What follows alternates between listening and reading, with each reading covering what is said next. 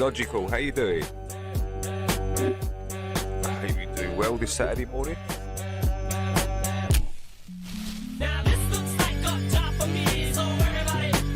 So today I've got quite a busy day on.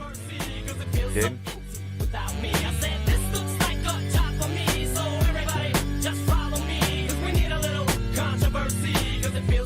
Probably be in and out. I could even be. I might even have to cut this short today. I'm not too sure.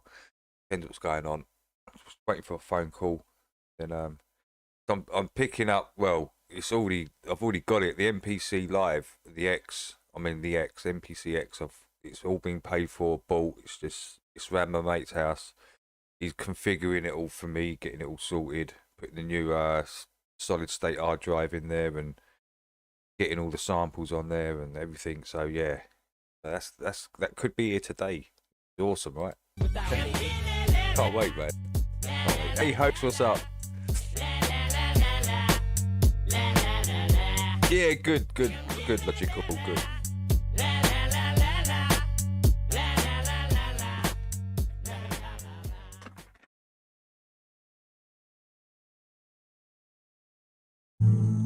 Welcome to the show where you don't know if it's part of the show. Welcome to the show if you don't know. Part of the show. Didn't they teach you to reach for the stars while opening up the bars? Oh, thank you, Logical. Bloody hell, I swear I'd forget my head if he wasn't on my kids sounding like supercharged. I really would. Caffeinated hate-filled scars. There you go, dude. Rage quit repertoires. Thank you. For yards. Vinny, how you doing, Vinny? Morning, Tranny. Morning, Tranny. Tranny from Rotterdam. Vinny, Tranny from Rotterdam. And a Tranny from Essex. Even yards, imposter truths like impeccable retards, lined up for the serving gish galloping wars. No remedy can save the lost, in love with the yarn. I'm tired of walking into refracted shards. Hey, good morning, Jax. Great to see you. How are you, Jax? Sin with your dupe is delight in a new hand of cards. Been so long, seems like for love I'm just too hard. Here, I'm picking up. I should be picking. Well, I might have to delay it till tomorrow. I don't know yet. It's either going to be today or tomorrow. I'm picking up my MPC X today or tomorrow. Well, my mate's already got it. Picked it up for me last night. I paid for it last night. And as I said to Logical, it's got to be configured. A lot of stuff's got to be put onto it. You guys probably don't even know what I'm talking about, but I'm excited as hell, right? I'm really excited because this thing is a beast. It is just a beast of a machine. And it can do anything musically, can make any genre of music.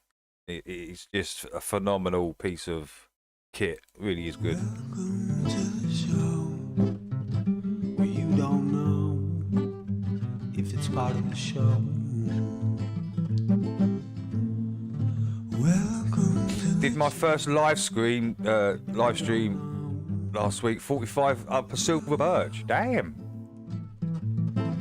Hello, Scotty. How you doing, Squirrel? How you doing? You're spinning in space while you have no shame or grace. It's a disdainful state I used to contemplate how to save. Yeah, I see that. My own self. Yeah, you see that? It just said message retracted on there. That happens with me sometimes, Jax. I type something in there, and then I press the enter button. It does something weird. It's has this jiggery moment, and then this text goes up, and it's like my message isn't there. It just disappears.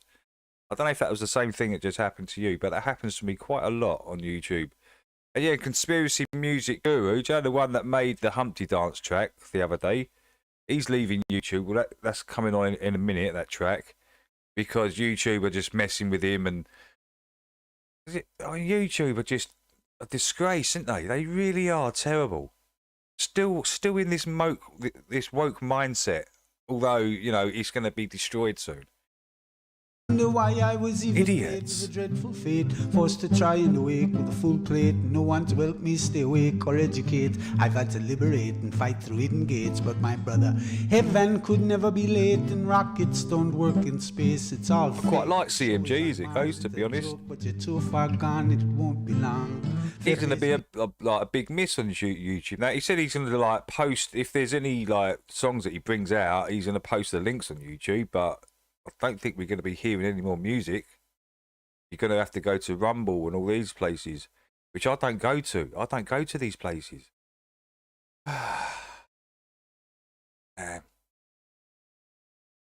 YouTube are just a bunch of arseholes. Weak is strong. We have our song and we march along like streams of knowledge leading to God's holy pond, and lives of truth that hits the bong and sings the song, turns mankind from the wrong. We come in peace with a holy gown and all of us wearing our holy crowns. Said the earth is flat and we probably just won't get along. Just to go along, I said, welcome to the show. You don't know if it's part of the show.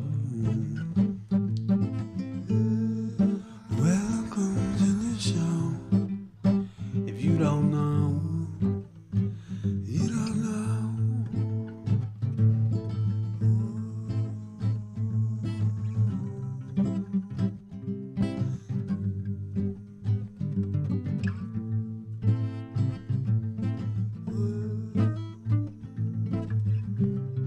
Can I change that message back? Have I got the power to do that? Have I got the power to... I've got the power to do this message? No. Hide, put, no. Remove, moderate, no. Report, no. No, so I can't actually do nothing with that message either, Jax.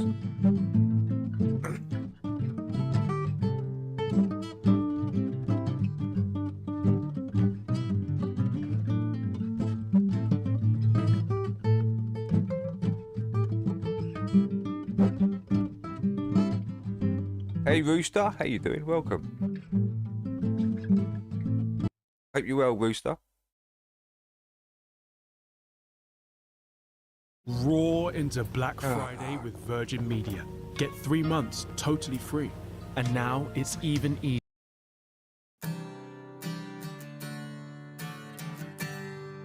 Right, I'm going to go and make a drink, guys.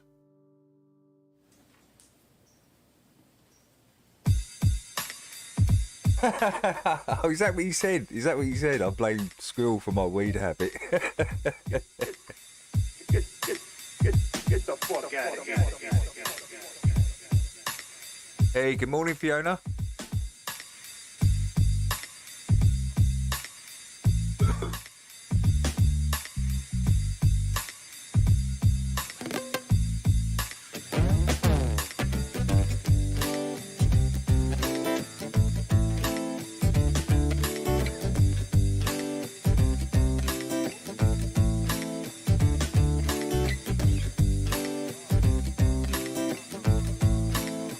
Kevin, come on over here and tell him what time it is.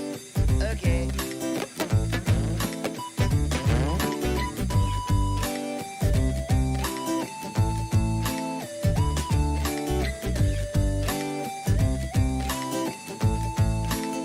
Oh, that's nice, Kevin.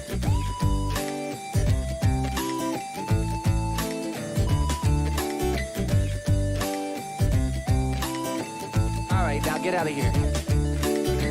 I got this feeling inside, can't find no balance in my mind. I must be missing the point.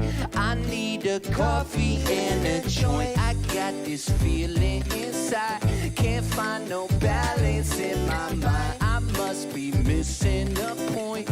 I need a coffee and a joint. Coffee in the joint, coffee in the joint. Yeah.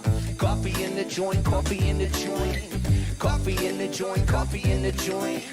Coffee in the joint, come on, man. Yo, higher than an F-16 in Walgreens. Trying to find some eye drops at the bottom of the Listerine. What? Well, I'm Mr. Clean when I step on the scene. But yo, how did I get here? And what does this all mean? The last thing I remember was way back in September. Johnny had a doobie. It was groovy, full of pleasure. But I probably didn't measure the amount I should have taken. Now I'm standing on the feeling, and this feeling got me shaking. Yo, I get the bacon with my better crocker, baby. We dishing out delectables, yeah. They tasty, so yeah, it's amazing. Now come and get this slice. And if they try to take my herb, I'll say, take my wife. But Kevin, you're not married. Oh shit, it's getting scary. I'm mixing up my history. My memories are buried. And I don't have a clue what's real or imaginary. So take heed, my children, cause this story's cautionary. Yeah, I got this feeling inside.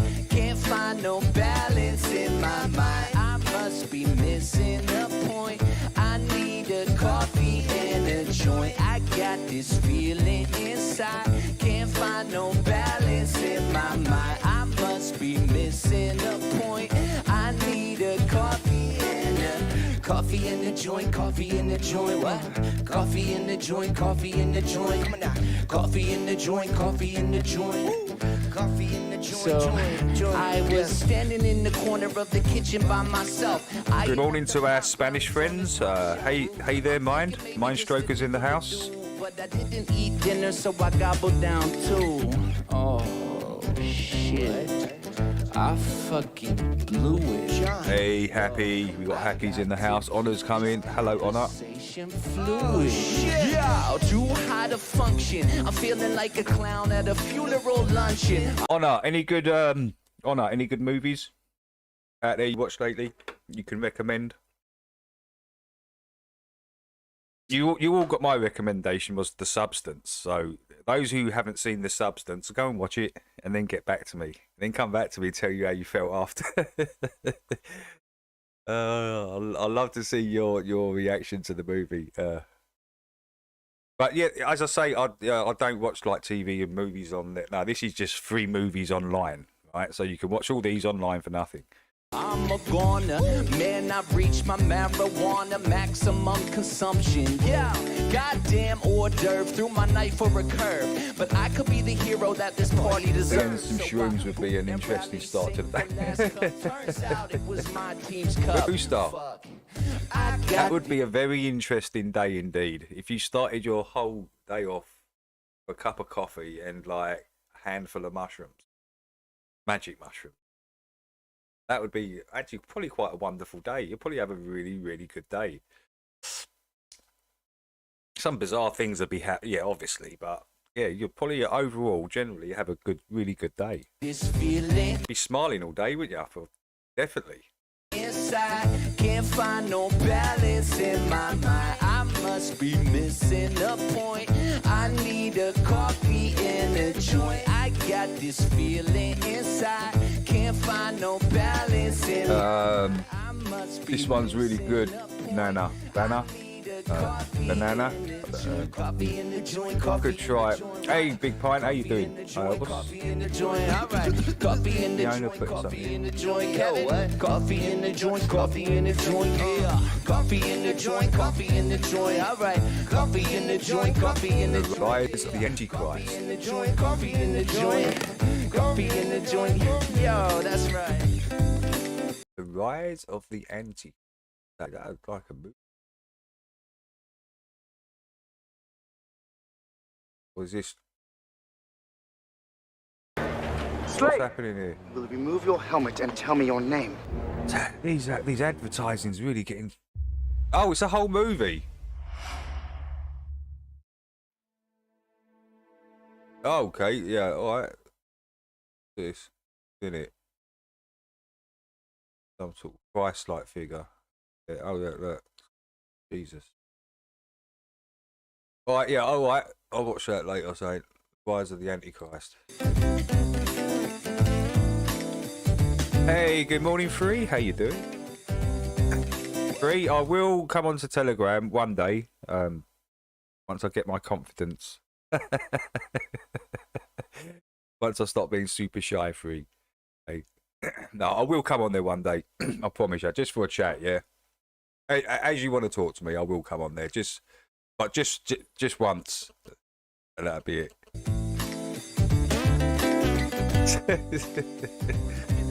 Hope you're well, Free. Hope you're well. Okay. All right, let's take them out.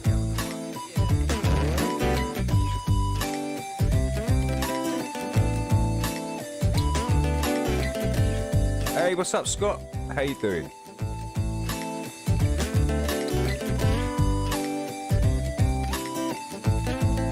Good to see Scott Level Realmed in the house. Hope you're well, Scotty. Man, I'm terrible at smoking weed. That's okay. I'll handle it. Thanks, you. Sugar Shack gonna take us like way far. It's like S to the UGAI. Sugar Shack gonna take us like way far.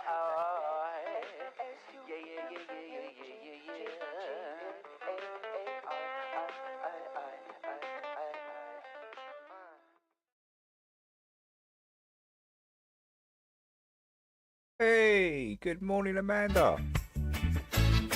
Great to see you, Amanda. How you doing? Hope you're well. I really do. Still using the Isle of Wight as the island of death for all the Mongs, though. Sorry, Amanda. It's got to happen. It's getting worse by the day, Amanda. We've got to find somewhere, and I think the Isle of Wight's the perfect size. It's the perfect size to hound up all these morons and just stick them on there.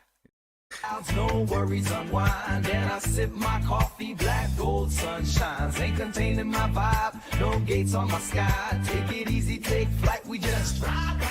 Okay, have a great day, Amanda. Have a great day. Hopefully we see you next time, yeah? G's living life out loud, not in silent discreet.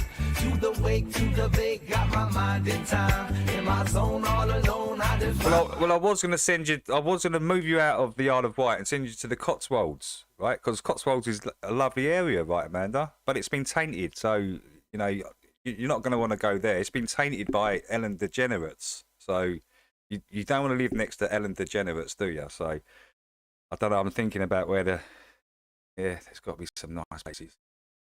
I mean, just completely spoiled, beautiful countryside, you know, the Cotswolds, lovely houses, lovely people, when you've got Ellen DeGenerates in there. I mean, the worst thing for the community, that's the worst thing you could have got for the Cotswolds community, was put Ellen DeGenerates in there. Please. Crowded room where the beats just flow. Rhyme and brew in my cup, it's a show. No bars around, but the spirits they climb. In my peace, in my space, it's sublime. You got a joint in one hand, coffee in the other. No gates, just open roads to discover. I will do 3. I will do. Up here soaring, I'm one of a kind. Unwind. Ellen DeGenerate, yeah, she's moved to the Cotswolds, so those poor people down the Cotswolds. Poor people. I really do feel sorry for them. Just another day grooving, peace of mind. No fences, no Got put up with an insufferable lesbian. I mean, no one likes anyone insufferable, but an insufferable lesbian is just... No one wants that. My own sanctuary where all good vibes meet. In my haven. Yeah, you know it's something to do with that, Amanda. Obviously, yeah. She went to like the Diddy stuff, didn't she? So, yeah, she's on the run for sure.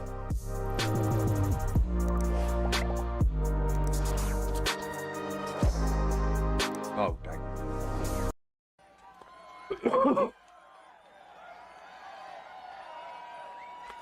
Written by Grizzly, and performed by Music.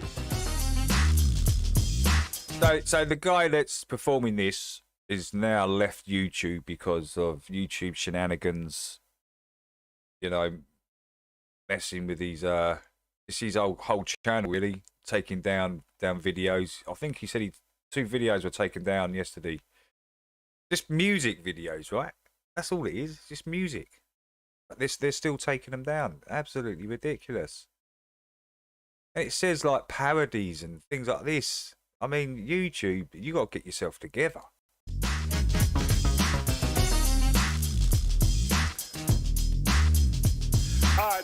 Okay, take care, Amanda. Take care. Try to run from the. Yeah. Take care. Have a good weekend. Yeah, go late. Don't be late because of this channel and me. So NPCs, I hope you're ready to see. It's the last thing. You can't tell from the ground, and the sun only looks like it's going down. I'll tear up all the evidence you got on your shelf and expose all the proof that I see. Hey, what's up, Stephen?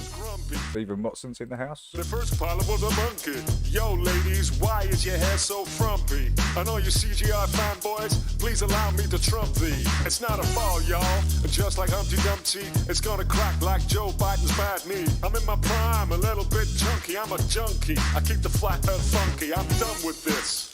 Globe versus flat. I like that line. I keep the flat earth funky. The drama's so ridiculous, it's getting really hard to be conspicuous. Hey yo, flat girl, you know the globe is gibberish, yeah, you know it's flat, but NASA says it's spinning. But it never caused me to get busy, I'm a geek. I love staring at the moon, it's not a dusty ball in an infinite vacuum. I'm pasty, like biscuits and gravy. You hate winter, but it just don't faze me. All your globers do is tap dance, it's a psychopathic romance. I think I've got it on 12-inch still. I think I've got this still. I've got this, the Humpty Dance. Yeah, I've got it. It's in my collection somewhere. It was one of those tunes you bought because it was quite a big hit back in the day. This, so it was one of those. If you was into hip hop, you just bought it. Come on, don't be a Jackson chump. Don't flake out, y'all. Don't be a NASA one of those tracks. Or a Jackson chump. Yeah, do you know what they're doing? They're doing the contest funk. Don't be a NASA chump. Don't be a fanboy punk. Yo, people say the flat earth is really funny looking. That's alright, cause the movement is cooking. You lie. I think that could be one of, just the way it flows and the way it sounds like the original. I think that could be one of my favourite lines in it. It's funny looking, yeah, and the movement's cooking. I just like that. It's really funny looking. That's our earth. It's really funny looking. A fanboy punk. Yo, people say the flat earth is really funny looking. That's alright, cause the movement is cooking. You lie, you fib, you constantly take people's money, and it just ain't funny. I'm not a slave bee, so don't you blame me. And the ISS is fake, see? Oh yeah, buddy, you know their motives are weird, cause in 69 the US had their head up their rear. The scam is big. Nuh-uh, they're not ashamed. Big like the Trump cop, they still haven't played. They get paid on the daily, you know it's a farce. Drinking what they're pissing and their budget's too large. They're either stupid or their brains are diluted. Hey, Chet. Has been disputed. Aimed at the moon one time and y'all missed it. Now you're at the bottom of a pool eating Triscuits. Other images are CGI. It's pretty obvious that all they do is lie. All you have to do is give Nazis a chance. Hey, King, what's up? Gonna do their dance. Yeah. Yeah, I think they took down a couple of these videos or something. I caught a little video of his this morning. It was only about a minute long or something. But he was saying, yeah, they're just taking videos. They're messing with him. And so he's going to be going over to the other ones. He said, you know, he'd post the links for his tunes to come out. But they're going to be on other platforms. This is a shame, man. That's a shame. It really is. Everyone, that's they just kind of destroyed him in his channel, right? Because we all enjoy Conspiracy Music Guru's music, right? We listen to it for years now, like part of the community. I don't know. It's kind of it's sad. It is. Don't be a NASA punk, come on, don't be a Jackson chump. Don't flake out, y'all, don't be a NASA punk or a Jackson chump. Yeah, do you know what they're doing? They're doing the contest funk. Don't be a NASA chump, don't be a fanboy punk. Ah yeah, space is fake, y'all. They're laughing in your face,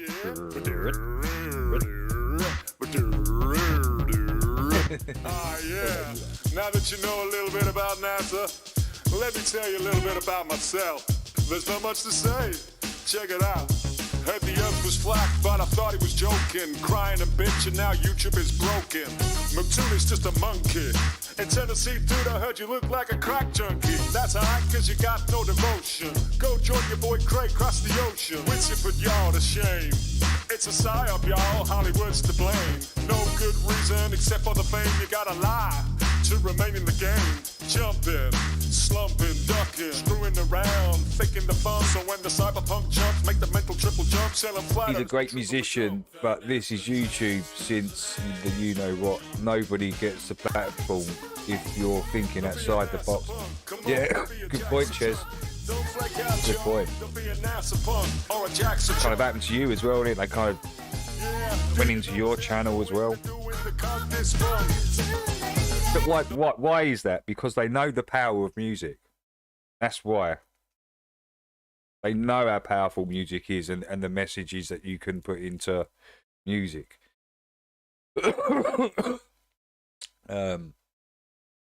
Yeah, that's why they mess with the music channels, especially the ones that talk the truth, right? Music channels. CMG, Ches has had the same thing done to him. Probably others as well. I mean, they even mess with Amish's rap song, you know, the one with the jazz sample on it. I mean, I can't really play that because of, but that's, I don't know if that's because of the sample or YouTube messaging. Don't be NASA chumps. Canadians, you're actually too darn polite for me to insult. Joe Rogan, are you a NASA punk? Or just a loudmouth chump? Yeah. Space is stupid. I think what they've stopped, Ches, is it getting out and it being so open to everybody to get to Flat Earth. Because that's what it used to be like, right? It used to be like anyone could access a Flat Earth and look at 100 videos if they wanted to. Now that's all been stopped and dropped, and you know, we've been put to the back of the bus, let's say, and yeah, we're hard to find. So just as long as the right people are coming in and the right people listening, I suppose. But yeah, getting it actually out there, that's kind of stop. You've got to do that kind of self now, right? You got to do that part yourself. So yeah, pretty crazy.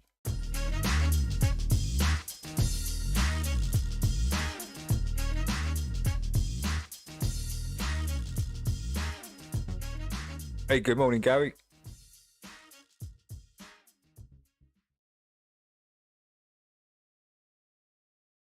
Tupac was a dancer for Digital Underground. Yeah, he was. No, he was. You're right.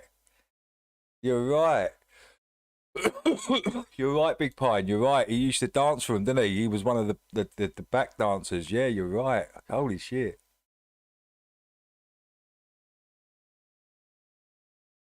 I forgot about that.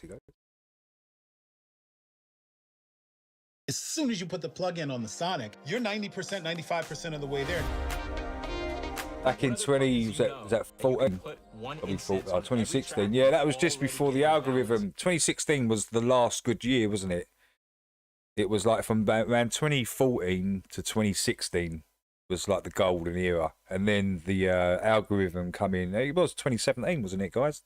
The algorithm come in late. Was it late 2017 or something? But yeah, that when that come in, that was it. It was over. It was over. You couldn't find any Flat Earth content, and the only things you could find was idiots like Fighting the Flat Earth and Simon Tran and Mac Tardtoon. You got all these idiots. It just flooded Flat Earth after the algorithm come in. Yeah, absolutely. Oh, Marsha! I'm dedicating this to Feminem. I shouldn't have never trusted a rapper that's named after an Eminem. What happened to Slimmy Slim? Please somebody fill me in, giving me 50. Hey, what's up, Dave? Good morning to Dave. With a fucking brain can see you in a jam. Either paid the boat Kamala or you swallowing a damn wobbly cock the size of a toddler. You hollering out Kamala so loud, what are you hiding? You got 2 daughters. I'm hoping that you're not the type of father to suck a Diddy dick to get an Oscar. This is awful. Haley, I'm sorry your father is not as amazing as he portrayed to be. Diddy's party got to his brain. I know get brave dealing with someone as dark as him. Pardon him, it's hard to forgive your own father, but it all depends. Keep your soul, cause your daddy didn't and he won't admit it. He's not like us, you should probably listen to Kendrick. Don't need no proof that he a pedo, his vote is enough. Kamala supporting the weirdos, we need him in cuffs. I rap for the people, I'm speaking the truth and it sucks. Seeing you behind Kamala's booth got me thinking of Puff. Wouldn't be surprised if them tapes start bubbling up. Ain't no telling these celebrities. Anyone remember that? I remember Jamie Brown, yeah. You should be preparing for all the scrutiny. Fuck Marsha, faker than space Martians. Ain't you the same lane that disgates the He was Jamie Brown, but he was harmless, wasn't he? He was just, he didn't have his head screwed on right, that's all. But hasn't he got some form of autism or something? Sure he did so. I'm sure he said he had. Yeah, Jamie Brown, he was like 7 foot tall, wasn't he? He was huge, dude. Started to get paid the largest, only to represent the same gays you targeted. Couldn't raise your daughters, a better way to get started. You've been away and it's starting to rot your heart as an artist. A couple albums you dropped been awfully fucking garbage. I already know your responses here, let me call it. Wouldn't be surprised if you call me racist, homophobic for representing the president that saved us from the coldest communism you can never imagine. Yeah, I've always been cool with Jamie Brown. We've never had no back and forth and things. He's okay. Okay, he's harmless. Isn't he? Tragic, so I'm happy to be Dexter Morgan with this hatchet, lyrically. I don't know if anyone else said, because Jamie used to run a stream, didn't he? He used to have his own live stream. I don't know if anyone's had any like beefs with him in that. That was years ago, anyway. Quite a long time ago. Your ass in the trunk like the Stan song laughing. Had enough of sellout rappers with all these damn antics. And you ain't the man. I'm like, hey kids, do y'all know what a lib is? Y'all wanna see me slap one for voting Kamala worse than what Diddy did to Drizzy and the rest of the Illuminati committee? I got a bone to pick with you too, Usher. You fucking buster like Mickey D's, supporting the trafficking and you loving it. The embassy's getting raided hotter than oven mitts. These celebrities paid to do what the government ain't protecting the children. Oven mitts, governments. Eminem was probably luring kids in with M&Ms. Used to be the goat, now you the devil like Willie Lynch. Get ready for the shovel, I'ma bury you every inch to make sure you never come back as M again. We liked you better as a crackhead, you was killing it. You sobered up so much your brain shrunk and your pen is mid. Ever since Mariah left you, you been a bitch. Ouch. Sheesh. Sheesh. Sheesh. Sheesh. Feminine a sellout, and I know that you on Diddy. Listen, ain't no way to bail out when them cameras catch you skinny dipping at a Diddy party fast. Finna kick them hinges, and the time for you is limited. It's time for me to finish them. Eliminate, get rid of them. The pedos and the evil politicians, man, I'm sick of them. You voted for a party that left the veterans crippled, huh? You acting like you part of it. Hollywood got you tripping, huh? But trust me, you ain't big as us. Trump 2024, bitch, we ain't giving up. Red wave coming at me rabid like a semi-truck. Dumb as fuck. How the hell you voted for a party that'll give a 3-year-old a sex change and a tummy tuck? Wow. You became everything you hate, huh, Marsha? Popping bottles, you gon' celebrate, huh, Marsha? Drink a train of chrome, take it to the dome. Leave your kids at home, never let them know. Damn, you cold, Marsha. You already rich, so inflation ain't shit when it hits you. People don't listen to issues. Put your damn lips on this pistol and suck it like you did Kamala's dick when it rips you. Man, I should've known you were shady. Everybody told me you sold your own soul and it's crazy. Man, who knows where them babies been trafficked at? Now you about to feel the aftermath. Elena, baby, ain't it crazy that your dad is ass in 2024 with the same rapping fast, rhyming back to back like it's 2005, cause he's too trash to get a fucking new style that matches the current genre is yawning. I'm being honest, the death of some shitty happened when you voted Kamala. You're stepping into a treacherous trap, I'm astonished. I'm destined to catch a body, in fact, you're a goner. Where's your balls at? Aw, man, you should fall back. Why you acting like your dick the size of an almond? This is nonsense. Last time I recall, you was conscious about being pussy and being honest. About the politics and the comments the commies make when they conversate, like when they bring up the pussy and cock conversation, indoctrinating our kids. You know they confusing them, abusing them. I can't even say how, I know it's stupid, huh? You also voted censorship and communism, had to get them. I know you Eminem, but I had to rip them. How you let a cancer patient beat your this is Loza Alexander. Loza Alexander. It's an Eminem diss. He was so pissed off. This dude was so pissed off that Eminem got on stage for Kamala and started to, do all that nonsense on stage. But he was saying he was complete opposite. I mean, what's happened to this guy? So he made this track, yeah. You probably think you're black. Sell out. He called him a sellout and everything. And I was like, yeah, he's right. You know what? This guy was right. Eminem sold out for the Democrat woke nonsense. Unbelievable. I probably won't get a response because he don't want the truth to come out the booth. Ain't no way that you can top me, no Diddy.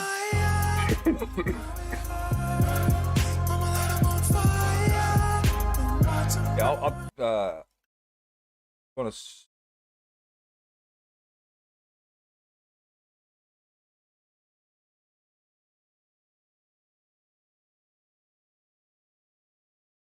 Here's the link if anyone wants to.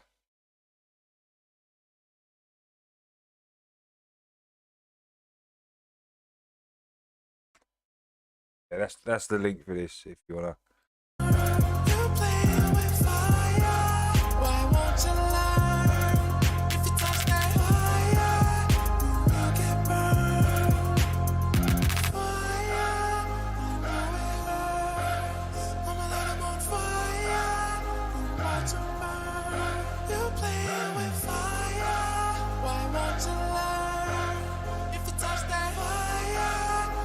Are you missing?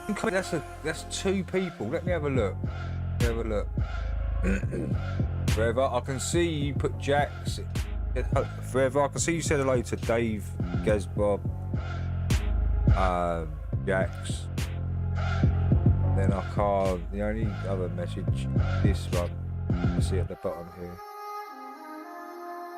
Let's put it on the screen, David. Noticing that me missing some text. Black Friday, it's on with hundreds of deals. I know what's going on because that happens a bit as well. Save In 96. other people's chats forever. I go in there, I type in something, yeah, and I press enter, and then it just come up blank. And I don't know if anyone else can see it, or it's just my end. I can't see it, so it'd be quite annoying, yeah.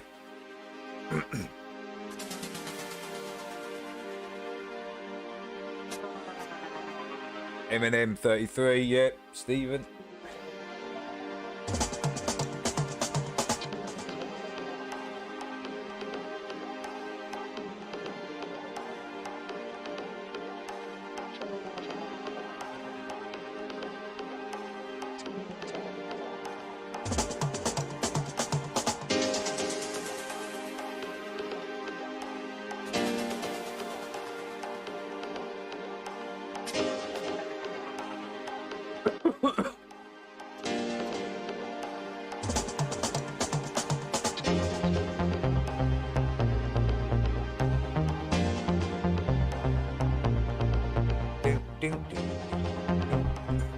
Most of them okay now, ghettos. Steady on us, steady on her.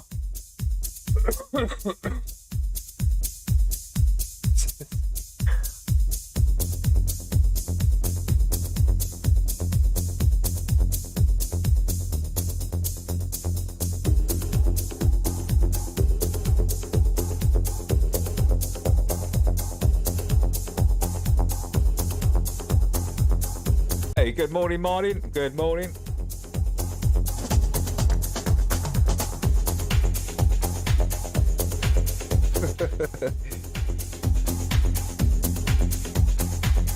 Oh, I get it. It could be an age thing, right?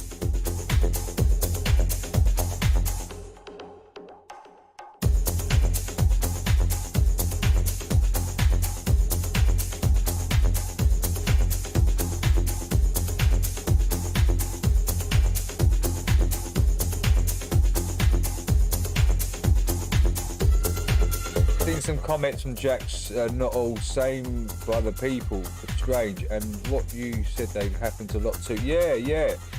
So this is happy. I think this is happening to everybody in like other chats as well. It happens to me in other chats. I type something in, I press enter, and it's just not there. I can't see it, and it's really annoying. So looks like Jax has been getting some of this. So is Forever. Yeah, it kind of sucks, man. I don't know if it's just a YouTube thing or it's YouTube messing with us. You just don't know, do you? You know, you wouldn't put it past them for sure. Oh yeah. Try changing to live chat. See where it says top chat at the top there. You press it, go on to live chat. Yeah, cheers, Dan. Yeah, that could help. Yeah, that can help actually.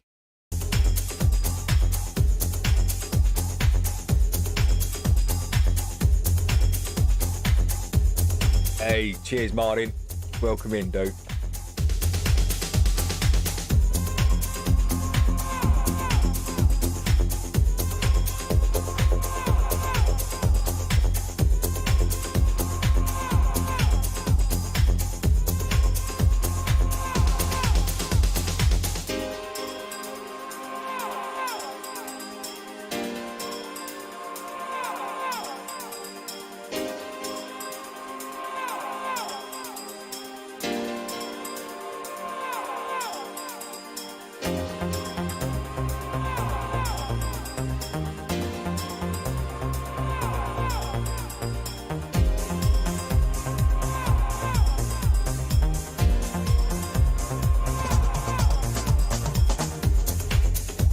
Yeah, that is quite interesting, Steve, actually. Yeah.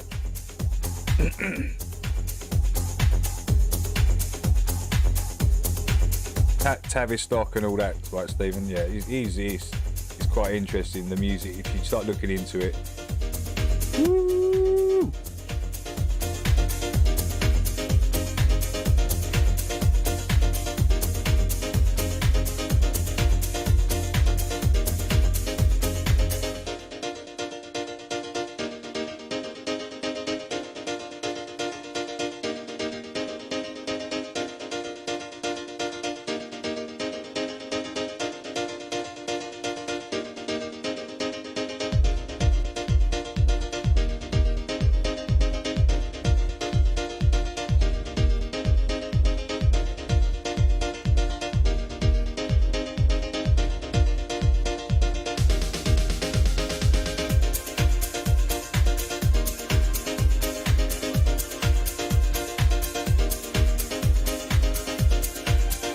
Hey, welcome, Peter.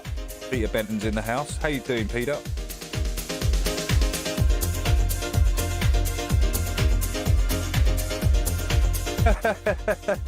I'll turn it down for you, King. I'll turn it down for you.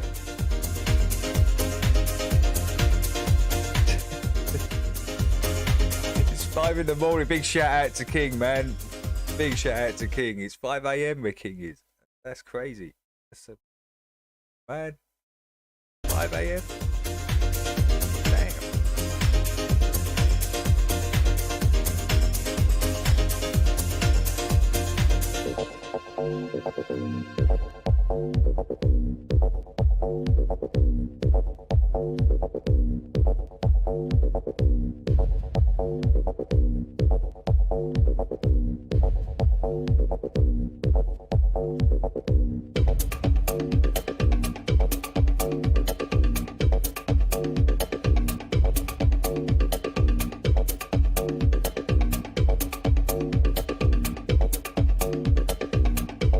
Yeah, that's kind of the way I see it, Ches.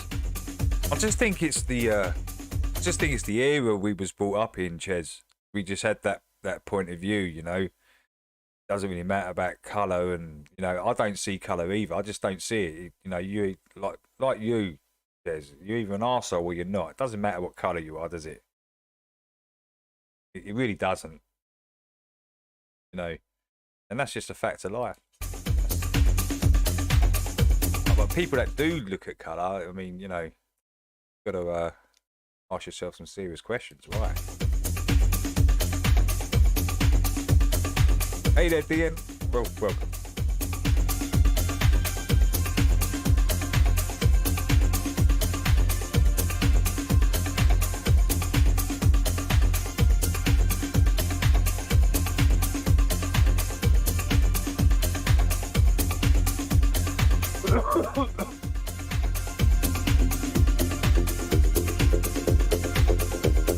Again, yeah, and I'm talking, it's just like a generational thing, yeah? The people before us were a lot tougher in the mindset than we were, right?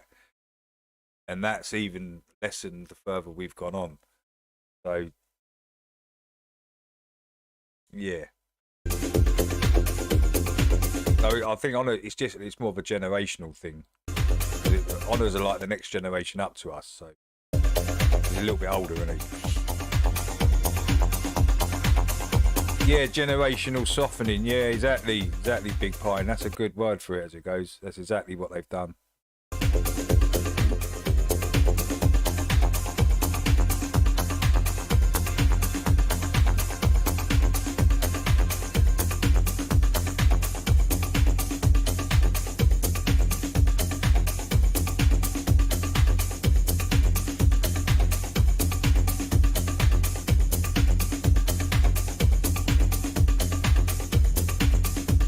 Morning, Tony.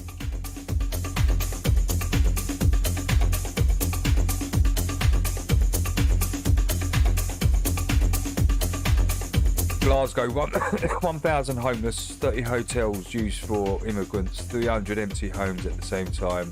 Head of the council on 500 grand a year. It's disgusting, Honor. I don't blame you feeling the way you feel, mate. Honestly, I really don't, because I can see it from that point of view. You're right. I can see it from your point of view. Yeah, when there's 1,000 people homeless on the streets, and you've got 30 hotels being used by, say, other people, let's say. Yeah, it's not going to sit right with the Scottish people, right? The same thing kind of, it's happening kind of everywhere though, on that same thing you see, you know, English homeless people and, you know, and all these other people in hotel. It's happening everywhere, dude. Yeah, I can see why you're upset though, man, because, you know, you don't want to see actual Scottish people on the streets when they could be housed, right? That's the last thing you want to see for a Scottish person. So yeah, I get it.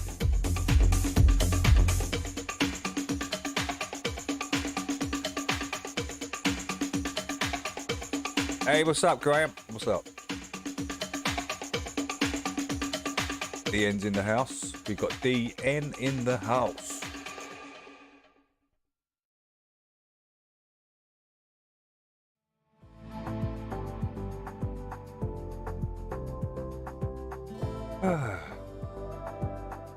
Sneaking in, and they're sneaking in. Look. You're seeing here is a mirage. Hey, Boston Ray. Shout out to Boston Ray. Boston Ray subbed to me. Cheers, Boston. I did see your sub, dude. And I'm subscribed to you as well, Boston Ray. Right there.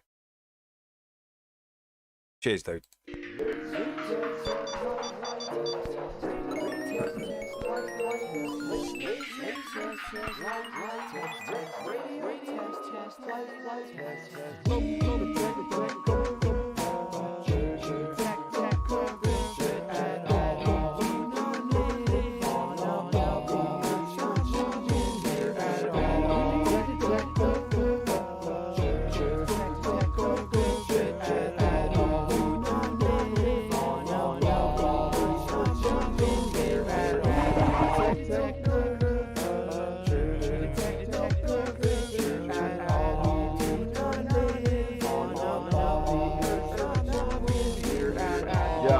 Detective curvature at all. Except the stick chick I just saw at the mall.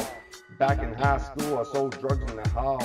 Now I slang knowledge, so listen up, y'all. When it rains in the salt plastic creates a reflection, a perfect mirror with optical detection. Natural ladies giving me an erection. I ain't worried about your man. Yeah, but Dan, it's a generational thing. A grand, yeah, your grand, yeah. So it's definitely a generational thing. Hey, Baron. Hey, Cap. Because I don't mind flexing. We got laser tests just after taboo conspiracy. Nations of the realm, they committing heresy. But the time has come now to open mind. Planting seeds of change when I spit these rhymes. Let's go.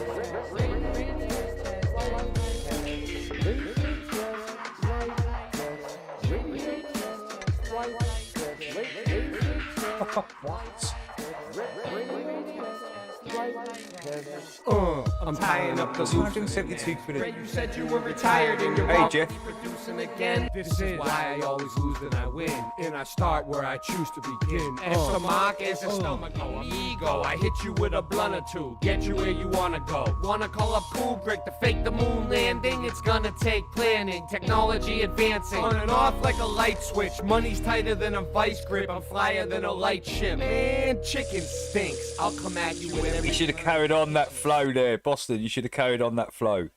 That's the flow you should have carried on. Than a light ship. This little light switch. Money's tight.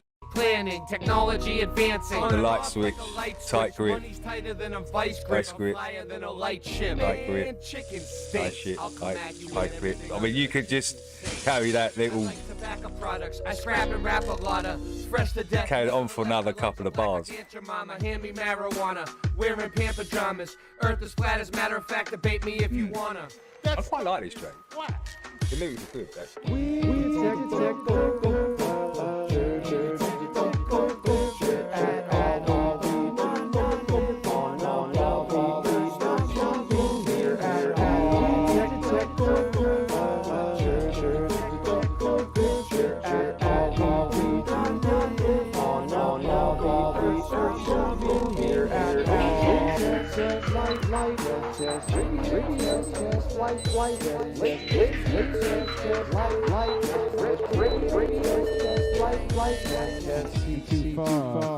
Hey there, Rude. Welcome. Only thing that matters. Hey, Shlo. We no see the curve at all. That's why the Rasta man, yeah, I run the dance hall from coast to coast. You know it's the most, rocking it down like I'm cooking the French toast. When I was a kid, I used to shop at Toys R Us. No savoury shenanigans this week, then. Nah. I'm scared to cook another sausage, to be honest with you. Just in case I fucking forget or cook bacon or something. Oh man, I just. I'm on this track with Boston Ray and Rara, spreading the truth from coast to coast, just like the Trinity, Father, Son, Holy Ghost. I got no time for you to master your debate. I just know that there ain't no curve except for the one that's on my plate. No curve can be detected from up in a plane, and you know it's insane when you wanna come and test me. Well, I know it's true. Rasta man, Andre, come for you. The chainsaw, run, I get it done. Burn Babylon, cause I'm number one. So here we go. Gonna bust up my flow. Rasta man, yeah, we run the stage show. Cause when I was a kid, I used to shop Toys R Us. Then later on, I bought the Domo bus, a Volkswagen 1970, true. Yeah, West Philly, yeah, we rocked it for crew. Went from coast to coast, but I sold that too, cause I needed the money. What you wanna do? But it's funny how the things change. And how your mind coast to coast, holy, holy, it real. Now holy ghost, coast to coast, holy ghost. And you can't stop me, no matter how you try, cause every day I be go. You could that's another flow you could do. Never gonna die. We could.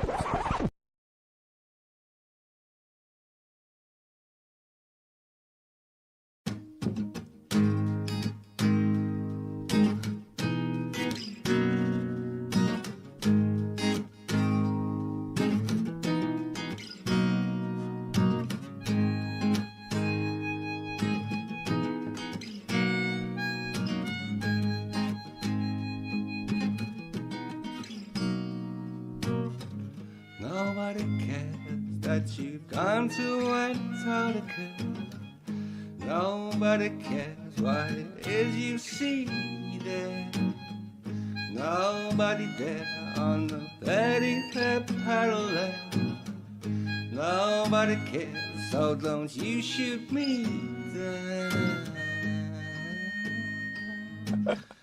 Don't shoot me down. Nobody cares, but you're so full of arrogance. Nobody cares that you're full of hope. I think isn't it in a couple of weeks, Ches? Maybe you literally got 15,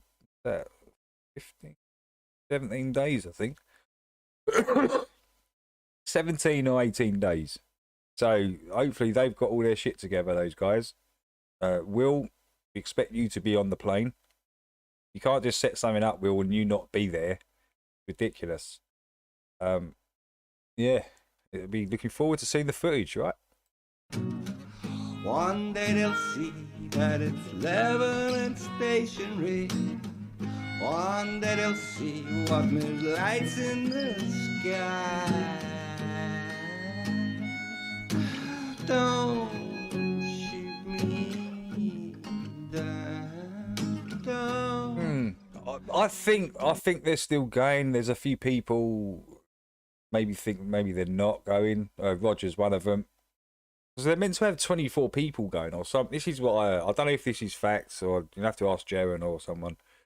But yeah, and only 4 people have fully paid up or something, or 5 people have only fully paid up. So I don't know what's going on. Is there going to be a war? Is there going to be some sort of outbreak? You know, on the 15th or 14th or something, shuts it all down. We don't know. We don't know what's going to happen. We'll just wait. But I'm intrigued. Sure.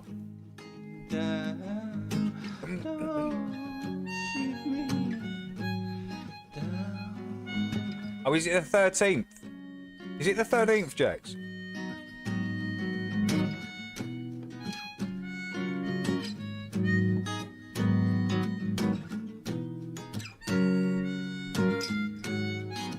Yeah, it's one of the best Flat Earth songs I've heard for a long time, actually. Nice acoustics, good vocals, good lyrics. You to protect your own sanity. And Ches said that like they writ this in the chat.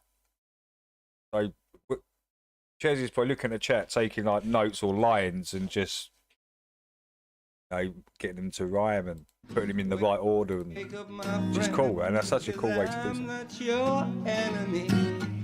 Open your eyes and see that deep light to me.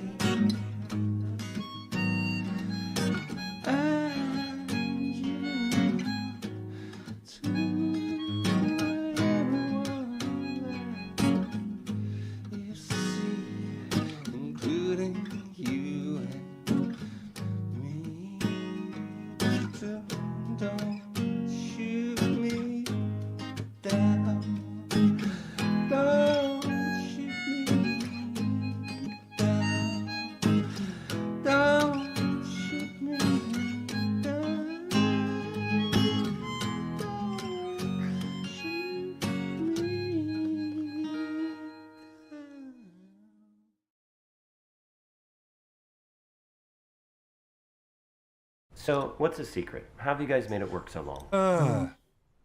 We have a deep, almost spiritual connection.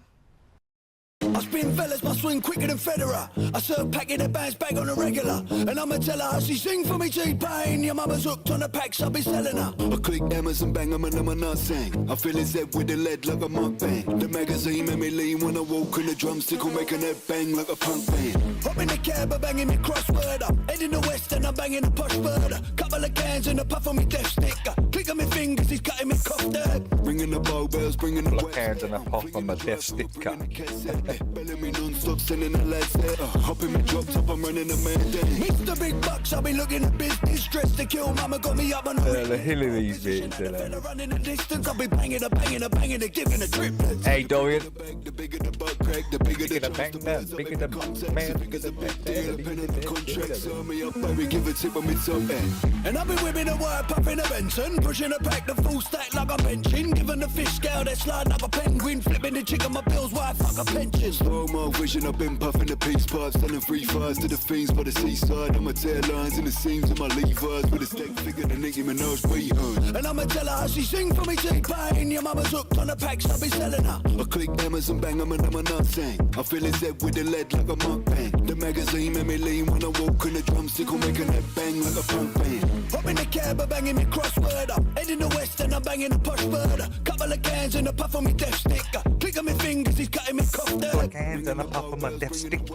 I'm flinging the dry food, bringing the cassette. Belling me non-stop, sending the lads there. Hopping me drop top, I'm running a man day. Mr. Big Bucks, I'll be looking at business. Dressed to kill, mama got me up on a writ list. Pole position, had a fella running the distance. I'll be banging, giving a triplets. Hey, Sherlock. The bigger the butt crack, the bigger the chance the birds up in me contacts. The figure's a big deal, a pen on the contract. Serve me up, baby, give a tip when we top end. And I'll be whipping a wire, popping a Benson. Pushing a pack, the full stack like I'm benching. Giving the fish scale, that slide like a penguin. Flipping the chick on my bills, why fuck a pension. Slow mo vision, I've been puffing the peace pipe, selling free fires to the fiends by the seaside. I'm a tail lines in the seams of my Levi's with a stick figure, the Nicki Minaj we heard.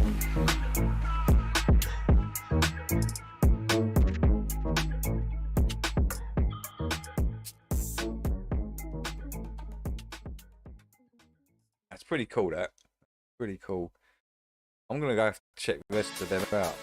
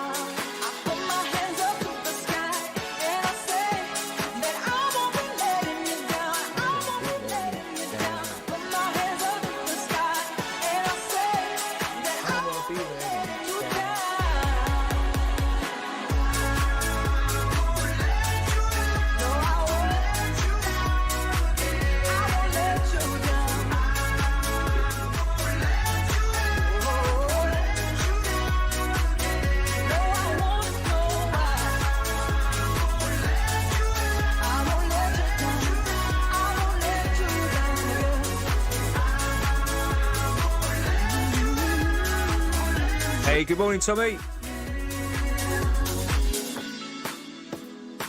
I won't be leaving. What about a drink, guys? I'll be sticking around. 'Cause I got these feelings to pick you up when you're down. You gave me something I needed, and now I won't let you go. And it took me a minute to know that hands up to the sky, and I say that I won't be letting you down. I won't be letting you down. Put my hands up to the sky, and I say that I won't be letting you down. I won't be letting you down. Let me make it up to you every day. No, I won't be letting you down. I won't be letting you down. Put my hands up to the sky, and I say that I won't be letting you down.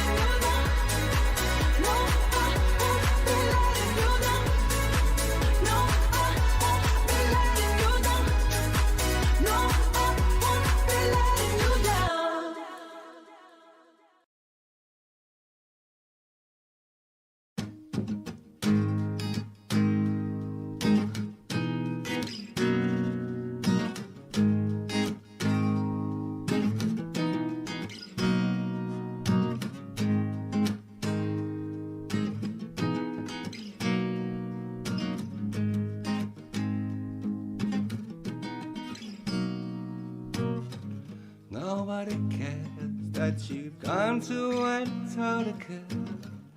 Nobody cares what it is you see there. Nobody there on the Betty Pep paddle there. Nobody cares, so don't you shoot me down. Don't shoot me down. Nobody cares, but you're so full of arrogance. Nobody cares that you're full of hope. And one day they'll see that. Just played your version. Hey, Mr. Super, I just played your version as well with the stationary. With it harmonica. One day they'll see what moves lights in the sky. Don't shoot me down. Don't shoot me down. Don't shoot me. Hey, One Big Pond. Welcome.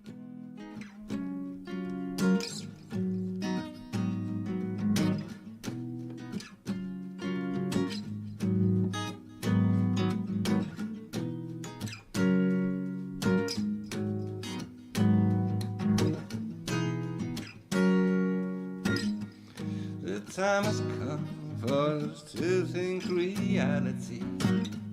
You attack me to protect your own sanity. Wake up, my friend, because I'm not your enemy. Open your eyes and see that deep light to me.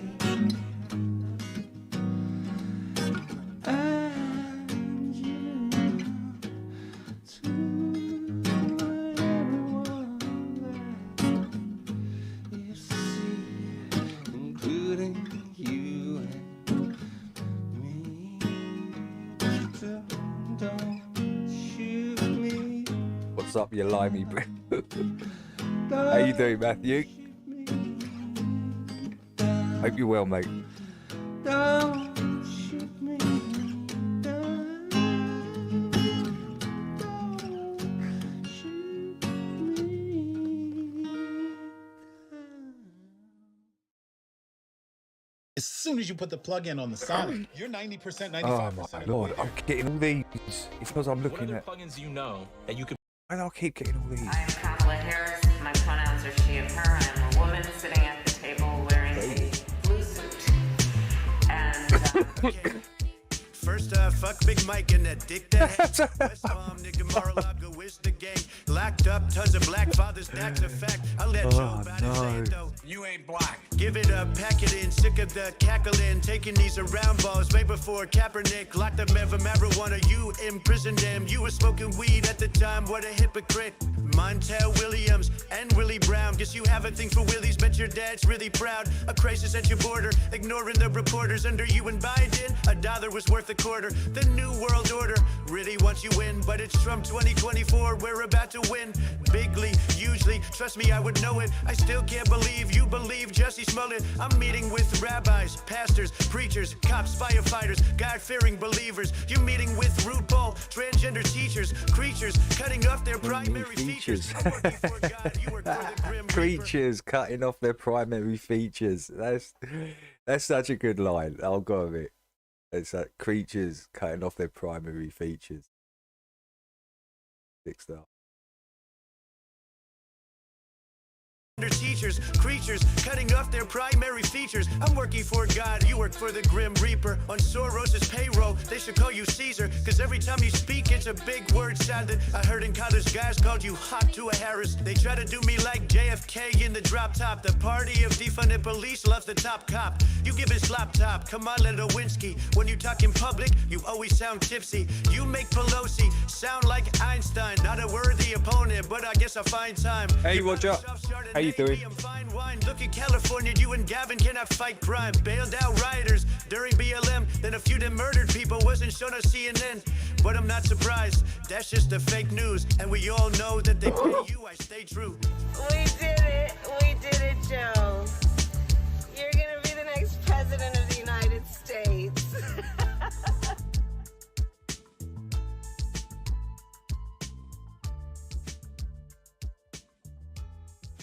Hey there, Jim.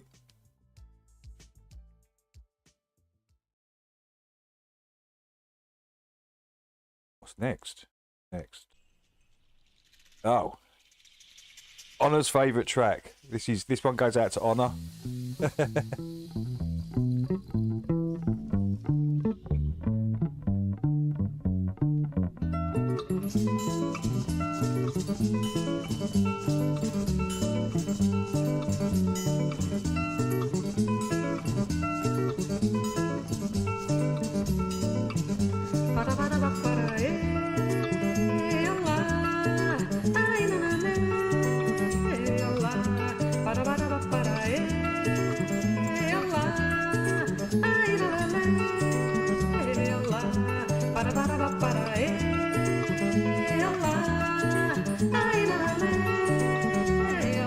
Hey, good morning, Nemo.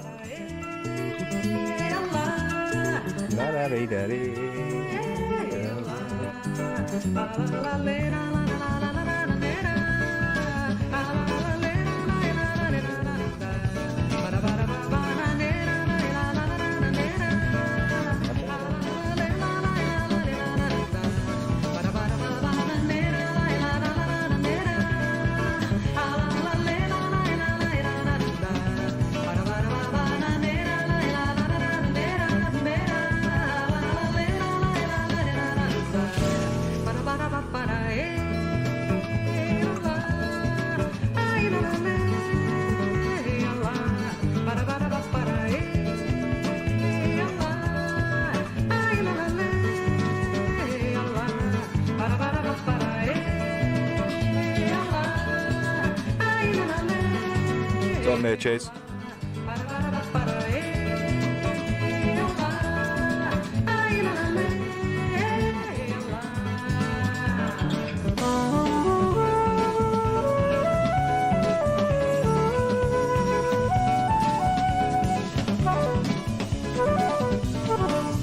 Oh, did you know you got? Did you know, guys, you got like a custom? You can now do your playback speed. Have you seen this? Instead of going straight to 125, you can take it down by like a 0.5 now. So you can just slow the tempo down slightly on this track and just.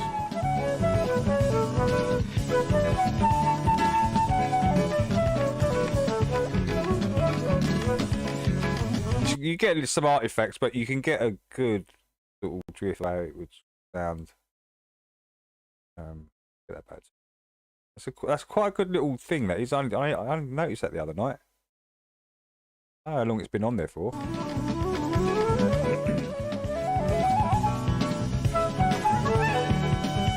Hey, New P, how you doing?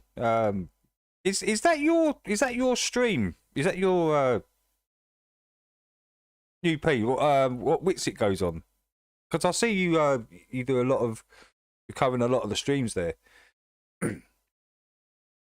No, I played it. I played one of your streams. It was the other day. Two streams ago, maybe. Is that Witsit's?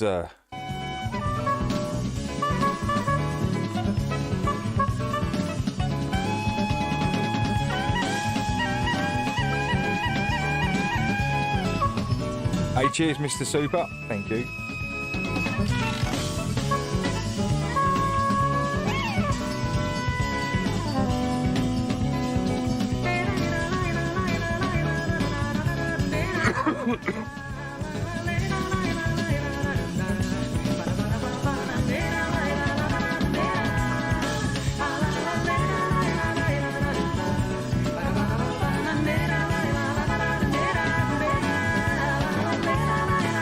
Okay, yeah. Okay, yeah. Because is that a Discord page? Is it? Is that a Discord channel? Well, the one that Witsit goes on, and is it Earth Awakenings or something? I can't. I'm sure it was that. It was actually pretty cool. I actually quite enjoyed listening to it. Actually.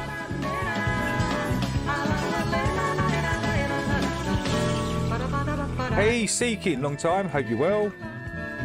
Great to see Seeking in.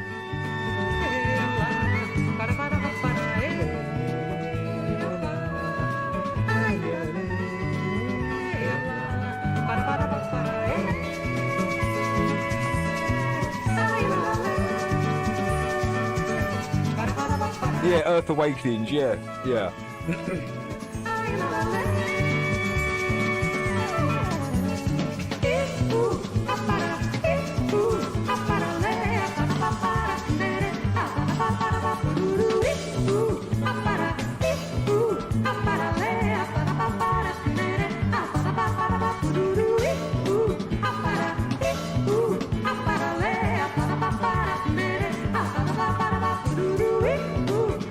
Ches, I bought the MPC X last night.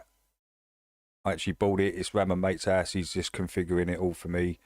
Putting the new, what they call solid state drive in there. He's got like £3,500 worth of sample packs and genres and stuff on there. I got that for 60 quid. Yeah, so yeah, man, I can't wait to get this. It's either going to be here today or tomorrow, so can't wait, man. Yeah, go and check out the MPC X, guys. I've just literally purchased it last night.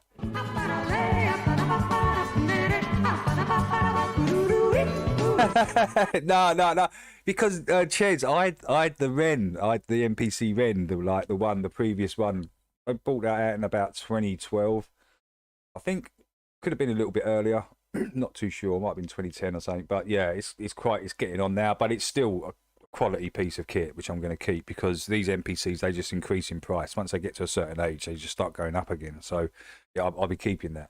But yeah, as I kind of know the workflow already, Ches, I'm not going to be too bad on it. Yeah, I will be refreshing a lot. And no, I'm going to make time for these. I will definitely still make time for these, 100%. Because I enjoy this. This is like therapy for me, Ches. Probably like you as well. Not many people outside, right? You know, like reality in our lives. Or you know, you can't really talk to them. So yeah, this is kind of like.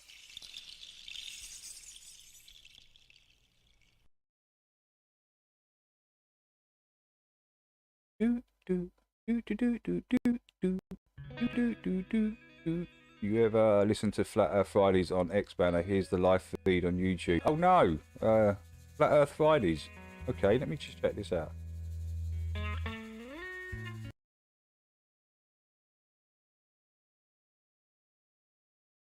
Down the axis of the telescope. Oh, this is live now. The motion of the Earth isn't Space going audits. to change it, whether it's slower or faster. No, that's. Oh, new P's in there. Bill's in there. Okay. Let me give you another experiment. Suppose I'm flying on an airplane, and I have a glass, and I drop a ball bearing, so it goes straight. Cool. Well, down. I'm going to subscribe to that. Didn't even know this existed. UP, thank you. Cheers. Right, I'll put that on there. All right, cool, good stuff. Thank you, Pete. Thank you for that. Let's see. This is Chezzy's original CGI Heaven, the original. If it's going to play, is it play? I don't think it's going to play, Chez. Play. It seems to be struggling. Oh no, it is.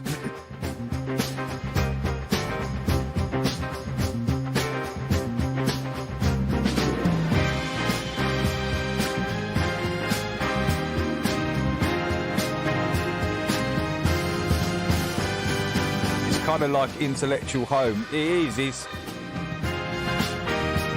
I feel comfortable talking about these topics here. You know what I mean? If in reality, when you talk to people, you know, it's like giving you the look, and you're just like, oh, it's ain't worth it. And this guy's not ready for this information. You feel like you're talking to a brick wall. So, yeah. From the gun to the screen, with a story to tell of a cartoon world where you and I dwell. Yes, of course. But nobody buys anymore what they sell.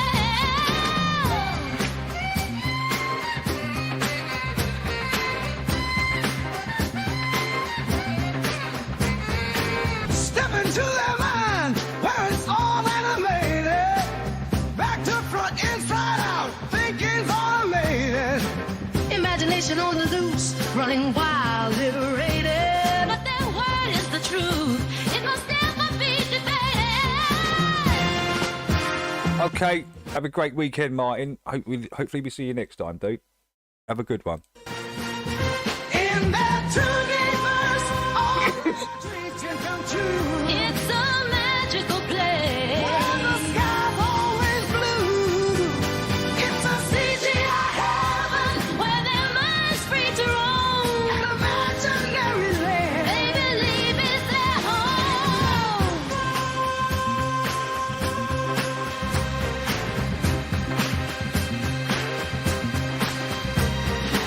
In the land of confusion, took to the extreme, you get lost in the magic of your self-esteem. Yeah. On this magical island, all's not what it seems. 'Cause you're living a lie, not living the dream. Yeah. I like this as well, Chez. All their dreams can come true. It's a magical place where the sky's always blue. It's a CGI heaven where their minds free to roam. An imaginary land. They believe it's their home.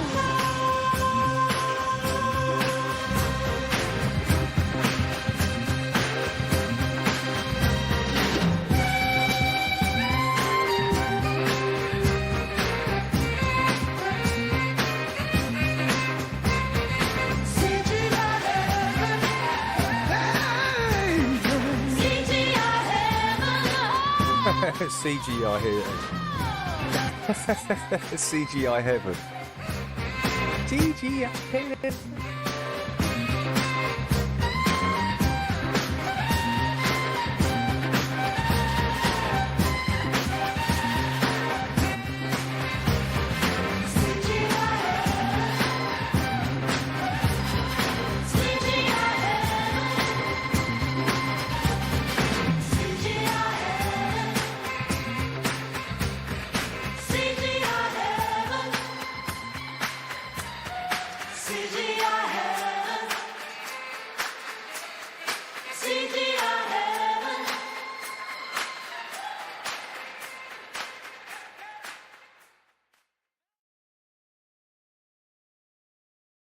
Okay, cool. Another good track there from Psychic Lemon.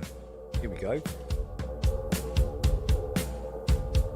Oh, it's slow. Yeah, cool. 7 months ago. Okay. I don't mind playing slow stuff.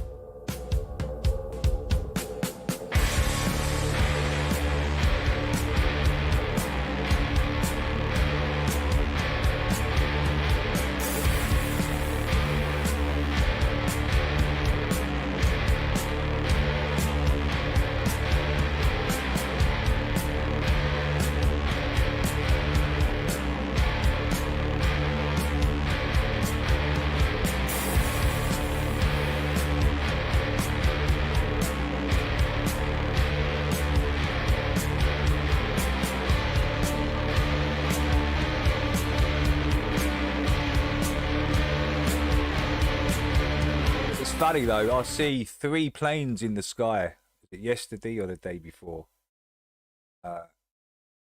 The trail was here all the way, 3 of them, and I was thinking, so why is the temperatures doing that? Or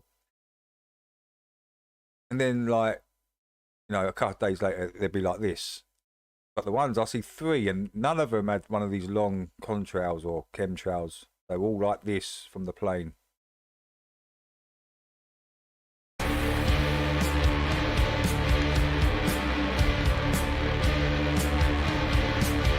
Got to be saying, right? We're observing planes with normal contrails. It's a huge difference.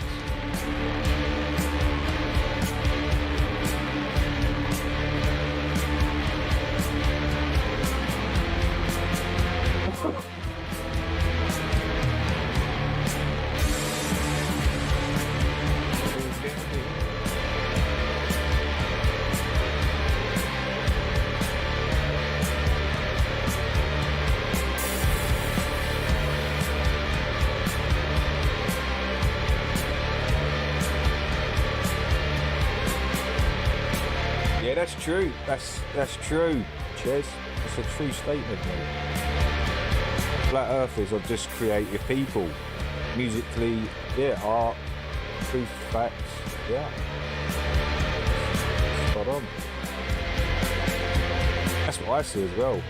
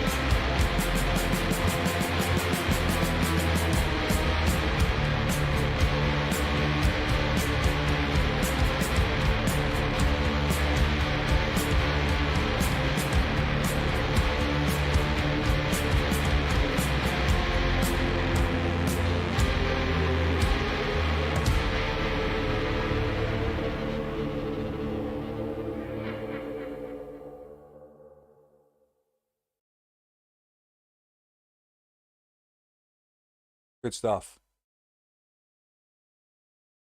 Right, top of the hour. So,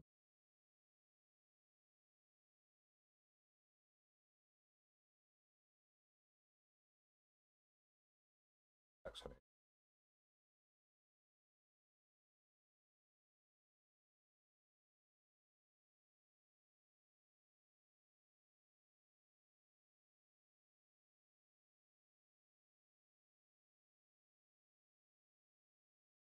Right. 10 minutes of lefties losing it, and we can crack on. Oh. Unbelievable. And now I feel Would you believe me if I told you that What? coffee could be one of the healthiest things in our diets? But the problem is, most coffees are over. Man, it's because I'm playing videos like this. Massive landslide. And what is the Canadian Prime Minister doing as parts of his country fall victim to violent anti-Semitic rioters? Well, he's swapping bracelets with teenagers at a Taylor Swift concert and dancing the night away like some giddy teenager. What a weirdo. What a weirdo. A fully grown ass man with like teenage girls. I mean, what's the matter with this guy? Complete weirdo. He don't care though. He's woke as hell, this guy. This guy, this Justin Trudeau, he's just a woke-tard. Oh, yes, there he is, dancing without a care in the world. Never mind that his country is in crisis on a number of fronts. Hey, Laura, welcome. Swifty on.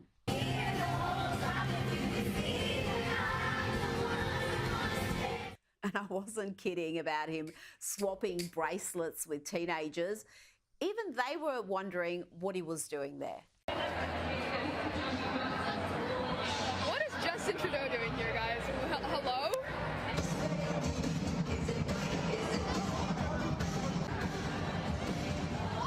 Thank you. Do you want a bracelet? Do you want a bracelet? Have you still got this on your playlist? I'm not sure. Time to listen to this screechy performance from Democrat Jasmine Crockett, who's Oh, god dang it. desperate to appropriate Bloody the suffering chat of keeps her going up. Every ancestors. time I go to click She it. seems more than a little ignorant about the history of slavery. You tell me which white men were dragged out of their homes. You tell me which one of them got dragged all the way across an ocean and told that you are going to go and work. We are going to steal your wives. We are going to rape your wives. That didn't happen. That is oppression. We didn't ask to be here. Well, Jasmine, as a free woman, you can now be anywhere you want to be, and yet you choose to be in America. But despite the considerable power and privilege you hold, you want to play the victim eternally. And just to educate you, slavery has existed since the dawn of time. From the first civilizations, we're talking 3,500 years BC, and plenty of white men, women and children were taken as slaves, including more than 1 million Europeans stolen and sold as slaves in North Africa. Facts are our friends. Hey, morning, Hopes. Now to comic Well, I and said TV hello host already. Jonathan Van Ness, whose pronouns are he, him, but he also likes she, her. Ches, he does. He's a Seems a little greedy. They could be twins. They could be twins, identical twins. Oh shit, that's hilarious. Justin Trudeau as American Psycho. Here he Justin Trudeau as the Canadian Psycho. is on stage talking about how hard it's been since Donald Trump won the election. Let's just get the elephant out of the room right away. Oh my god, look at the fucking state of that. How? Why? Just why? Why do I have to look at this? I mean, like I said, it's like unbelievable torture, mental torture of the highest degree. But it's on my screen, so let's just play it. I need to make an apology. Bearded men in dresses. My dress is way too long. Not funny. What? How? Why are these idiots laughing? What is funny about this? A tranny on stage talking about his dress. I mean, not funny. No one's laughing. No real normal people. Ah,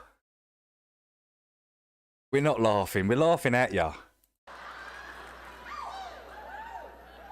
And after what our country's been through this week, you all deserve to see my unfiltered. No, we don't. Just get off stage, man. Just anyone got a tomato? You know, got some rotten tomatoes, right? Let's all aim fire. That's what's... He needs to be tomatoed live on stage in front of all these fans. That's what needs to happen. That's what passes for comedy. Absolute. Yeah, I mean, that wasn't funny, not comedy. I mean, this is woke comedy. No one wants to listen to woke comedy. We want to listen to man's comedy, right? Grim.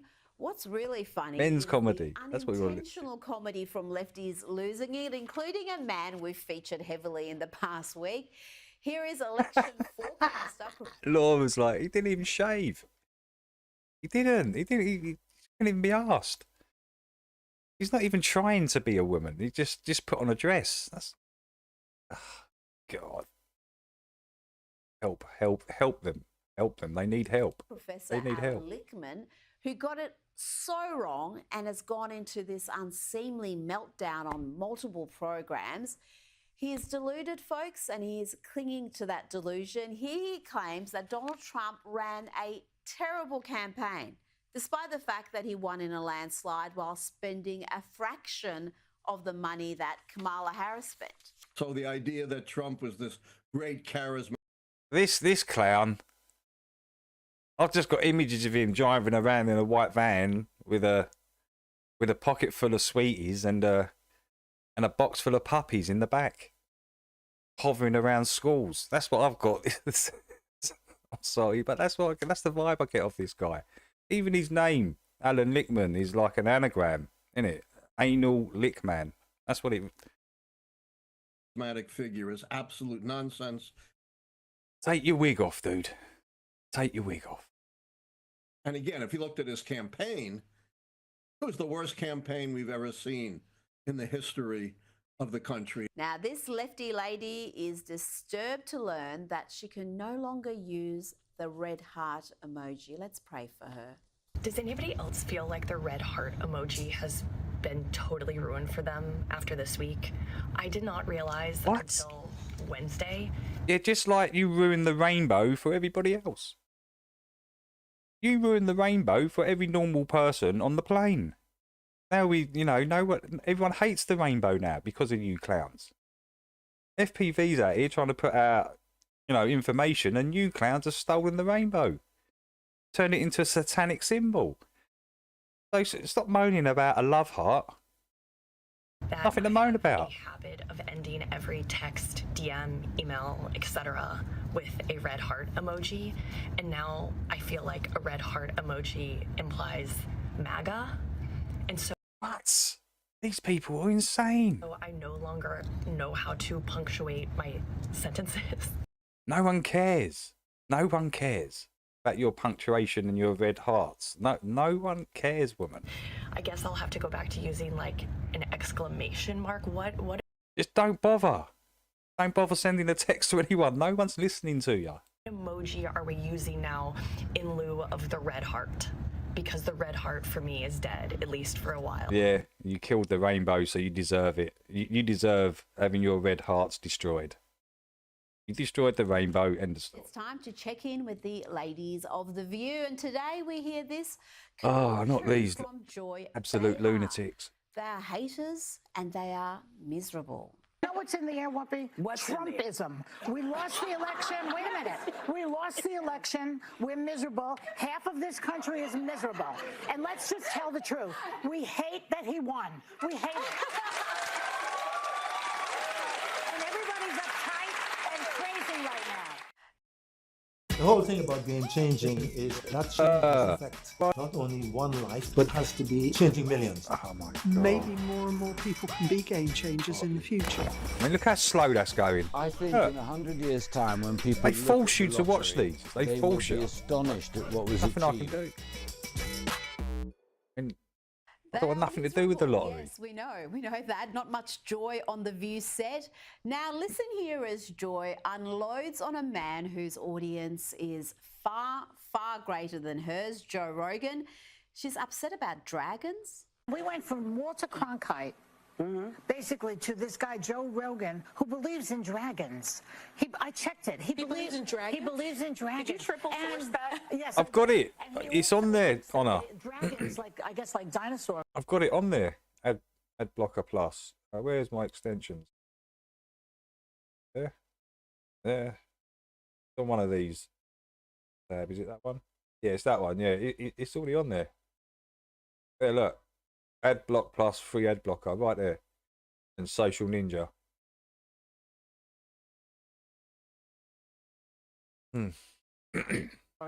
type of animal. Oh dear. For the record, because you're never going to get straight facts from The View, Joe Rogan doesn't believe there were once dragons that breathe fire, like in the Game of Thrones. He was talking about dragon, dinosaur type of animals that fly, something wildlife biologists have speculated about. But back to The View and their delusions of honesty and accuracy. But I think that's why people like our show, because they know that we are checked by ABC News. But we're checked by everybody. Yeah, I mean, if we're wrong, we have... You're checked by everybody, but you still spew out absolute nonsense. All for you women are extremely bigoted. Just some of the rhetoric comes out of these women's mouths is unbelievable. Just lie upon lie. And that's why you lost. It's probably because of these 4 women. All the Democrats should blame The View for losing. Out here. I mean, look at the state of these. I'm sorry, but Sonny reading out frequent legal notes when people threaten to sue is not the same thing as being accurate. Now to an almighty meltdown from Ad Blocker Ultimate. I might have to check that one out. Jim Vanderhay. That's pretty cool. This rant about Elon Musk and X is incredible for its sheer audacity and self-delusion. He really thinks people lost trust in the media because of X or some nefarious force. No, Jim, it was because folks were sick of being lied to by the leftist media. Elon Musk sits on Twitter every day, or X today, saying like, we are the media, you are the media. My message to Elon Musk is bullshit. You're not the media. What we do, what journalists do, what you did in Mississippi, what Al Jazeera does in the Middle East. What? Like, being a reporter's hard. Reporting's hard? Really? All you need is a microphone and stand there and ask people questions and investigation. Is that hard?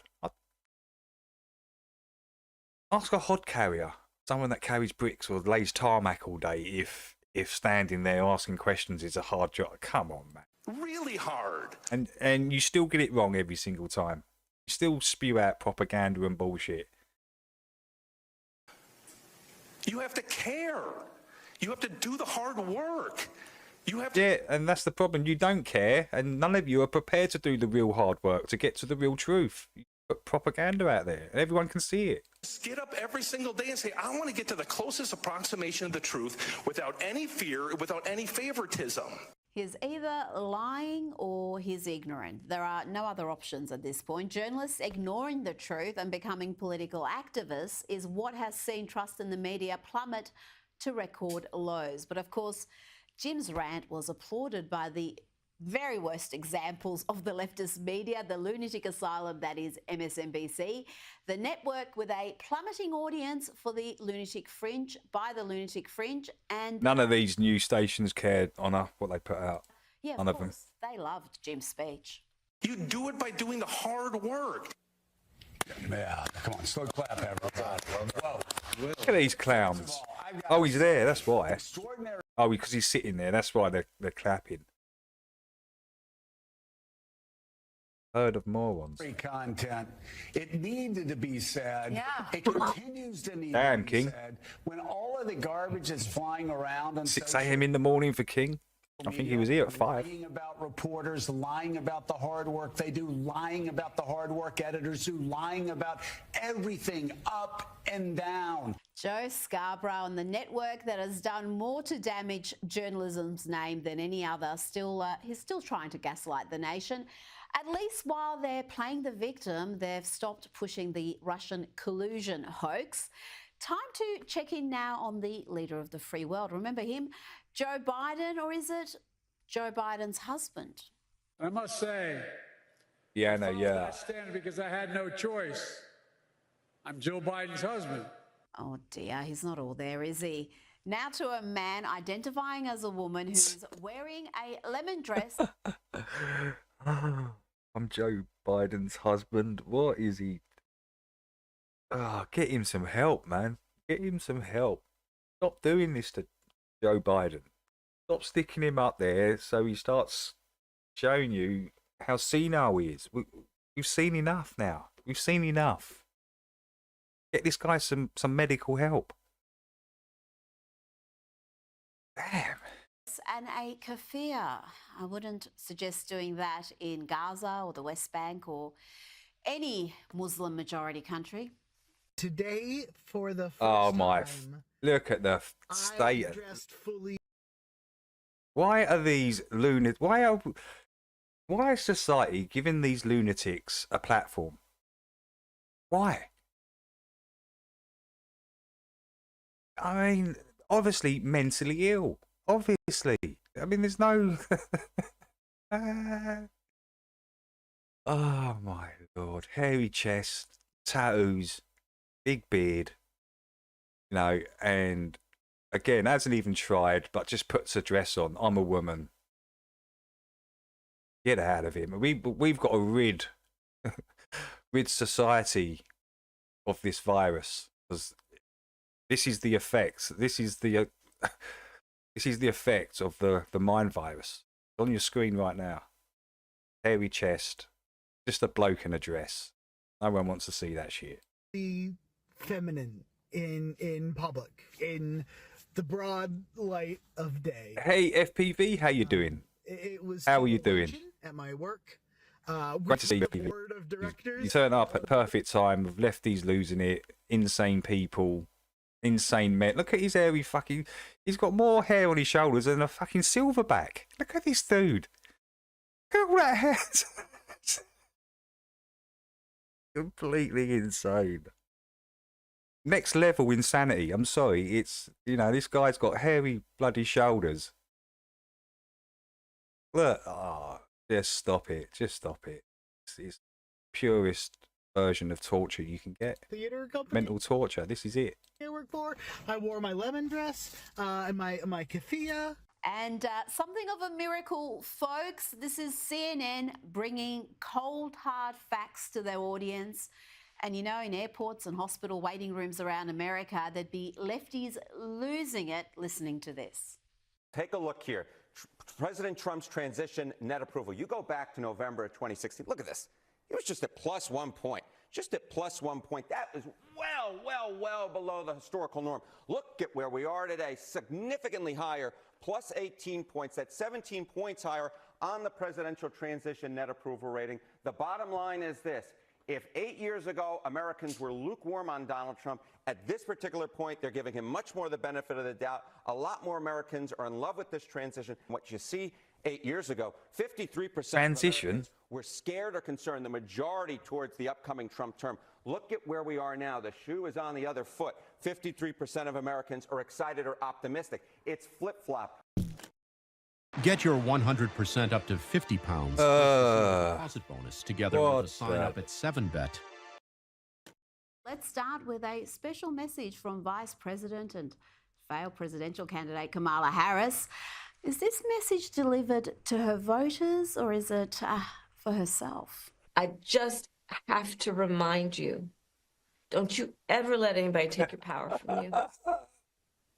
You can't tell me she hasn't been on the old bottle there. You can't tell me. Slurring her words, and it's like when you know, I said this other day, up your local town, and one of the drunkards come and approaches you and starts talking to you. Yeah. You're top man. Could you lend me £1? What is this? Have the same power that you did before November 5th. Got so much power. You're a great guy. Yeah. Pound. And you have the Yeah, no same problem. purpose that you did. And you have the same ability to engage and inspire. So don't ever let anybody or Yeah, any she is. She's circumstance- completely smashed, sloshed. She's she's done for. She's been on the Raz all night. Literally, just probably had like 10 minutes sleep. Woke up, done her hair quickly, smashed on some makeup, and then jumped in front of the camera. What a huge mistake. Take your power from you. Where's the joy? Yes, it does feel like she's repeating a mantra to herself in the mirror daily. Now to someone else who needs a good, hard look in the mirror, because everything Sharon Stone spews in this sad little diatribe actually applies to her and her ilk. My country is in its adolescence. Adolescence is very So arrogant. this is only a day old, but I know we've seen this clip. So I think they sort of just rehash. So these are the ones I need to be looking for. I'm not looking at all the other ones, just the rehash ones of all the stuff. That's what I need to look for. Adolescence thinks it knows Keep seeing the same everything. stuff. Adolescence is naive and ignorant and arrogant. And we are in our ignorant, arrogant adolescence. We haven't seen this before in our country. So Americans who don't travel. No, normal people haven't seen that before in America. Normal people haven't seen children getting sexualized in school. Transsexuals reading bedtime stories to kids. No one's ever seen this before, Sharon. That's why you lost. Who 80% don't have a passport, who are uneducated, are in their extraordinary naivete. Extraordinary, the deep delusion, the self-delighted arrogance and ignorance of a Hollywood elite who has zero understanding of her own country and countrymen, let alone the world. Even her little stat there about passports was wildly wrong, but the ill-informed, hate-filled rant did not end there. Those good men must be very aware that a lot of your friends are not good men. And you can't continue to pretend that Wizard. your friends How you are doing? good men when they are not good men. And you must be very clear-minded and understand that your friends who are not good men are dangerous, violent men. And you have to keep them away from your daughters, your wives, and your girlfriends. If only she had the courage to speak out about bad men when Harvey Weinstein was preying upon young women. But then Harvey is a Democrat. He hated Trump. He hates Trump. He even marched with the Pussy Hat Brigade. Can you believe that? Against Donald Trump. And he remained protected. And let's end this Sharon Stone interlude with this ridiculous remark where she compares the real fascism Italy experienced in the past with Trump's election victory. You know, Italy has seen fascism. Italy has seen these things. You guys, you understand what happens. Oh dear, someone should tell Sharon who the Italian Prime Minister is right now. It's the Italian Trump, Giorgia Meloni, a centre-right woman who the media decried as a fascist, a far-right extremist and a threat to the country. Sound familiar? She's now among, if not the most popular leader in Europe. Also in Italy is another lefty losing it, and he's a regular in this segment, Alec Baldwin, fresh from an awful Saturday Night Live performance, and he too was bashing his country and his countrymen. It's a very difficult time in the United States. Americans are very uninformed about what's really going on with climate change, Ukraine, Israel, you name it, all the biggest topics in the world. Now to CNN, where Scott Jennings, as the token conservative, continues to embarrass the lefty losers. I heard what you're saying about X. I saw a survey this week. It's now the most ideologically balanced user platform. Scott, of any platform. stop. It's too early. I just sat down. I've only been here for 2 you're minutes. Gonna be You embarrassed cannot when I continue tweet to out say after the show, but you it's cannot true. say that. So, Who's not the case? so Who's the source? what I find, we reported it on this network. It's not accurate, and you know it. Okay, I'll let you make your statement. Scott, yes, Scott, what's your source? What's your source? It's too early for facts. Let's have a look at what his source is, where Scott got those facts and figures from. Look at this, the party ID among those who regularly use X/Twitter for news. Back in 2022, 65% of those who regularly use Twitter/X for news were Democrats. Just 31% were Republicans. Look at where we are today, just a completely different picture. Now it's basically split between Democrats at 48%, Republicans at 47%. And what I should note, Mr. Berman, is this new overall makeup matches the overall electorate far better. Democrats still outnumber Republicans on X, but we've seen it. But it is very discreet. Check out my last video for the discreet outfits video. I can't even talk properly. A little full right. own brother. This is gross. I'm outraged and disgusted by my brother's gaudy and obscene embrace of Donald Trump.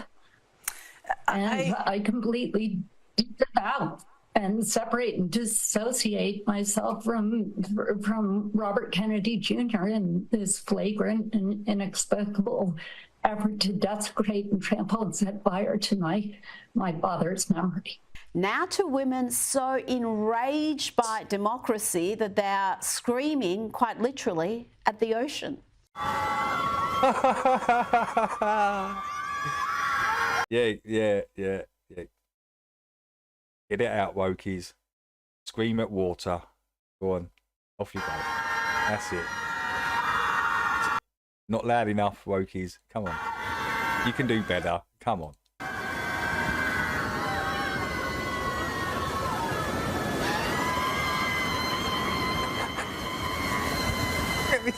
Now to some Australian content. Here is a woman protesting outside a synagogue in Melbourne, holding a sign saying, "Nothing is more anti-Semitic than Zionism," and listen to her reasoning here. This is incredible. Why are you talking about anti-Semitism when you're not Jewish? Because I've been impacted by anti-Semitism. Are you a Jew? No, people think I am, and I've been called a Jew and had someone threatened to kick my ass because they thought I was Jewish, so it's impacted me as well. We are not anti-Semitic. That's a lie. So you've been affected by anti-Semitism because people mistaked you as a Jew? Correct. Yeah. Are you listening to yourself? Yes. No, you're not listening to yourself. You're harassed because people think you're a Jew and you think it's a fine idea to protest outside a synagogue and hold a sign saying Zionism is anti-Semitic. Can I suggest you start by looking up what Zionism actually means?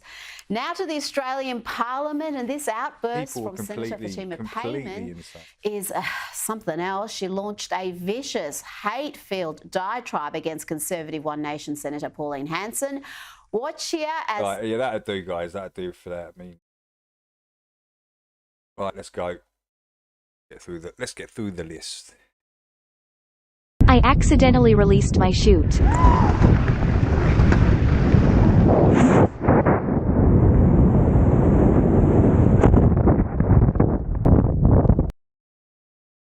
My favourite bit of footage ever. So we're weeks away from this sun observation in Antarctica. We've pretty much got two scenarios here. Some people think they might try and fake it. I'm not going to go there. I'm going to address the two scenarios here on offer. One is that the participants see a circling sun. I was thinking about this the other day. What does it mean if, when they're over in Antarctica and I've got the solar sun in my sky and I can observe it almost above my head or wherever, 12 o'clock. If I'm observing that and they are observing a sun in their sky at the same time, what does that mean? The implications are quite huge, think about it. Or what the other scenario is what I was thinking about is if I'm observing the sun here in the UK at 12, but the sun has set over there in Antarctica, but they're still observing the light. But they can't observe the sun, but I'm observing the sun in the UK. Now, what does that mean? Both are quite, if you really think about it, they quite imply quite a lot. I mean, the first one would suggest there's maybe a twin sun system. The second one would suggest that is it reflecting off something?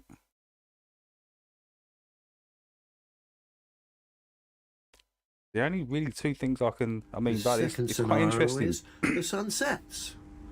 Now, should the sun set in Antarctica? Great. Could it be a reflection? Hey, Chills, yeah, Chills, yeah. That's what I was thinking on the second scenario. If I'm observing the sun here in the UK at solar noon, and they're observing light from it, but the sun is set and gone, what does that mean? It's got to be some sort of reflective source then, right? It has to be. But if the other scenario is if I'm seeing the sun here and they're seeing the sun in their sky, what does that mean, Chills? Interesting observation. But here's the thing, the globe Earth theory good morning, is physically impossible. That can be tested and verified by all. So the observation doesn't really make any difference to the physicality of our Earth. Doesn't. It's an interesting one, don't get me wrong. Particularly if it circles the viewer. Because bearing in mind, the globe Earth theory, like I've said, is physically impossible.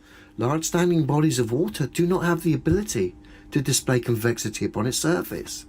That's a fact. There's no measurement out there showing a large standing body of water displaying convexity upon its surface. Fact. And if there is, it would need to be tested and verified by all. Clearly, there isn't. It's the same with tower cranes. They don't have the ability to entertain the speeds that globe Earth theory suggests it's doing. There's no demonstrations, no physical demonstrations out there to back the globe claims regarding tower cranes. In fact, every physical demonstration out there proves the globe Earth theory, strangely enough, is impossible. The behaviour of large standing bodies of water, tower cranes and pendulums, and of course, the claim is space is a vacuum and the Earth is an air pressure system rock without any kind of solid separation.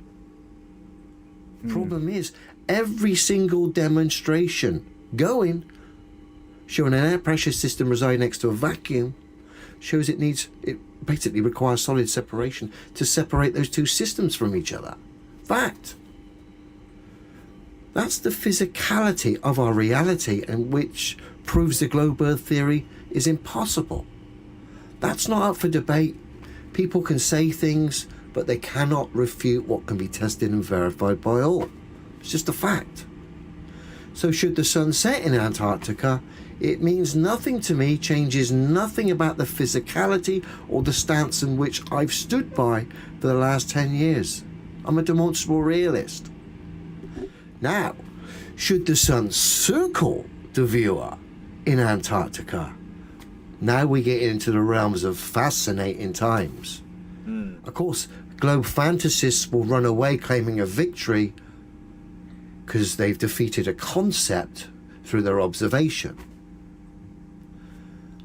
You cannot take these people seriously at this point in time because they refuse physical reality. And when you highlight they have no physics, they say you don't understand physics, despite the fact someone like me stands by physical demonstrations that can be tested and verified by all.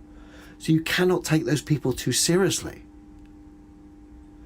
To make this observation a bit more scientific and give it a bit more clout, should that sun circle the viewer, they should have in place a backup plan to follow that sun and see where it goes and see where they come out.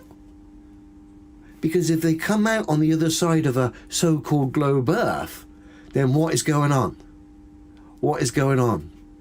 And if someone asked me to model the sky to the ground, I can't do that. I don't have access to the sky. I don't know what those things are in the sky. I'm only That's a just man being who honest and lives truth. here on Earth. I can only test and verify and cite physicality to other people who can then cross-reference what I'm citing and see that it's true. That's all I can do. Can one single map be responsible and correct for the ground and what goes on in the sky? Again, globe believers will say the globe. Again, you're missing the fact that the globe concept is physically impossible. Yeah. How many times does Leo have to repeat that? It's physically impossible. It's an impossibility, the globe. If that sun does... That's just a fact. It actually is a fact if you go by the physics of water, right? Circle the viewer. And not just that. That's just one thing. There's many, many things. Many. Where are we? What is going on? Because the globe's physically impossible and cite physicality to other people who can then cross-reference what I'm citing and see that it's true. That's all I can do. Can one single map be responsible and correct for the ground? Thank you, Mima. And what goes on in the sky?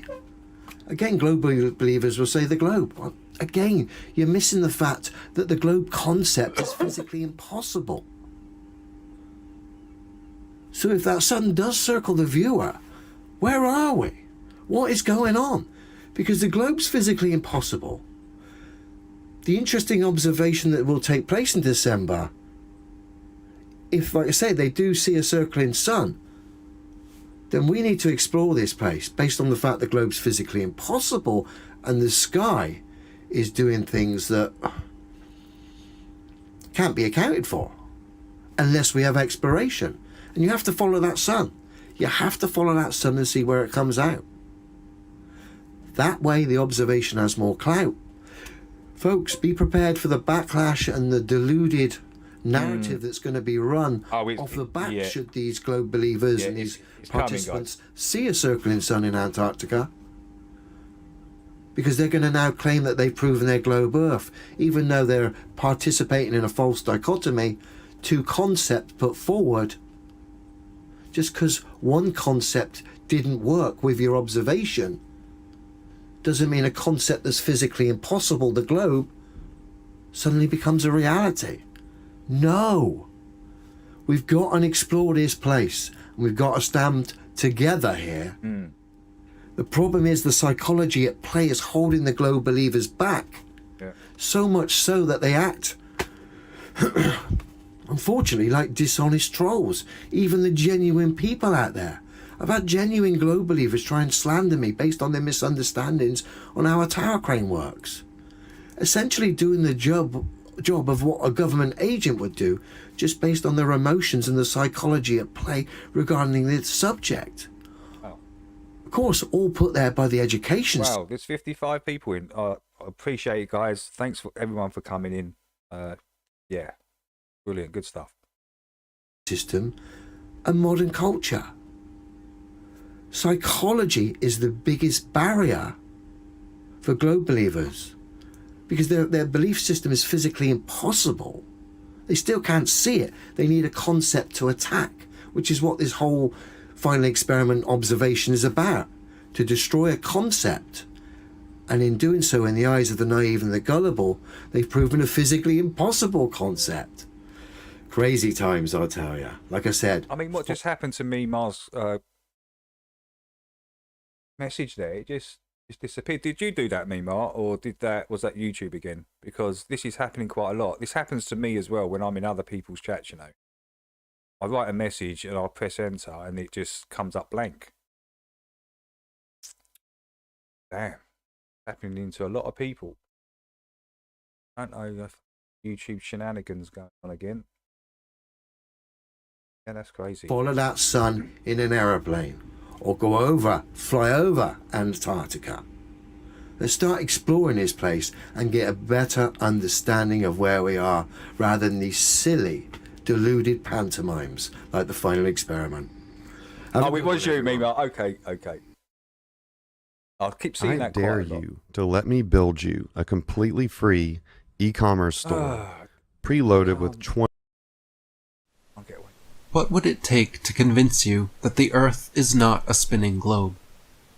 Do you think you could ever be convinced otherwise?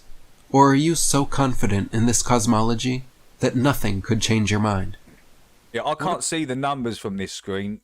I can't see how many people are in. If I go back to live streaming, but then that takes a while to load up and it kind of interferes. So, yeah, I can only see it all after the stream. One of the main differences that pits flat earthers in stark contrast to globe believers is the fact that flat earthers have shown the capacity to consider new information with an open mind, and if necessary, admit that they were wrong. Yeah, I tried it, 42. I tried to put my comments back on because when I got striked the last time, YouTube suddenly turned my comments off for some reason, and I couldn't work out how to do it. I went in there and tried to see.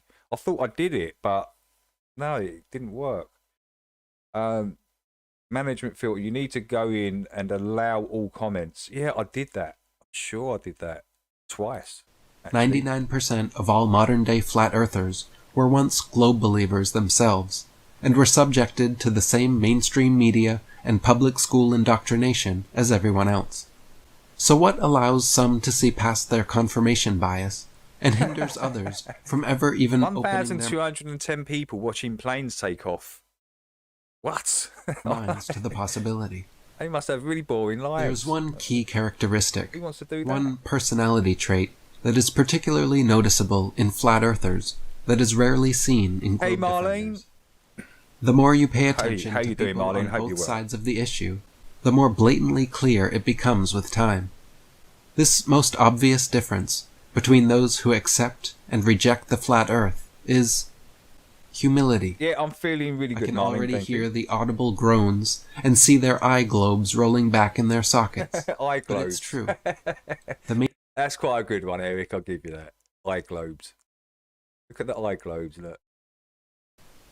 The main reason most people reject flat earth is because they lack the humbleness to accept that they might be wrong and cannot temper their egos long enough Another one to there, truly come on listen up. to and fully consider the Got a opposing couple side. up there already on a Deep hidden down, in the wings. they don't want to admit that they may have been duped, and so will continue to double and triple All right, down. let's just check out all these people watching planes take off.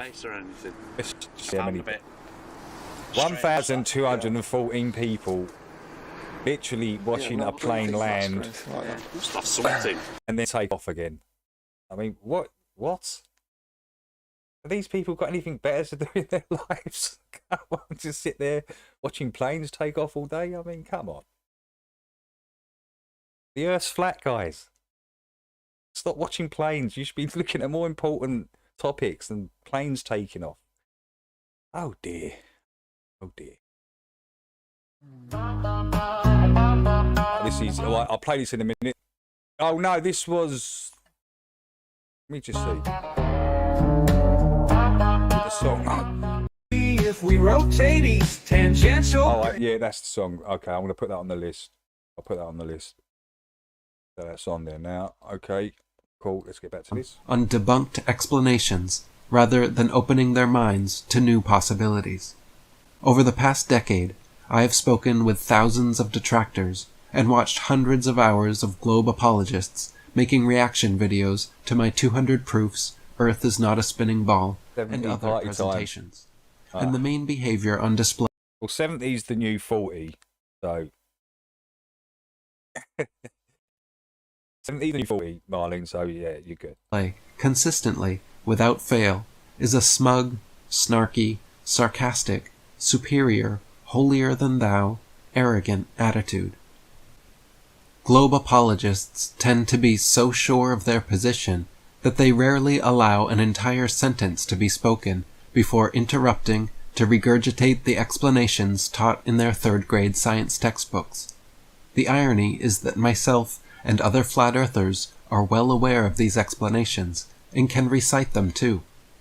The difference is that we are skeptical and open-minded enough to carefully consider alternative explanations before immediately jumping to such foregone conclusions. Think back to when you were a child first learning all of this. What did it actually take for you to believe in it back then? If you are truly honest with yourself, Take care, You 42. first believed it because you were a young child, too naive to know any better, and your parents, teachers, and every other adult around you accepted it as fact. In other words, our initial acceptance of heliocentric cosmology is more the result of argument from authority than from actual sound reasoning. Granted, we are given a few supposed proofs of the globe and told that flat Earth was a mistaken belief of our ignorant ancestors, but the main method of indoctrination is through simple omission. Students are only ever educated about one perspective, one possibility, and told it is the gospel truth. Through centuries of censorship, a wealth of information available on geocentrism and the flat Earth has been systematically silenced and hidden from academia. Myself and other modern flat earthers, with the help of the internet, have recently brought dozens of incredible books long out of print back into the hands of young minds. The fact of the matter is that if students were given equal school time to study geocentric material as they are heliocentric, the globe would quickly lose its popularity and no longer enjoy its reign as an uncontested consensus cosmology. I have personally been slowly but surely, Adam, slowly but surely, diligently studying geocentrism and the flat Earth for nearly 15 years now. I have read over 100 books and thousands of old newspaper and magazine articles on the subject. I have performed my own experiments and demonstrations to learn from personal experience, and have spoken to thousands of people from all walks of life on the matter. Meanwhile, how many globe believers can say the same? How many of these adamant globe defenders have actually read an entire flat Earth book? How many have read 10? They will usually claim to have done their I know, due Charlotte, diligence. but it's actually, I would say it's almost doubled in a year. I was only down at about 400 something. And then Leo did an incredible thing. He gave us a shout out, and that bumped it up. Nick as well, Phuket Word, gives a shout, bumped it up a little bit. So yeah, big shout out to those guys, man. I do appreciate that. Really cool thing for them to do. They don't have to do that, do they? Really nice of them. In researching flat Earth. It's slowly getting there. It's slowly getting there. Before rejecting it. But the reality is that none of them have really delved deep or done so with an open mind. You must approach the subject Tracy, welcome, without any long time. bias or preconceived notions, and with the fresh eyes of a child, just like when you first learned the heliocentric globe model. It isn't easy to overcome a lifetime of propaganda. You must honestly humble yourself to the possibility that you have been fooled, and everything you were taught was a lie. Otherwise, even when you look, you won't see. When you listen, you won't hear. When you read, you won't comprehend. And when you think, you won't ponder. If you cannot first empty your cup, then it is impossible to refill it with pure water. If you can... That's quite a nice little image, that, as it goes. Makes a lot of sense. No, water can't do this.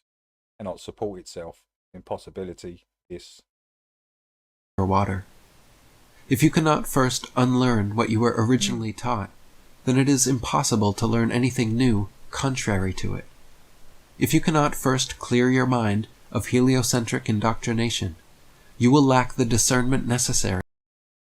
So Eric simplified, he's basically simplified my one there, yeah? You remember that when I did this?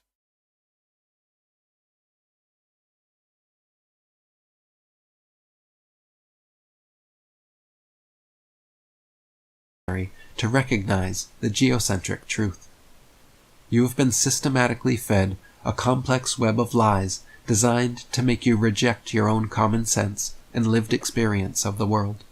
My You have been taught that this notion of flat Earth is something... I think I'm sort of back to how I was before, Tracy. I'm just waiting for the last result now, which is on the 2nd, which is Monday.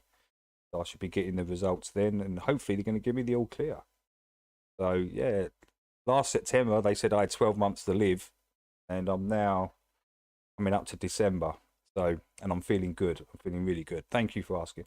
Something so ridiculous that it should only be laughed at, and that anyone advocating for it must be utterly unintelligent, or completely crazy. So your immediate and confident rejection of the notion is no different than your leg extending when hit with a reflex hammer. Your exasperated eye rolls and permanent smirks were programmed into you, as was the list of questions that instantly roll off your tongue, like, but why would they lie? What does it matter? And where are the whistleblowers? All of these, and even more specific questions, like, why is Earth the only flat planet? Why isn't Polaris visible from Australia? And how does the Eratosthenes Hey, great to see you, Brendan. How you doing, buddy? You good? Work on a flat Earth? All have valid, sound answers from a geocentric perspective. If you haven't already, please do me, yourself, and the world a favor by reading or watching my free, full video presentation of my latest book, Flat Earth FAQ, and see for yourself. 4 hours, Eric. Should break this down into like 45-minute part 1, part 2.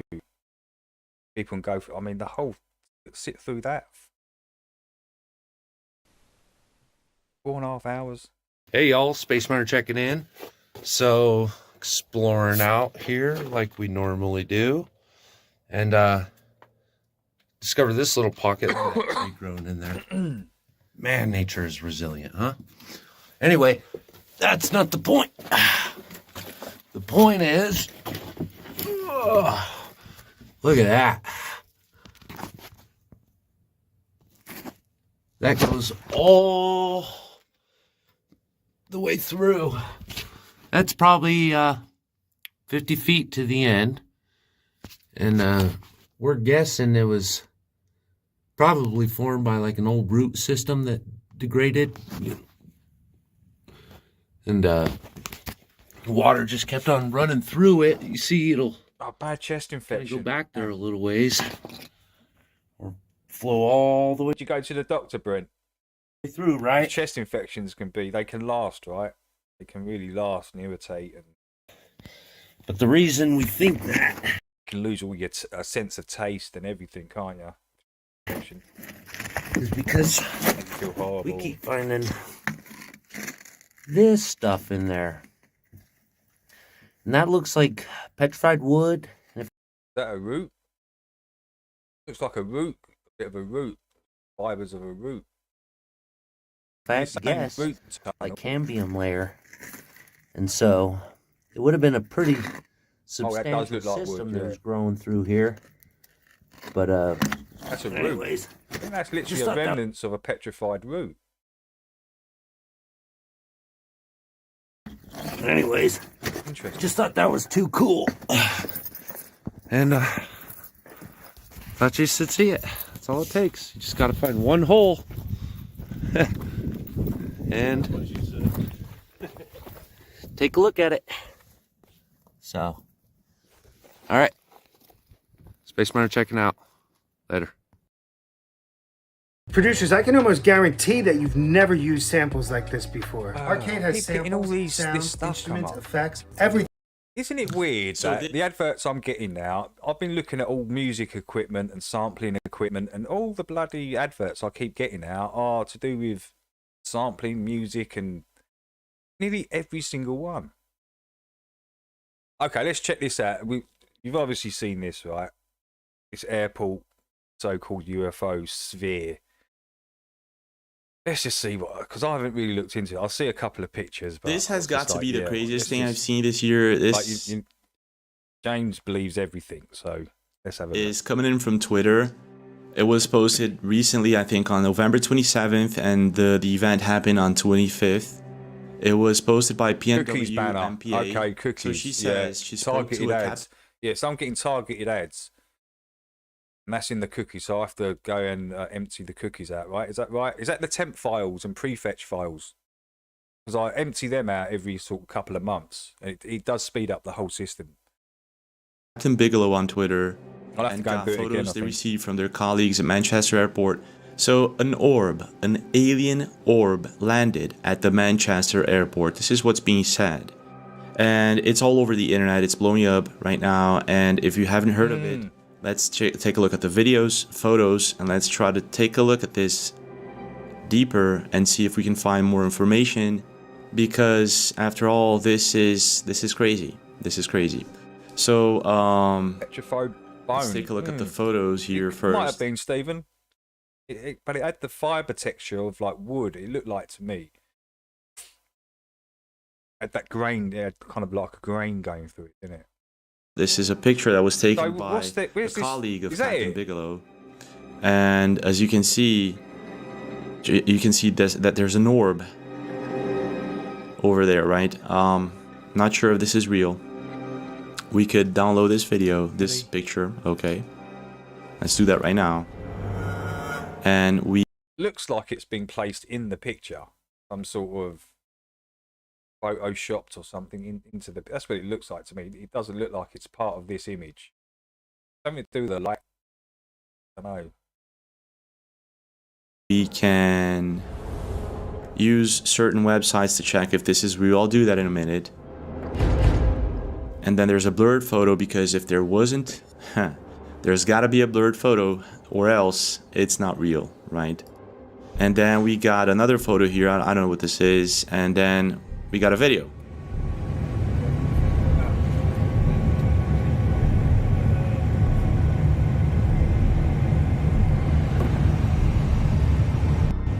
That's it.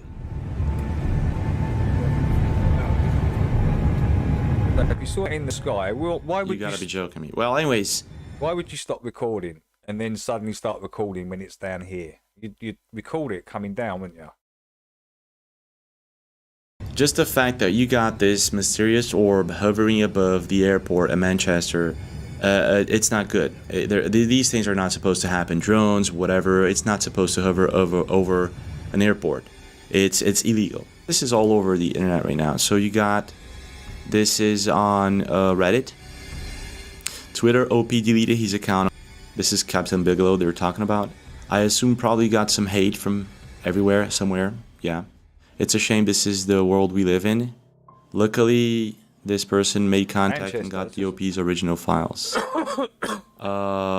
So, yeah, I'm skeptical about this.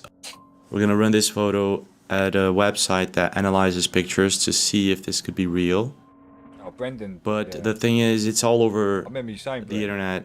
It's being reported on different websites. A lot of people are talking about it, but I'm always skeptical about this kind of thing. So I don't want to be the person who says this happened. I don't want to be that person. Oh, okay, that's good. That's good. That's good, James, that you're starting to look at it like that. You can't leave everything.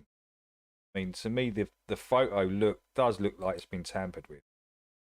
Where is it? This one? Can't find it. that's similar points. Photo cloning, cloning detection. No cloning detection on the object itself.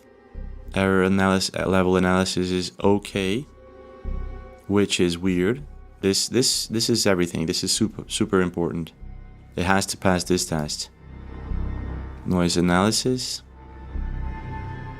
Level sweep. Yeah.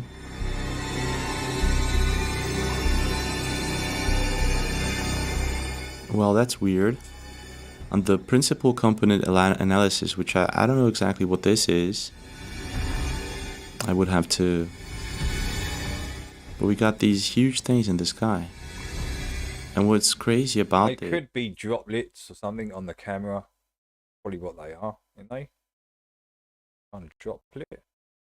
This is that it seems to be behind the trees over here. I don't know if you can see that. I thought it could be water droplets on the camera lens or something like that. Yeah, okay. But if you take a look at this, the trees are in front of this thing, whatever it is. And we got 3 of them, right? Okay, so, yeah, but, okay, so... Is it in front of it? Well, this is... Apparently we have the same thing happening here on the ground. But still, it's weird. Isn't it? I mean, what?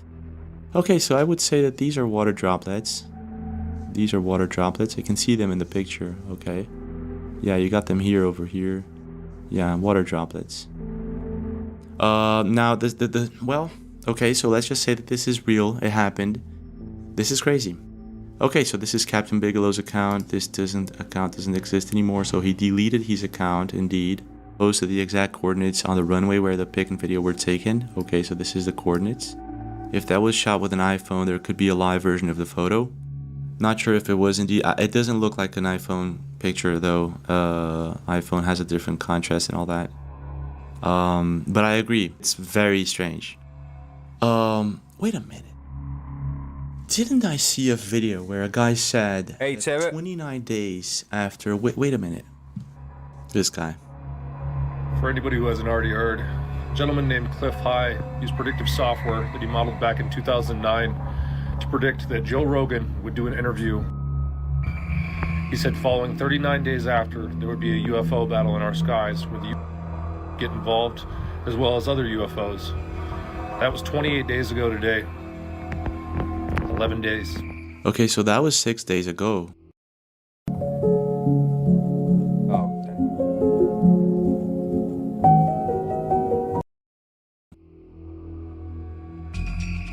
Oh my gosh, this guy posted this 6 days ago, so 11 days, that would mean that this would be December 3rd, I guess, right?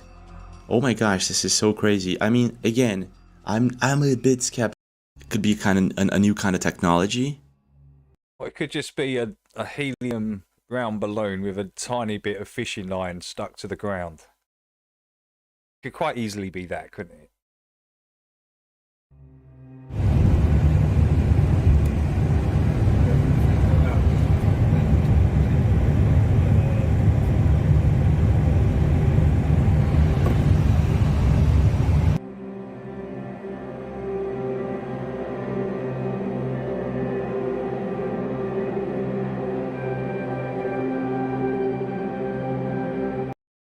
Okay.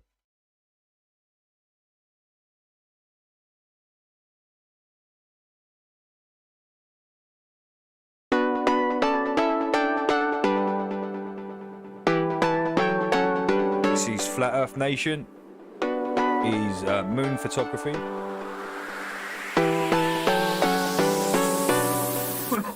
Hey Heart Earth, how you doing?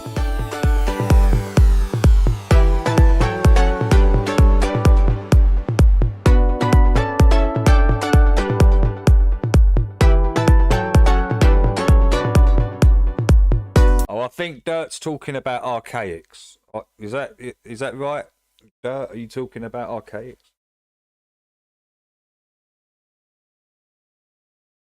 The Van Man. Archaics, the Van Man. I mean, I don't know what right person in his right mind goes to prison for 25 years for crimes against women, then comes out and buys a bloody Buffalo Bill van. Who does that? Someone that's not rehabilitated.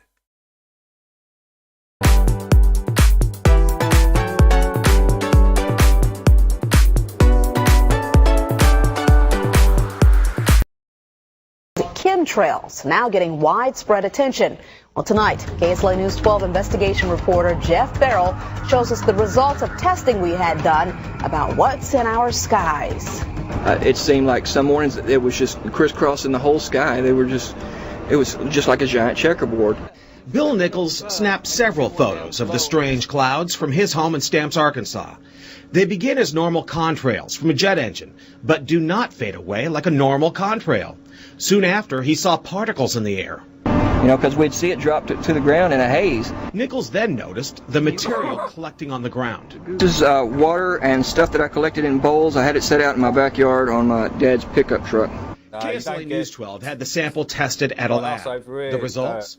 A high level of barium, 6.8 parts per million, more than 3 times the toxic level set by the EPA. I'd like to know what it is.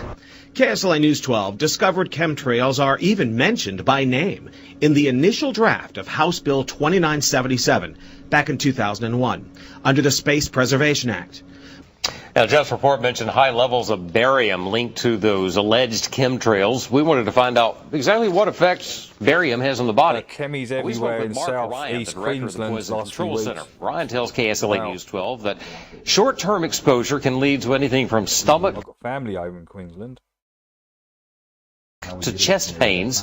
Long-term exposure causes blood pressure problems. Ryan addressed concerns by chemtrail researchers that barium could be meant to wear down a person's immune system. Armed with these lab results about the high levels of barium found in our sample, we decided to contact the Louisiana Department of Environmental Quality. They told us that yes, these levels are very unusual, but at the same time, they added the caveat that proving the source is a whole nother matter. The white lines you see trailing behind airplanes, you probably know them as contrails, but a growing number of people claim we are secretly getting sprayed with chemicals. Is there any proof? CBS 5's Pat McReynolds takes a look. Early in the morning, you'll see... I mean, for the broadcast to say, showing these pictures and say, is there any proof? You're showing the fucking proof. You imbecile. Is there any proof of spraying? I mean, they're showing this image. More proof. Early in the morning, you'll see several jets flying this direction, back and forth, up and back. Roxy Lopez looks to the skies of Casa Grande with skepticism and fear. It was just plane after plane after plane. It was crazy. Right over here in this direction. She's referring to... Hold on, Fiona, let me... Oh, yeah.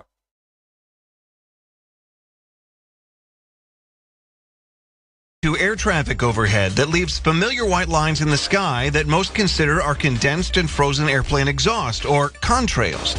But all of those white lines are chemicals being sprayed either by the government or private industry. Those chemicals are making us sick. Former Arizona Senator Karen Johnson even joined them in an online documentary entitled, "What Are They Spraying?" Why is this happening? Why is this being allowed to be sprayed continually all over the United States? Chief Transportation Correspondent and pilot Maykay Beeler explains what's in the anti-chemtrails bill and what this could mean. Tennessee lawmakers passed SB 2691 earlier this week. If passed, the legislation would ban chemtrails. The white lines you may see coming from planes in the sky are not vapor clouds known as condensation. So, you know, all this time you go, no, it's not true. You know, must be seeing things. They're just contrails, but you know, they're passing a bill now to ban it. Okay. Or contrails, but instead chemicals being sprayed from jets for a variety of reasons. The Tennessee bill claims the government may conduct geoengineering experiments by intentionally releasing chemicals in the atmosphere. If the legislation ends up becoming law, it would prohibit the release of the chemicals, which lawmakers claim affect the temperature, weather, and the intensity of the sunlight. If Tennessee's governor signs the bill, it would go into effect July 1st. Back to you. Welcome back. Polling shows most Granite Staters are concerned about issues like housing and the high cost of living.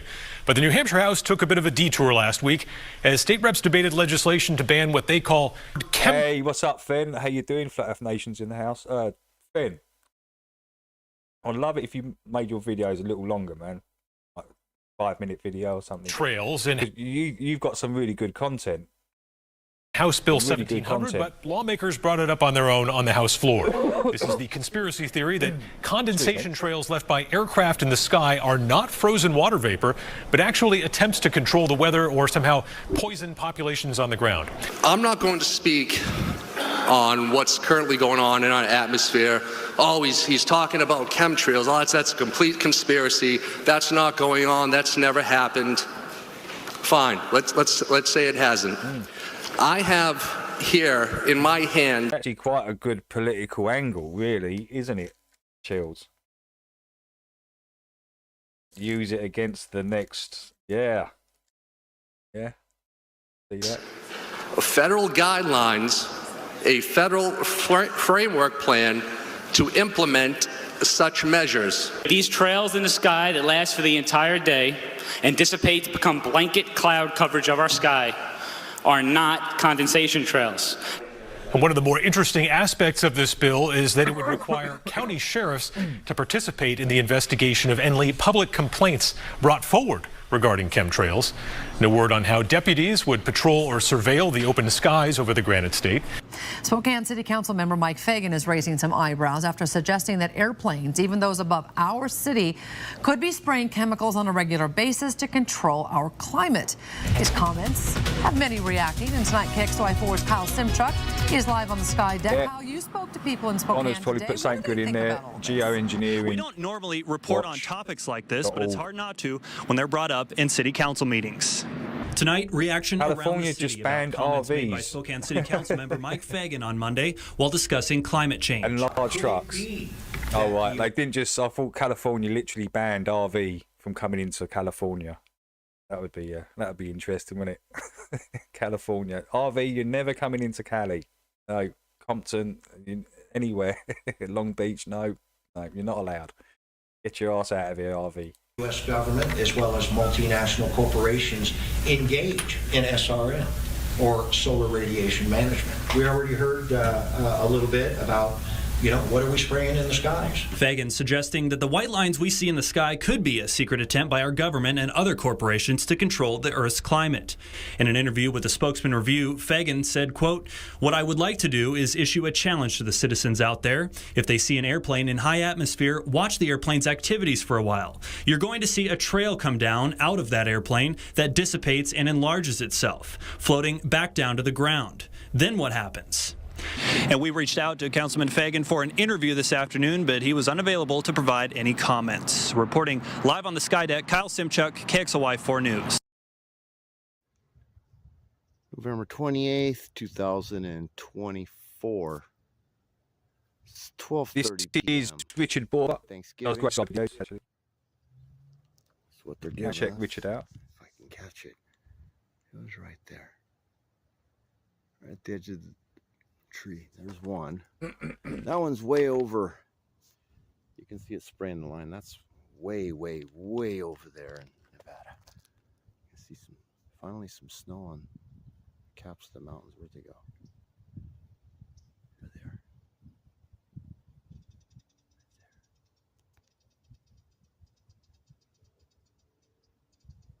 Hard to see.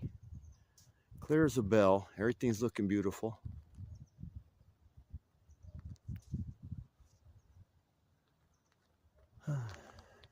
Oh, we're freezing.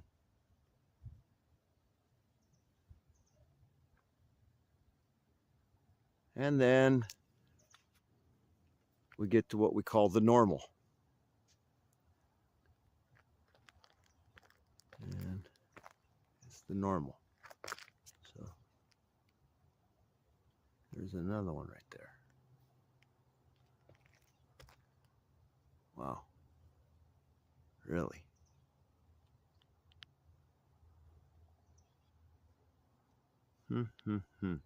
Right there. All righty. Well, not much today. I'll take a quick look. We'll see where the sunspots are, and that's going to do it. See what I can get. It's not looking like very much. I don't know. I can see them. Yeah, I can dumb it down a little bit. Okay, let's check out this. Wow. Look at that. Yeah. 9/22/24. Skies above Fort Worth, Texas. Before the hurricane, is this? Just before the storm? Before the hurricane, yeah. So they were out there. Wow. Take a look. Yeah.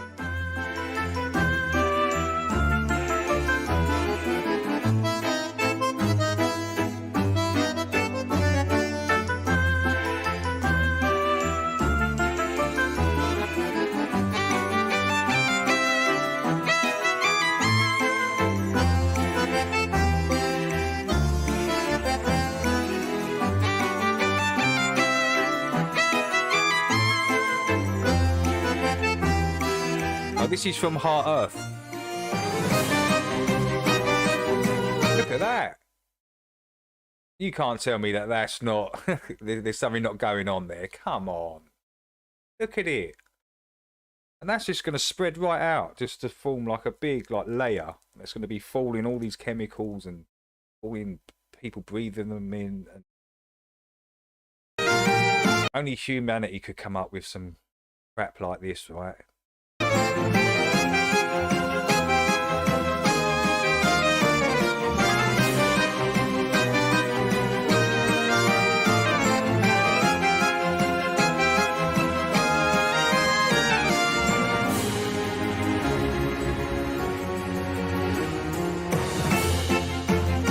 That's terrible. Now this is like days before a hurricane hit, and they're up there seeding the bloody sky. Seeing something up there. That's terrible. Do you think that had something to do with it then, Heart Earth? Or do you think they were trying to stop one? Do it. Have a good Thanksgiving. Peace out. It's so weird, isn't it? Oh, there's going to be an ad on this. This AI tool will take your idea. Dave Weiss video. He's got complete with design, images, nothing layout, I can do, everything. guys. Hey kids, let's take a look at something that happened to NASA in the early 2000s. First, take a look at these two scenes. The top one is filmed on a joyride on the Zero-G plane, also known as the Vomit Comet.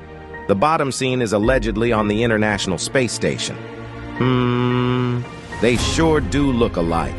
Now take a look at this scene. This was on a live morning network news show where the broadcasters knew they only had a limited amount of time to talk to the Astro Liars with the excuse of limited satellite coverage. Well, in the middle of the conversation, the Astro Liars suddenly crashed into the side wall and the cameras cut away back to the newsroom. The newscasters were told that the space station had an unexpected shift in orbit which caused the incident. I remember I was very concerned for their safety back then. Years later, when looking at the video again, I noticed the Astro Liar at the bottom of the screen catch the roll of duct tape and another object with one hand like a boss. Seemed like he had done it 100 times before and knew it was coming. Now let's compare what happened on this newscast and what happens at the end of a parabolic arc on the Vomit Comet Zero-G plane. Now let's rotate the news footage 90 degrees. It sure looks just like the end of a Vomit Comet flight. Listen, kids, NASA is a fake agency. They are stealing your money and your mind. It's time to demand truth from these clowns. The longer you sit back and do nothing, the longer they will drain the world. They get $72 million a day of your money. 72. What would you do with 72? Damn, that's gone up by 20-something million. Last time I heard it was 50-something. 72 mil a day? For what, CGI and $2 million a day? Let me know in the comments. Parabolic planes, CGI, augmented VR, green screens, chroma key. They're using all the techniques on you to try and make this real. And as I say, it ain't really for us because we all know it's bullshit. It's for the kids, which makes it 10 times, 100 times worse.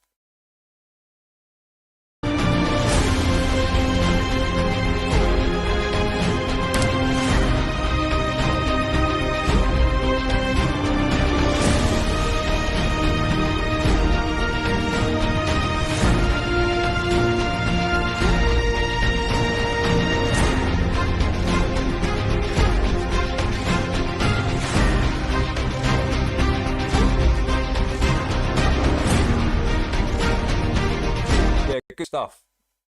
Good stuff, Dave.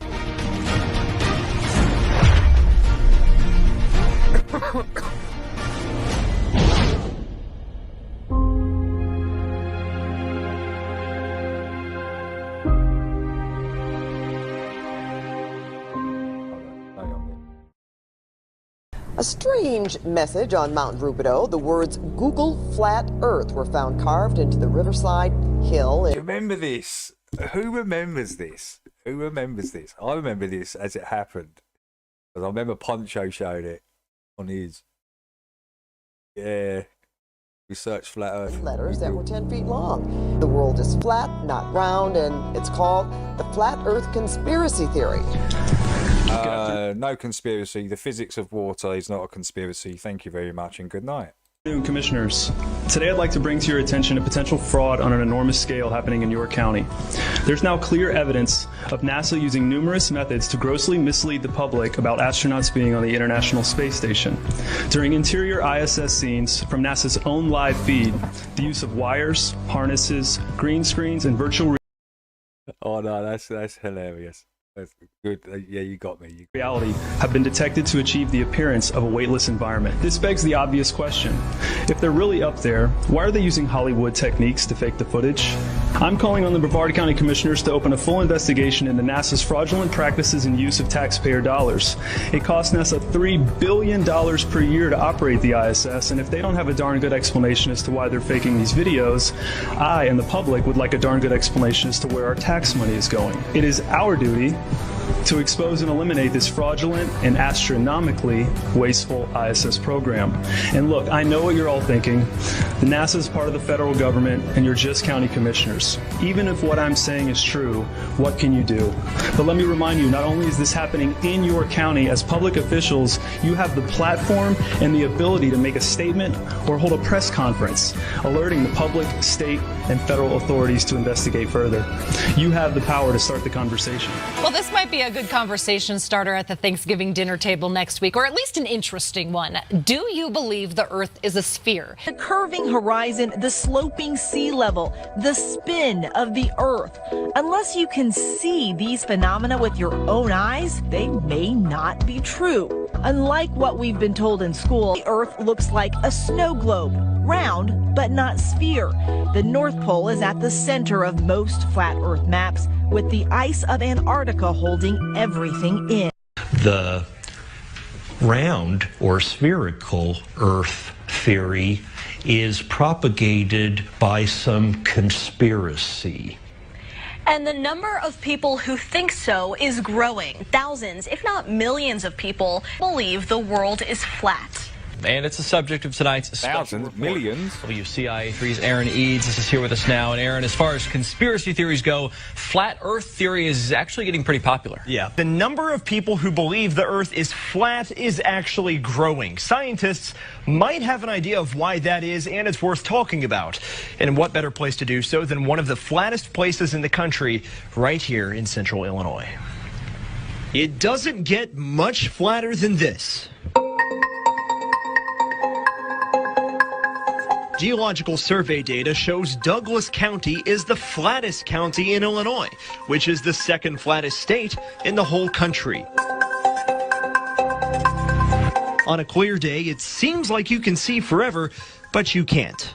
Through the eyes of a person of an average height, the horizon is about 3 miles away.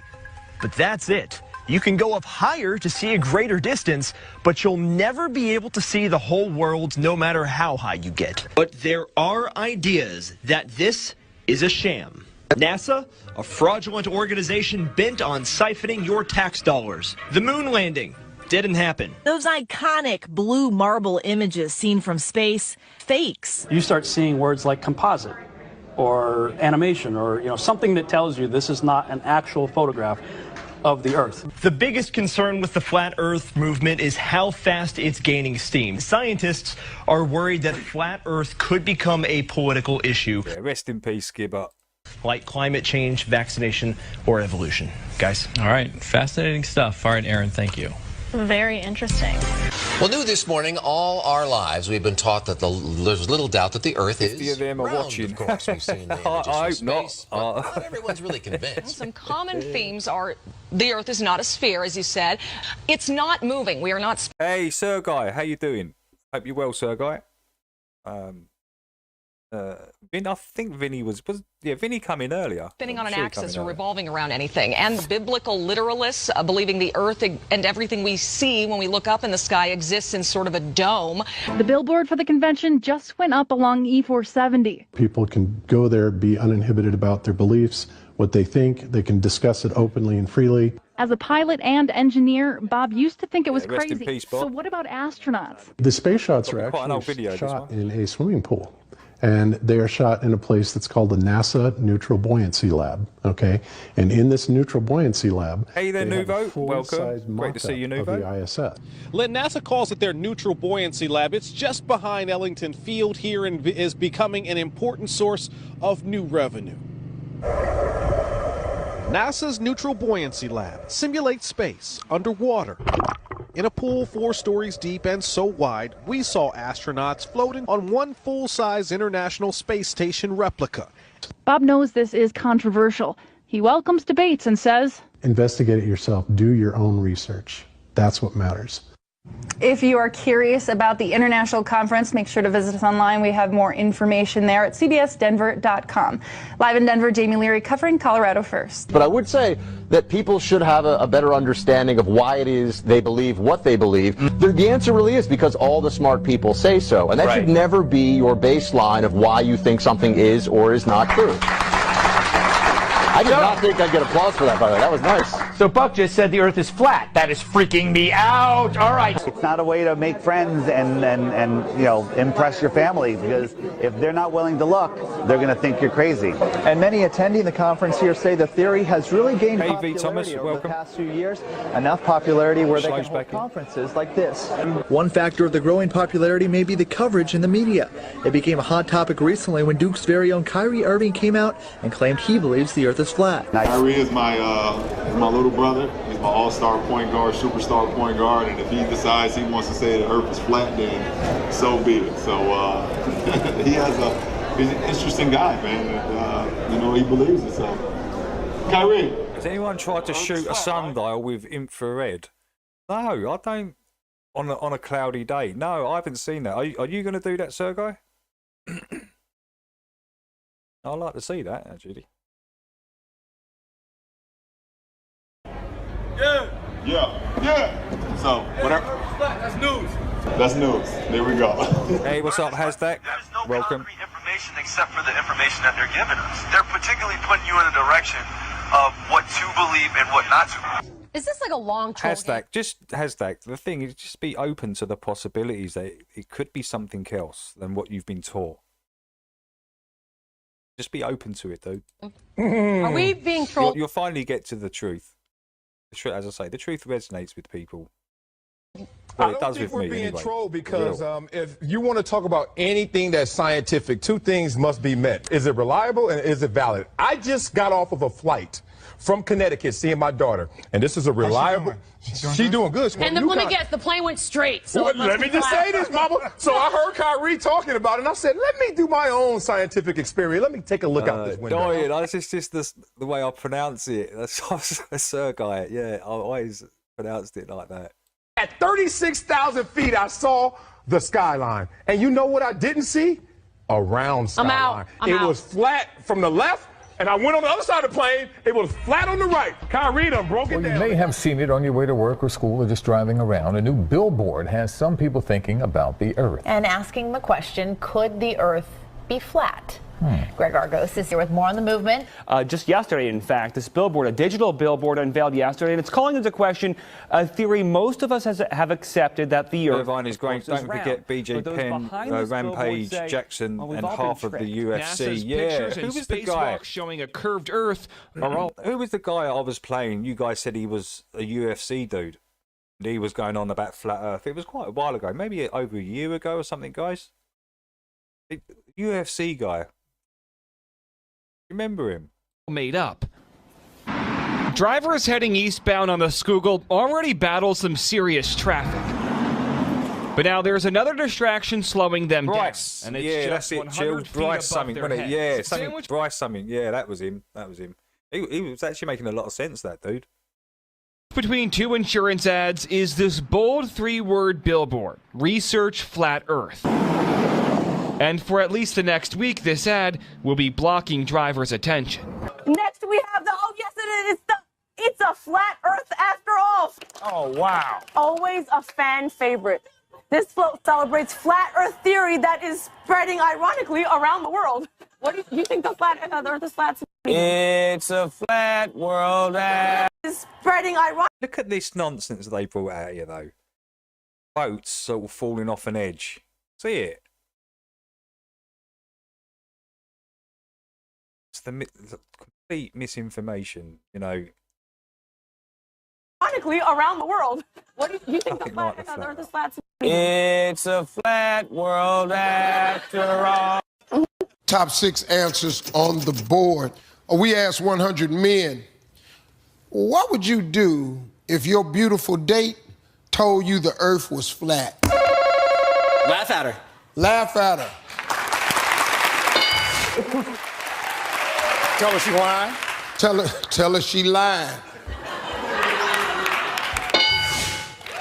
Pass the play. We're playing. Let's play. All right, Sarah. You talked to 100 men. What would you do if your beautiful date told you the earth was flat? I hope he'd agree with me. Agree with her.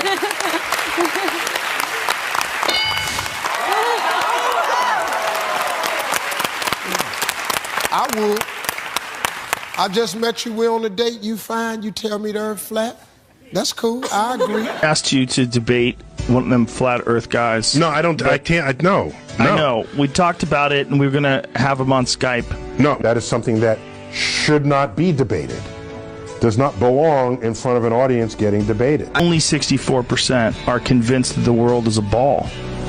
The world is a circle. That the world is a spheroid.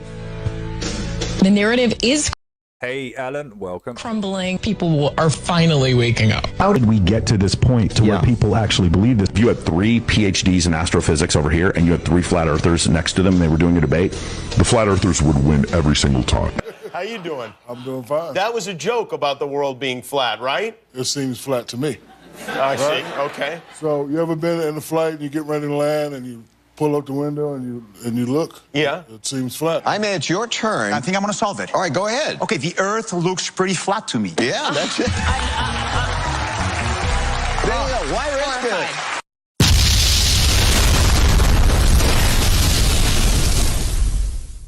Good stuff. Good stuff. That was. This video is for the Operation Rainbow Warrior and the APM research. Big shout out to FPV and his research. I'm going to play one of FPVs from a year ago, actually. I caught one of FPV streams the other day, and when he was live, I had it on in the background. Group pretty viewers. cool, man. The discovery of Basinger Star Fort in Hampshire, UK, in the winter of 2023. I stumbled across APM research earlier this year after many years of searching Thank you, for Adam. something that resonated. Much appreciated, Adam. Thank you. Matthew Senko, are you a flat earther? Sorry, I'm smoking a joint.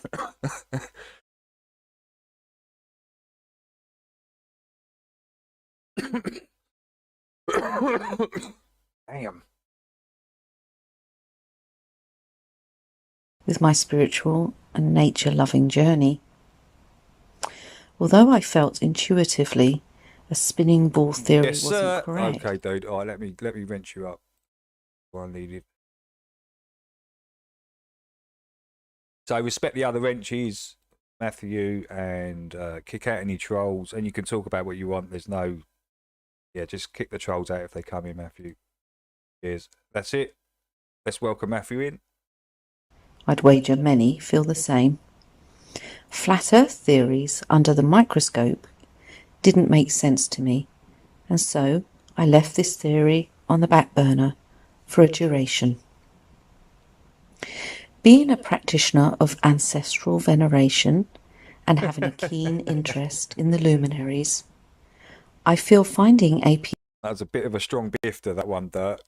Yeah, made me cough my guts. research was inevitable when one carries instinct and critical thinking to life's journey in the return to lost ancestral wisdoms.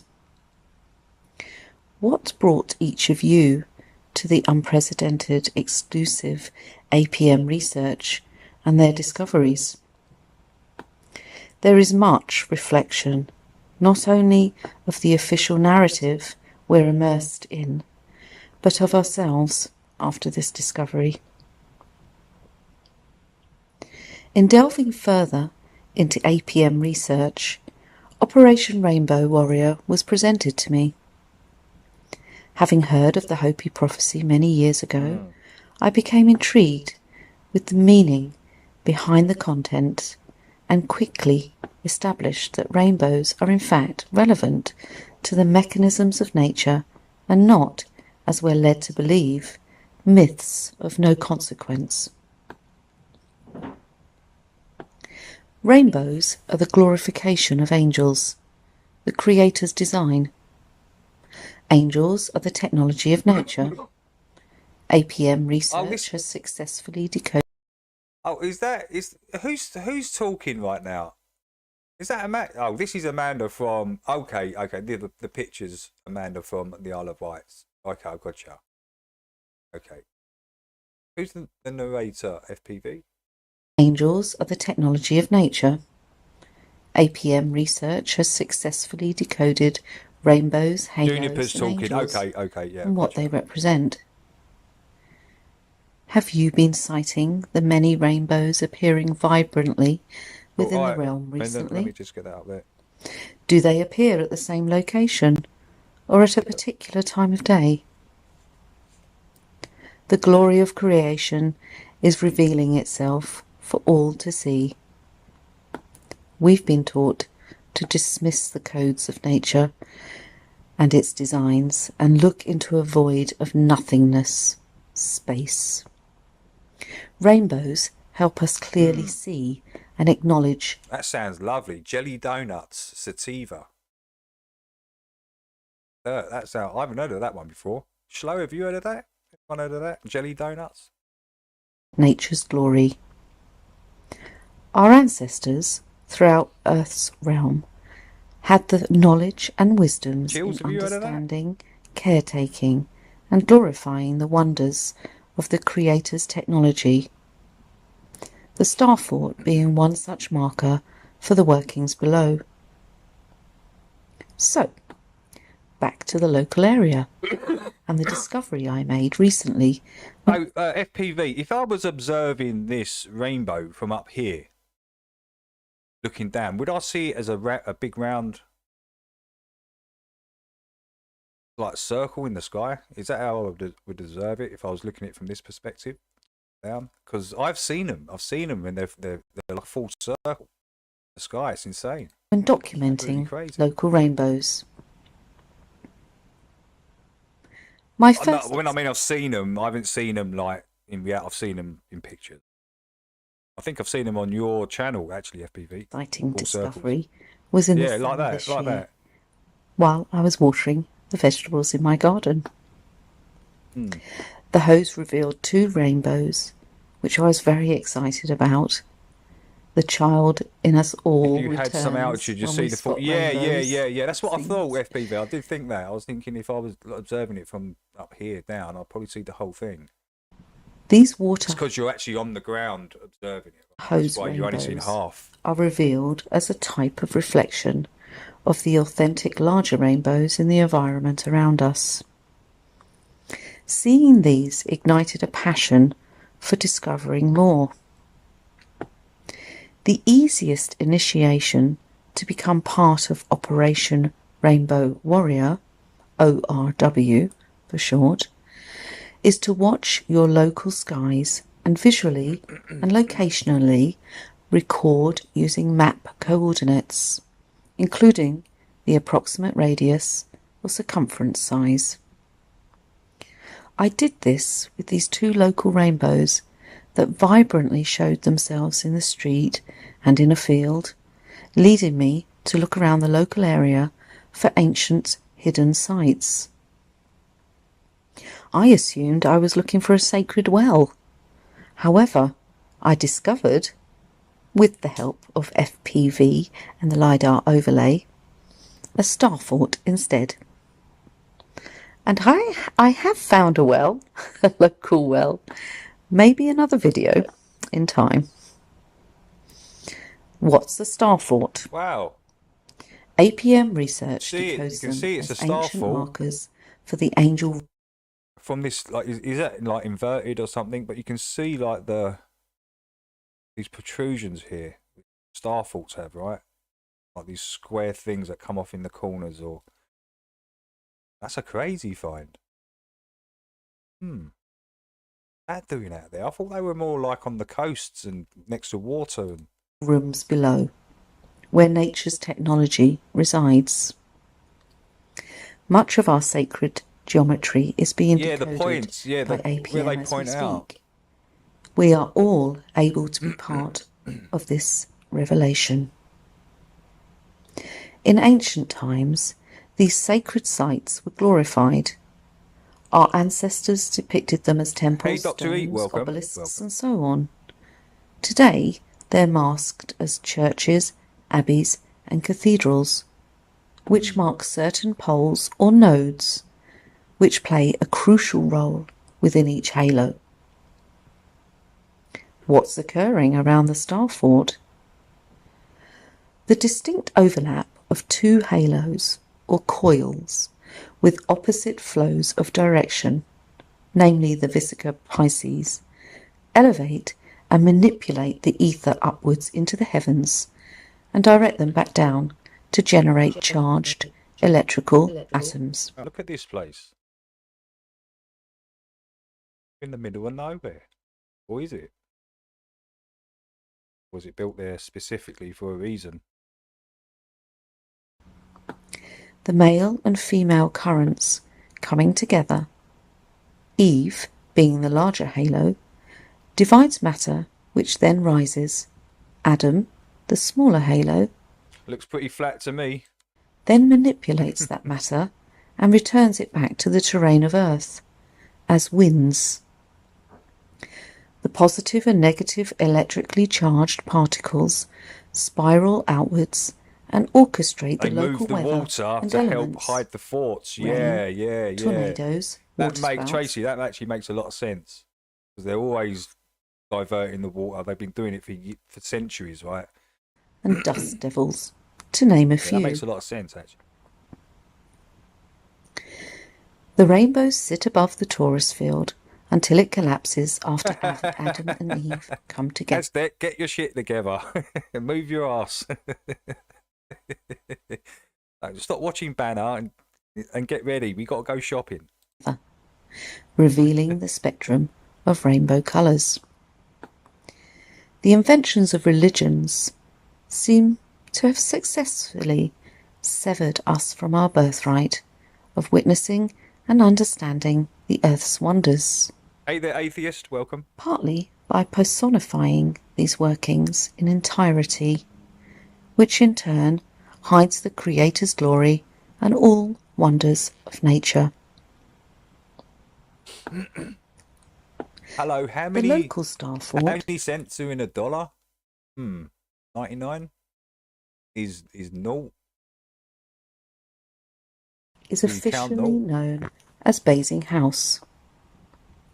It is described as a multi-period site comprising of 12th century circular ringwork castle with a citadel. The diameter of the ring is approximately 75 metres and sits upon a 10-metre high bank. Basinger can only be traced back to a Saxon settlement and tribe. This seems to be a popular thread in textbook history and reveals very little insight into real term or local tribe living. The Danes and Saxons battled away here. In AD 871, the Danes defeating. That's quite a high elevation. I mean, look, these stairs. I'm down from this point here where this path is. Right up. Basinger is now called Old Like, Basing. at one time, it kind of joined on. They've dug this out, formed this mound. Parish Interesting village, place, though, isn't it? with Basing House as its claim to fame, along with Liz Hurley. The earlier castle was held by a number of favourable aristocratic families until it was rebuilt in Queen Elizabeth I's reign for sumptuous entertainment purposes. Basing House is renowned for being Oliver Cromwell's last stand against the Crown of England. It stood as a bastion and garrison in 3 civil wars, which suitably left the site plundered and described as ruins. It is now a registered historical site with Grade 2 listed brickworks. Wow, look at this. The protection of a historic site means no more probing. Nothing to see here. Move along. Civil War reenactments take place on the site and a cannon stands on the mound. All a show of bloodshed and division. I mean, was there a roof on this thing at one point? Think, guys. I think there was a roof or something on top of this at one point, a wooden something. These look like actual doorways and. Look at this, it's actually cut into the ground. There as well. Interesting. The convenience. Looks like there's literally stuff under all this earth. You removed it, I think you'll find more buildings. Rest, The wars, earth there is probably covering up a lot. colonisation and conflicts in aiding the disruption and pollution of ancestral knowledge is becoming too clear in this modern era. That kind of makes sense, Chills. Yeah, some like food sellers and keeping the food fresh. It could be, yeah, something like that deep under the ground. The Keeping it nice and cool. workings of this realm enhance creation. Who is driving the forces of destruction in everything natural? There's a call to all. Operation Rainbow Warrior seeks souls to investigate local rainbows, to discover the Creator's technology below and the magic above. Thank you. Yeah, really good stuff. Awesome. Okay, let's just play. Let me just get this back in. Right. What's this one? This one is Brendan. The flat's pretty much. Oh, it's just finished. This is the finished job. Nice finish again, Brendan. Awesome finish. Very professional.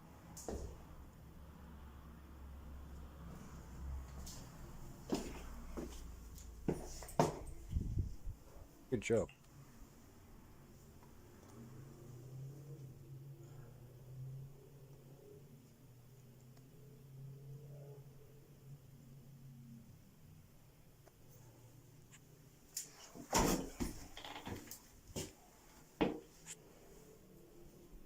Is Candace Owens going to Antarctica or something? I heard. Oh, I did hear something along those lines as well, Adam. I'm not too sure if that's happening though. He's probably going afterwards with what's his name, Neil deGrasse Tyson. Aren't they going like a few days after as well? Probably with all that lot, but you know, I can't see him actually going with Will and those guys. Probably pretty unlikely.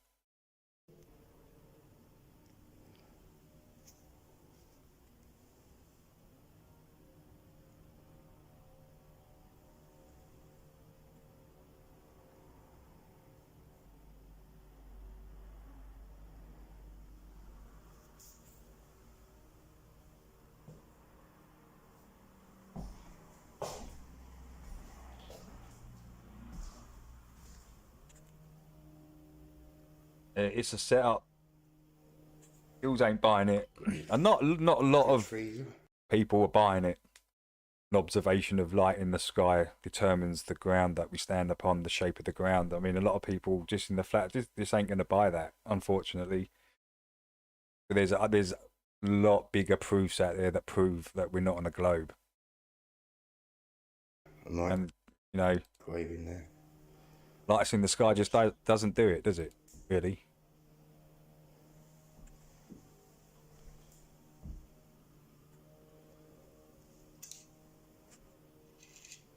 New World. Where's that? The last clip. Last clip.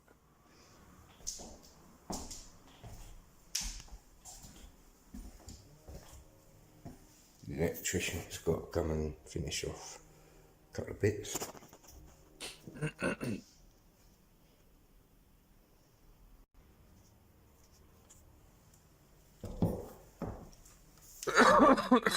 So the whole... Excuse me. I can't find the clip. Area. Earth. The last clip. Been completely tanked. Pointed upward. Tanked out. You might have to put it back in there again, Earth. And again, the electrician's got to come in and just finish off the bits. Not a lot. That'd be the radiator done. Oh, there it is. There it is. Okay, cheers, Earth. He built a door that works. Astonishing. So yeah, we're there. I do not like this crap in here, but it's not my... Nice new stairs though. That's news. So now, basically, I've converted. Oh, it's looking really nice, Bren. Into a bedroom. Well done. So you got this DPM around all the walls. Then you've got stud work, insulation all the way around. Then the plasterboard all the way around. And all the skirtings, etc. Had to bring all the plug sockets out from the wall.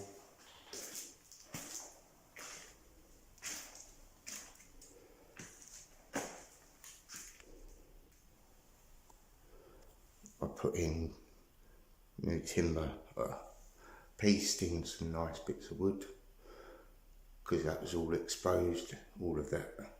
Posted nearly 10 hours of recorded mixes in just 2 years. I'm going to check your channel out, Mr. Duba. Yeah. Let's get to it. Apart from this, I think it's spot on. Oh, great job, Brent. Yep, great job, dude. I hope your chest gets better, Brendan. I really do. Yeah, get on some of that lemon and honey, dude. Lemon, honey. Get some chaga in there, even better. Right, let's check out the next one. Light orbs appear over motorway. Oh, this is Penny Bunny.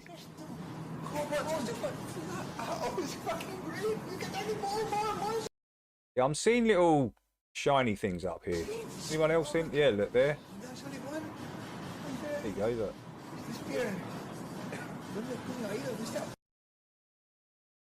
Hmm.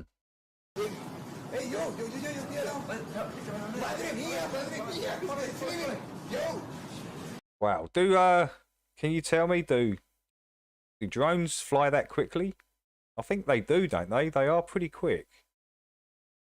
Could this be a drone? Kind of moving a bit like a drone, back and forth. But from this point here, how quick it goes. Look, watch how quick this goes down here. Look, it's over here now. Interesting, yeah, interesting. Acceptance of basically the New World Order. And that's why I wanted to speak to you today about the new world taking shape around us, about the prospects for a new world order now within our reach. It's the new order, Babylon banging down your door. The war pigs hungry for war.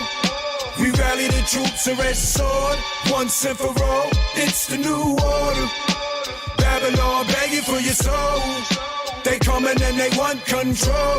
Yeah, they coming. We burn their system to the floor once and for all. Listen, it's time to wake the fuck up.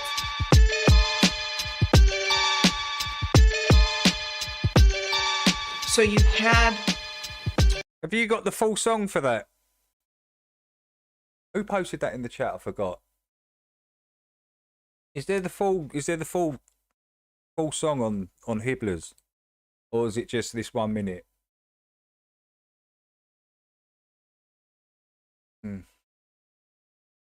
Quite like that song already. what I would call the reset of history according to a very specific narrative. I mean, it didn't change very much.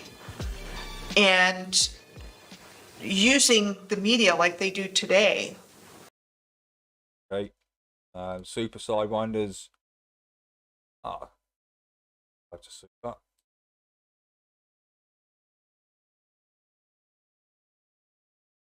Right, I'll check them out later. I'll check them out later. Yeah, you look like you got a lot of stuff on there. Cool. And check out the Super Sidewinders.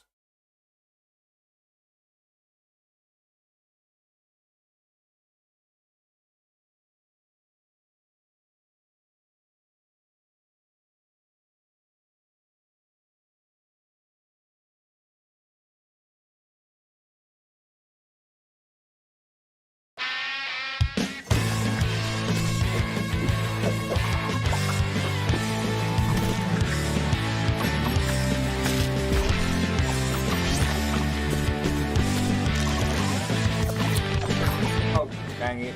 Sorry, guys.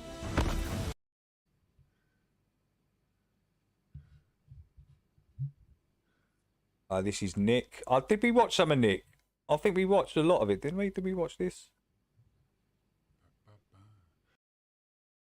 Used.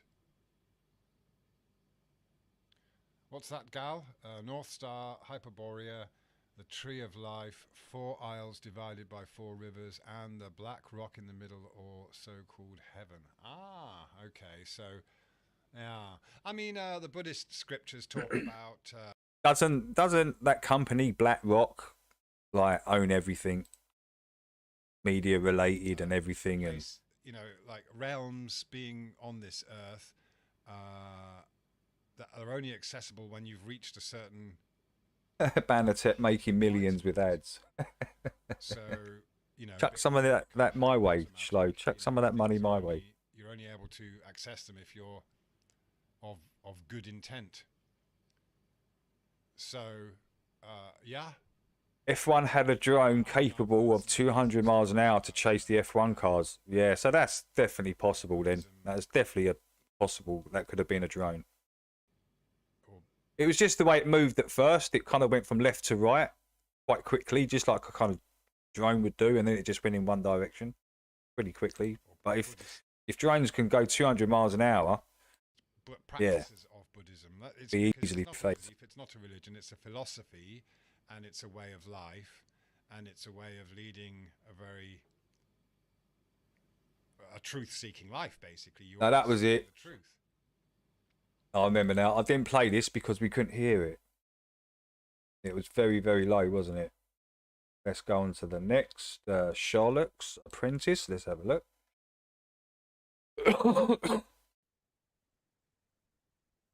Hi guys, Sherlock's Apprentice here, aka Mike, and here Mike. finally I've got my latest video out. It's taken all 9 months to get everything together and finally presentable, so I hope you enjoy it. Does the moon's orbit debunk Newton's gravity? Quite a claim. Earlier this year, I saw a quote that the sun's gravitational attraction on the moon is over twice that of the Earth's gravitational attraction on the moon. This is the original 3-body problem. It was actually in a Twitter chat with Simon Dan that he corrected me on my figures, and he pointed it that it was 2.1 times stronger. So I decided to study the heliocentric data and historical records and check this claim and the 3-body problem of the sun, Earth, and moon for myself. Okay, what is the 3-body problem?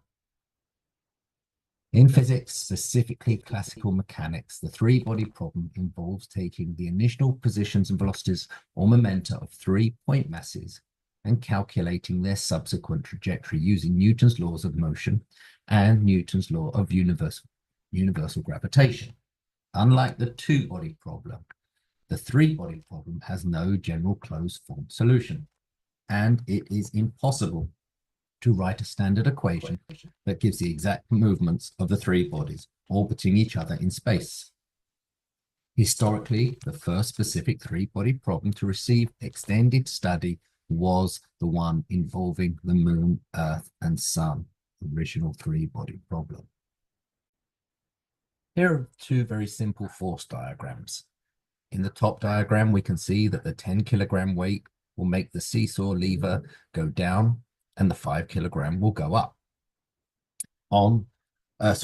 But in the bottom diagram, because of the distance between the fulcrum point, the 5-kilogram weight will go down and the 10-kilogram will go up. Let's see if we can get a pointer. Let's get a laser pointer. Okay, so because of the 3-meter distance there, there's greater force here than here.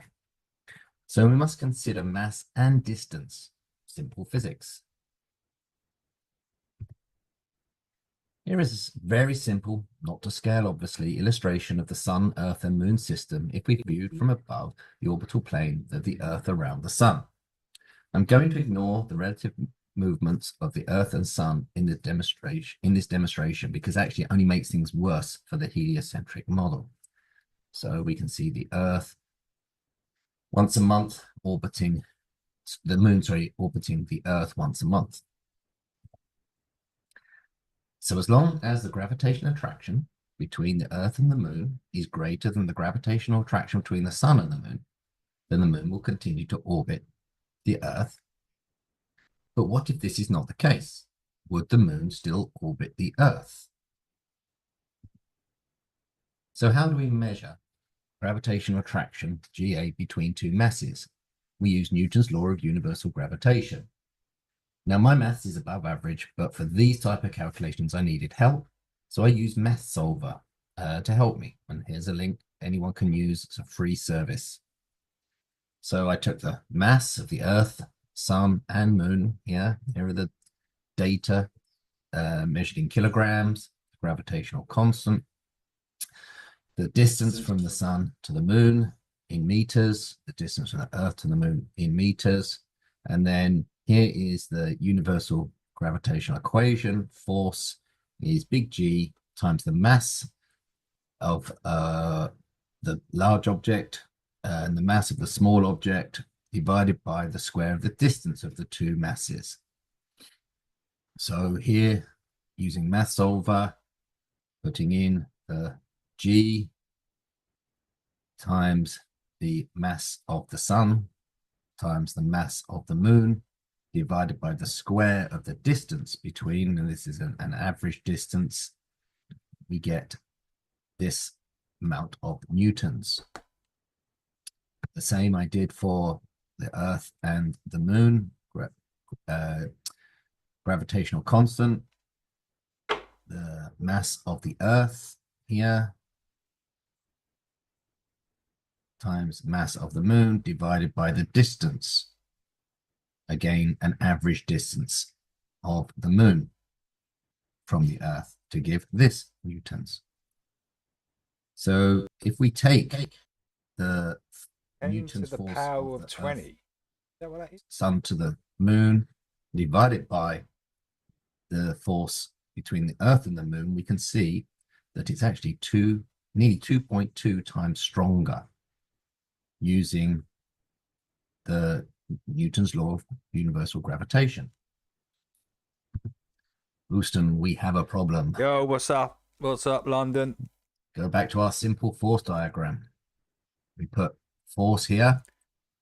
Hope you're doing well, London. Sun against the force of the Earth, which is going to be the greater force. So let's look at the Moon's orbit. So if we look at a full Moon situation, the Moon is far side of the Earth away from the Sun. We can see then full Moon. Gravitational attraction force between the Earth and the Moon. I've labeled That's a good one, Tone. I like that. I like that. X. See here, and the gravitational M equals FA. M equals fuck all. attraction between the Sun and the Moon then is approximately 2x. Here are 2.2, but just for this simple diagram, I've just used 2x. So then we go to third quarter. And we can see... I can't actually see the numbers. I can't see any numbers until I go back into this YouTube. So I can only see the numbers afterwards. Momentum. So this moon is being pulled in this direction with conservation of momentum. This orbit makes sense. And then we've got the pull of the sun and the moon here still pulling in this direction. So yes, this orbit still makes sense, and the attraction here. So now at new moon, we have got an attraction between the moon and the Earth of X, pulling against a force double the size and a conservation of momentum this way. The net force here is in this direction. There is no force towards the Earth. So how is it possible for the moon to orbit the Earth? Since March of 2024, I've been studying this problem for a solution as to why the moon orbits the Earth by researching famous physicists, mathematicians, and astronomers. So Isaac Newton, including an English version of his Principia, Alex Clairaut, Leonard Euler, Joseph Lagrange, Jean d'Alembert, Henry Cavendish, Charles Eugene Delaunay, Henry Poincaré, William Hill, all have studied the three-body problem. I initially prepared reports on every one of these scientists, but decided to cut them from this presentation so it would not be so long and boring. Through all my research, I could not find a simple explanation for the sun, earth, moon, and the three-body problem, but I think I know why. The masses of these celestial objects were unknown and varied. The following screenshots are from Brave AI search engine, and I asked for the historical masses of the sun, earth, and moon. So first the earth. Isaac Newton laid a foundation for calculating the earth's mass using the law of gravitation. He estimated the mass of the earth to be 6 × 10⁻18 kilograms, based on the force of gravity between the earth and a person. Henry Cavendish conducted his experiments to measure the density of the earth. From this, he calculated the earth's mass to be approximately 5.48 × 10⁻18, so quite similar to Newton 100 years earlier. Pierre-Simon Laplace calculated the earth's mass in the 1800s to be approximately 6 × 10⁻22, quite a bit larger. But today's calculation, these are just numbers you can't fathom. 6 × 10⁻22. 1960s is 5.9, nearly 6 × 10⁻24. You can see quite a bit larger. The moon mass historically. So in the 17th century, astronomers estimated the moon's mass to be around 50 times smaller or 100 times smaller than that of the Earth, 1 to 50, 1 to 100. 19th century, we've got Henri Poincaré and Simon Newcomb estimating between 80 times smaller and 60 times smaller. So based on Isaac Newton and Henry Cavendish estimates of the Earth's mass in the 17th and 18th century to be 6 × 10⁻18. Steve, I literally buy ½ ounce of Golden Virginia. It's got, what's it costing me now? 25, 26 quid out of the local off license. I mean, that's just insane. The amount it's risen in the last 10 years. Then the moon's mass at that time would have been approximately 6 × 10⁻16. 100 times smaller. 19th century, using these calculations, it's about 7.5 × 10⁻21. 1970s, $65 for a pack of 20. That's crazy, Nouveau. NASA's lunar orbit. Yeah, they've further refined the estimate. The mass was determined to be approximately 50 or 40 times that smaller of the Earth's mass.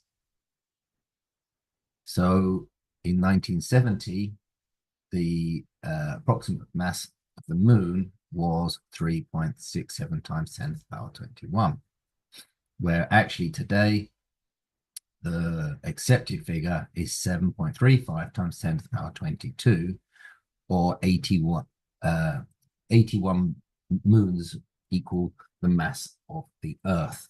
So it's 81 times smaller. So you can see quite a large difference again between Isaac Newton's time, when the mass was 10 to the power 16, 10 to the power 22. Then we come to the sun. Isaac Newton, in his work Principia, estimated the ratio between... When they say like 10 to the power 22, is that like with 22 noughts behind that 10? Is that what Earth's mass that of the sun to be approximately 1... Can someone let me know in the chat? I'm sure it's something like that, right? ...to 28,700. However, this value was based on a faulty solar parallax measurement, which he later corrected to 1 to 169,282 in his third edition of Principia. I enjoy reading Principia. 10 times 10 times 22. Printed, I think, in 18 something. And very interesting finds in that book. No, I don't think it's that. So Isaac Newton believed the mass of the sun initially to be, like I said, 28,700. That would give... I think these are these are insane numbers, aren't they? When they do like the power of 22 and all this, like you've got to add something. Sure, it's the amount. 23 is like the amount of noughts. The sun to be approximately 1.72 times 10 to the power 23, but adjusted to 1 times 10 to the power 24. Henry Cavendish measured the gravitational constant using the torsion balance, which led to an estimate of the sun's mass, although his value differed only by 1% of the modern value. It was not as precise. So Henry Cavendish calculated to win 1% of the current value of the mass of the sun, which is impressive, as he was 1 million times in error with regards to the mass of the Earth. Today's here there was 400 folk in the modern day debate channel last night. Oh, can you put the link in for me, Chills? That debate channel. Can you put the link in the chat for me? Again, that's another. What's that called? Called modern day debate. Why? It's up there. Not sure. I'll have to see. 330,000 times that of the mass of the Earth, which is more than double to what, or approximately double to what Isaac Newton was estimating. In the last 300 years, there's been no scientist, physicist, or mathematician that's been able to conclude on the three-body problem of the Sun, Earth, Moon, because there's no consensus of the data regarding masses and distances. Only in the last 50 years has there been consensus of the factual data regarding the masses and the distances. Oh, was he? Oh, right, okay, yeah. But with this data, we now have a major problem. I'm not allowed on Facebook. Why not, Laura? Did they ban you from Facebook? For telling too much truth, probably. Gravity doesn't. Facebook doesn't like truth, not as YouTube. Work. And here's a reminder of the calculations showing the... That's all right, no problems. 2.2 times stronger from the sun. Oh, was that it? Another interesting fact in my research Thank you, Atheist. is the changes using the Wayback Machine in a three-body problem on Wikipedia in the last 20 years. 392 changes in total. Especially since 2015, there's been many changes. So I decided to compare some of them. And if you remember, it was around 2015, 2016 that Flat Earth started to really take off. 2016 is when I started to get interested in the subject. So the first entry to April 2004 for the three-body problem, the Sun, Earth, Moon is considered a restricted three-body problem. I'll cover the restricted three-body problem later in this presentation. But you can see here The circular restricted three-body problem is a special case in which two of the bodies Someone's watching Chills. and the third is For of sure, someone is. negligible mass, approximated by the Sun, Earth, Moon system. February 20, 2008. The Sun, Earth, Moon is still considered a restricted three-body problem. Here we have the first mention of the Hill sphere and Lagrangian points. The restricted three-body problem assumes that a mass of one of the bodies is negligible. The circular restricted three-body problem is a special case in which two bodies are in circular orbits, approximated by Sun, Earth, Moon system. Illuminati confirmed, atheist. Illuminati confirmed. 33 years. That's incredible, dude. It really is. A flat earther for 33 years. For a discussion on the case where the negligible body is a satellite of the body of the lesser mass, see Hill sphere. For binary systems, see Roche lobe. For another stable system, 10 years for dirt. Point. Yeah, yeah. There's a lot of old old schoolers coming here from way back in the day, which is good. In November 2015, the layout changed Wikipedia. So this was the new layout, and they just had a simple reference of the three-body problem. Receive extended study was the one involving the Moon, Sun, and Earth, but no details. February 2024, so we're coming to this year. Wikipedia.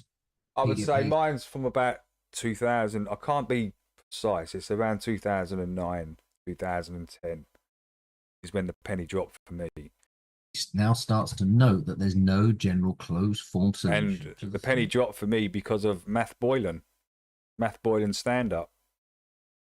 It was yeah, he just said something in that stand-up that resonated with me, and I've never been the same since. Cheers, Math, for that. Thank you for that, man. You literally changed my life from that day onwards. Three-body problem. So here, unlike the two-body problem, no general closed form solution exists. This is in February 2024, this year. As a resulting dynamic... Vinny, you started it. I was Vinny saying, what is flat Earth? Vinny was there when it all began. Vinny was the one that started the channels. If it weren't for Vinny, you wouldn't have seen none of these live channels, man. Vinny was like the brains behind it all, weren't you, Vinny? You were kind of keeping it all in check, right? Vinny's asking what's flat Earth. The system is chaotic for most initial conditions, and numerical methods are generally required. So here, again, the same sentence being put left in regarding the Moon, Earth, and Sun. Now, what it means by numerical methods is during those years I studied the scientists, although they may not have had the masses correct, so therefore were not measuring regarding gravitational attraction, what they were trying to measure was produce tables, data for celestial navigation, where in the sky the moon would be. So there were, all of those scientists basically were coming up with differential equations to be able to calculate the position of the moon. May 2024, the next change is the only way to predict the motions of the body is to... I heard Charlotte talk the other night. Where was he? I can't remember where he was. He was somewhere. I couldn't really hear him. His microphone was so bad, no one could really hear him. It kind of got better. I think it was at Flats. At Flats. But yeah, it was what he was saying was quite interesting, actually. Them using I just thought I'd play one of his videos from his... This agree with my studies. Sure, Charlotte won't mind. 18th and 19th centuries. I jumped ahead there. Here it is, says the only way to predict is using numerical methods. June 24. The next addition is that it is impossible to write a standard equation that gives the exact movements of the three bodies orbiting each other in space, which is the quote I gave at the beginning of this presentation. So I must have done that around June. There it is. It's impossible to write a standard equation. Oh, it might have been PJ's, Chills. It could have been. Not too sure. It was one of the two, yeah. And it still says three-body problem is a special case of the n-body problem, which is multiple bodies more than two. Historically, the first specific problem received extended study was the one involving the moon, Earth, and sun. So they still keep mentioning that this is a three-body problem. July 24. Wikipedia changed the wording and removed Yeah, and all Math said in that stand-up was, you've never seen it from that perspective. Been shown it all your life. You've never seen it. You don't actually know. And that was it.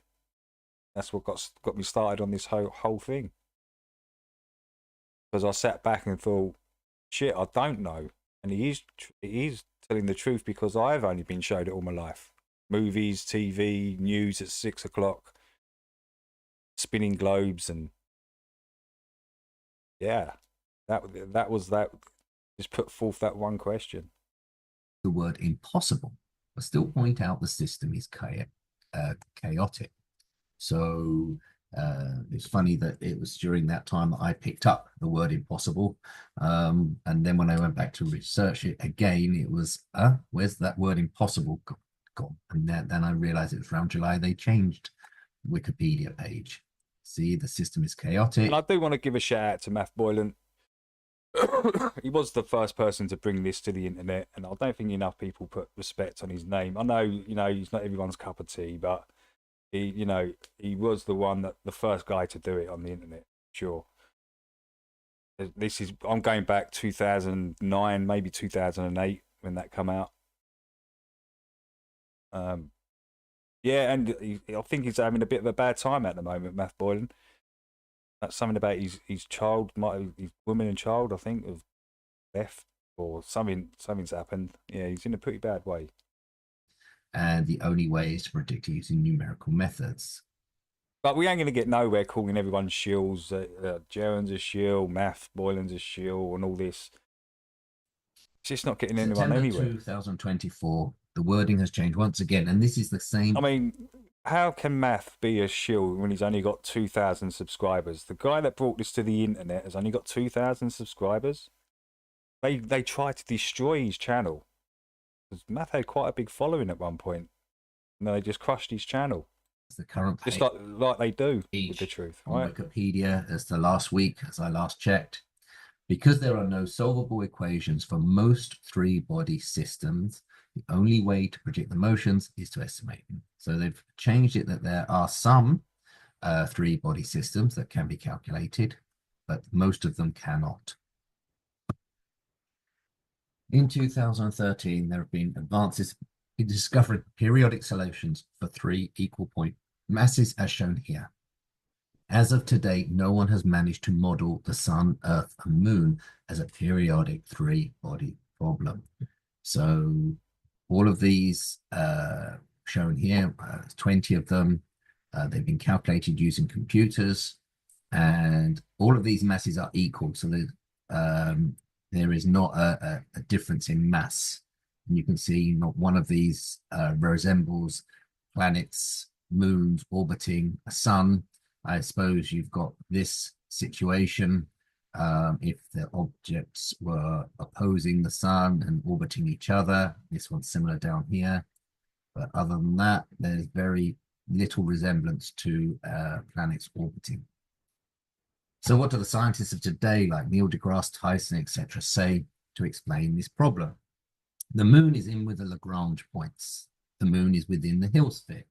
The moon is a restricted three-body problem. I've seen videos of Neil saying that. Oi, Vinny, I think I agree. Just on the comedy side, because Armin doesn't try and be funny, but his actions are hilarious, right?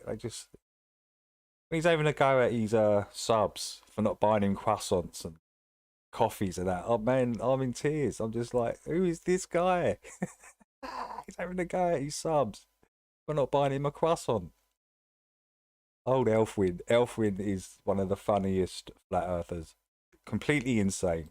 So the Lagrange points are 5 unique points in space discovered by Leonard Euler, L1, L2, L3 in 1767, and Joseph Lagrange, L4, L5. I heard he deleted his channel. For real. Chills? Is that for real? Saying that, I haven't seen Arwin live. That might be true, you know. Oh, did I see him live the other day? I think I did see him live the other day, Gills. Points Arwin. require a A third couple of mass days to ago. be virtually massless relative to the other 2-point masses. This works perfectly for satellites and telescopes, space shuttles, like or the telescope like the James Webb Last telescope, week or before. which is positioned at L2, and it's in a Sure, halo see him live the other orbit, day. which I found interesting research and how that works. But the Lagrange points are all restricted 3-body problems. So the Euler discovered that there were a 3-body solution to the Earth, Moon, and Sun, but it required that the third object to be massless and direct in line with the Sun and the Earth. Hey, you're welcome, Charlotte. L1. I was saying to the guys in the chat that I was listening to you the other day, but your mic was so bad we couldn't really hear you for the first, probably over the half of the first part of that chat. We couldn't hear you. So yeah, I went into your channel and picked a video out. L2, L3. Lagrange worked out that you could get 2 more. Oh, Dirt, yeah. Dirt's flat Earth. I think what he meant by planet, he was just being like generic kind of thing, you know. Because you got to talk in Globey's terms sometimes, haven't you? 3-body problems using equilateral triangles, and that is where L4 and L5 come in. The Hill sphere by William Hill in the early 1900s is a 3-dimensional representative sphere showing the gravitational field in relation between 2 celestial objects. This is usually between the sun and a planet. You can also have a Hill sphere between the planet and the moon, so using 2 objects.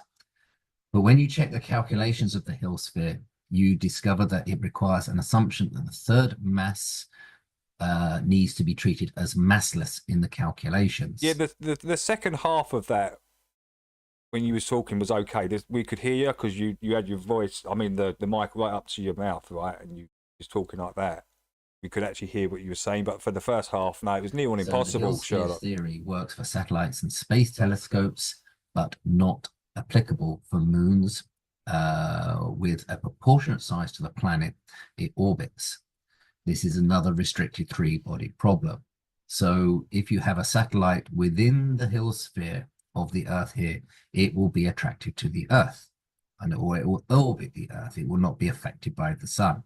If it is outside the Earth's Hill sphere, you can see here, then it will be affected. It will be pulled towards the sun. And similarly, when you start going out to here, this is showing you a gravitational field rather than just the 5 Lagrange points. That is what the Hill sphere is. What hey there, is Summer. Welcome. Welcome. Problem is the Sun, Earth, Moon a restricted 3-body problem? The restricted 3-body problem, the simplest form of Sherlock, I bought this mic here off Amazon. I think it cost me 30 quid. It's got like the stand thing and everything. You can screw it to the side. It's like, you know, it's got the popper thing as well up here. So yeah, 30 quid, mate, and you get quite a half decent, you know, good enough to talk online.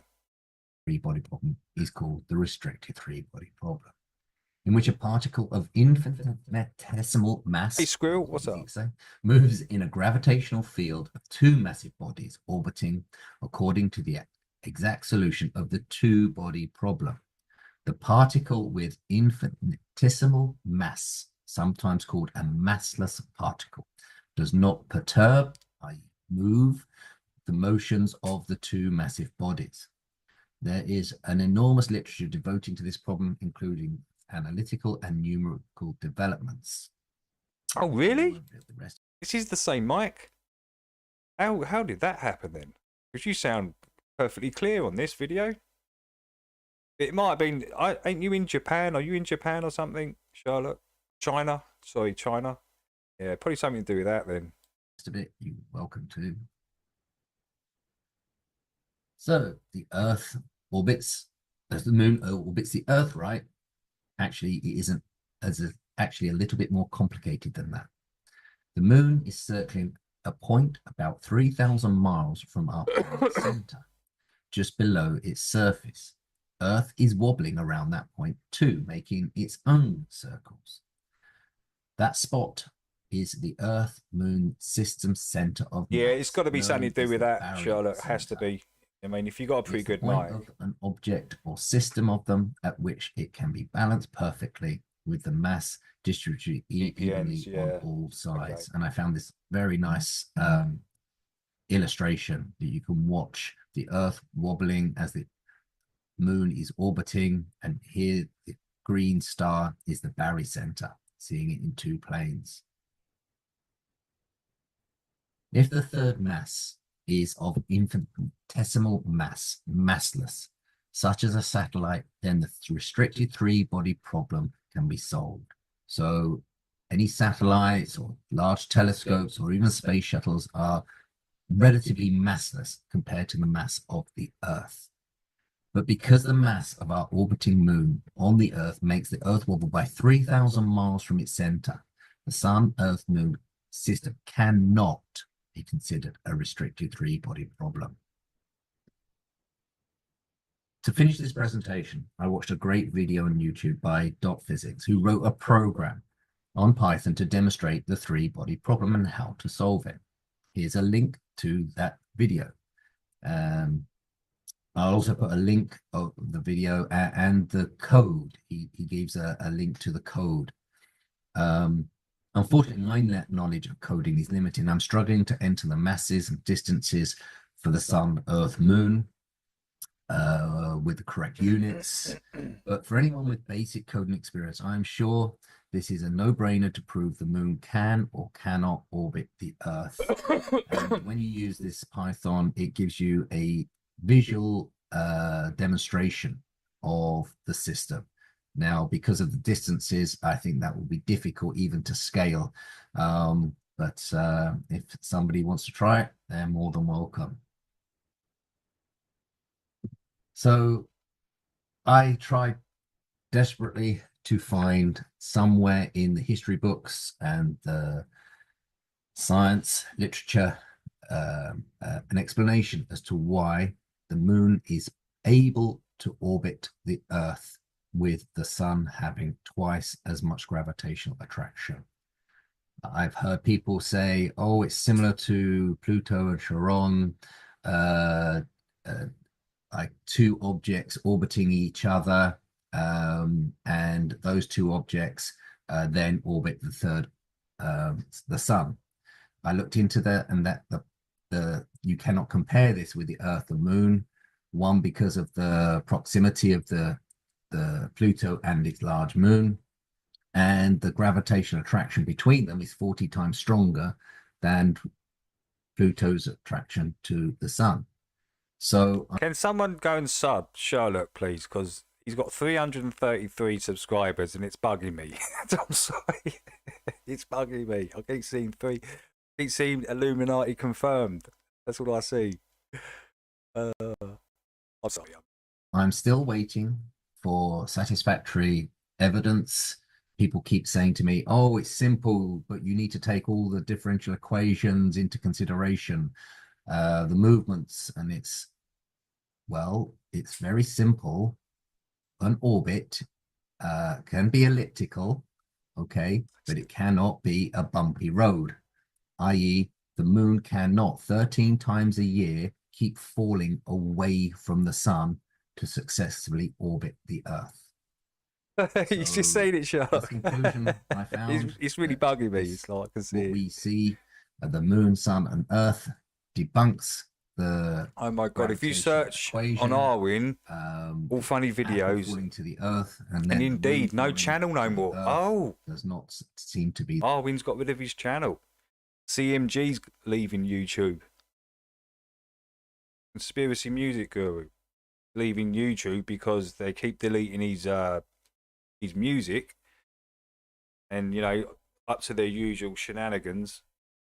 And yeah, he's going to be moving over to Rumble and all these other places. I think he said he's going to put the link into the chat. I mean, on his channel, he's going to put the link on there for the new songs, but not on YouTube.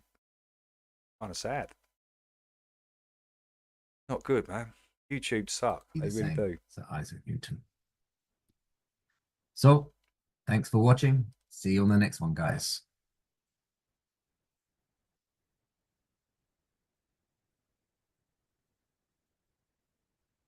Hey, BCB. Welcome, Moon. Welcome. Yeah, good stuff, Charlotte. The next. I'm going to try and get through these videos today. I'm going to try and get through them.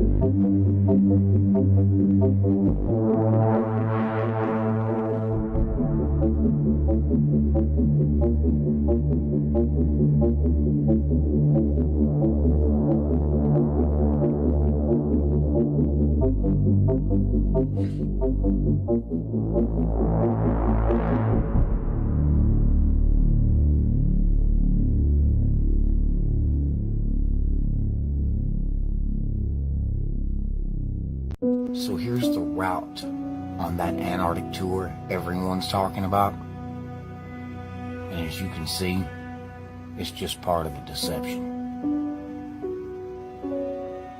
Is it?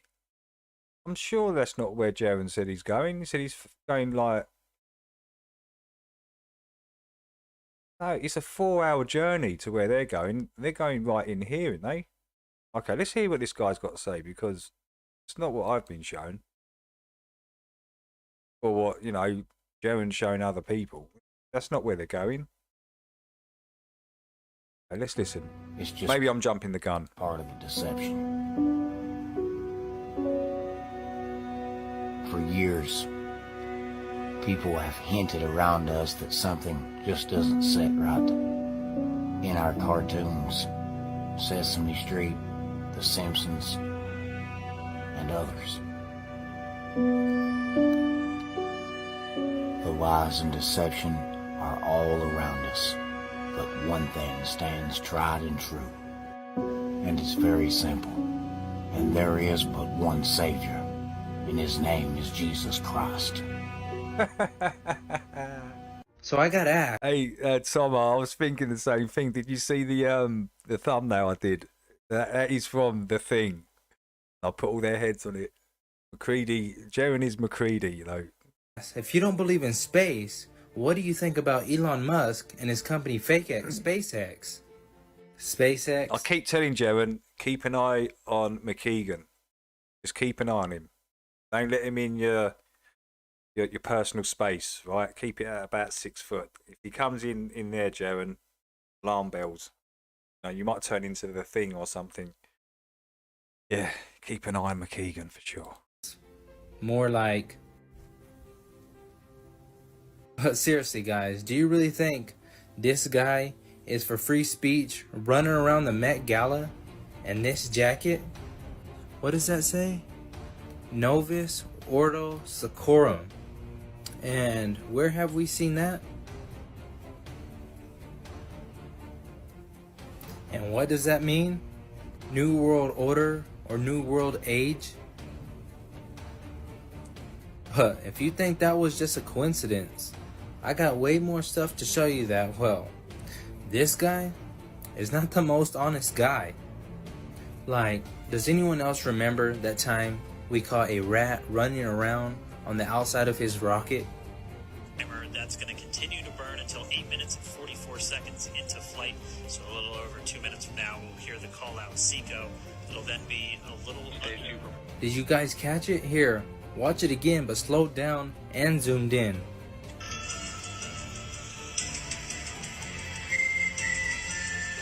Space rats.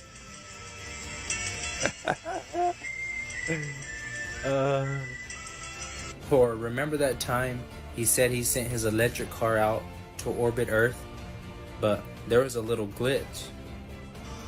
Oh yeah. You can tell it's real because it looks so fake. You remember those words, Elon? But was he trying to tell us something here? Now, I'm not saying Elon. SpaceX is putting on a complete show. They do have some real rockets. And of course, all this was for entertainment purposes only. This is strictly my opinion. I so did not want to believe in flat Earth. I mean, I have an open mind.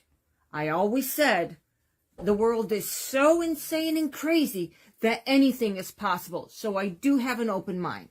And for a while now, I've been thinking, come on, is it possible, flat Earth? It's not possible. We see planets. What? But truth-seeking is important, so let's get into it. This is what NASA tells us we are living on.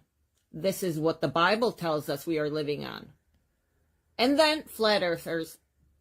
So take it for what it is. I was told that the flat earth theory is true.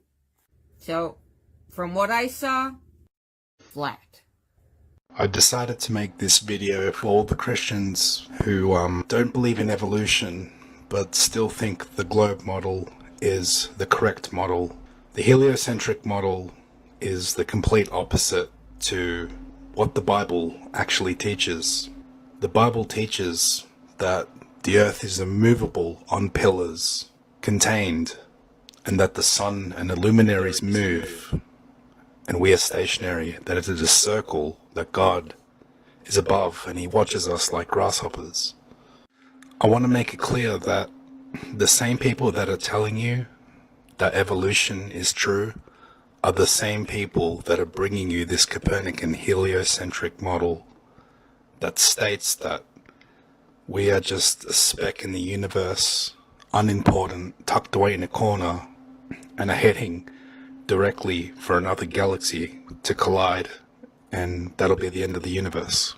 But the Bible clearly teaches that that's not the case, that we are special, we are the center of creation, very important, God's chosen ones.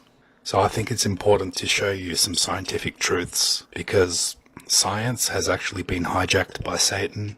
He's used it now to go against the Bible.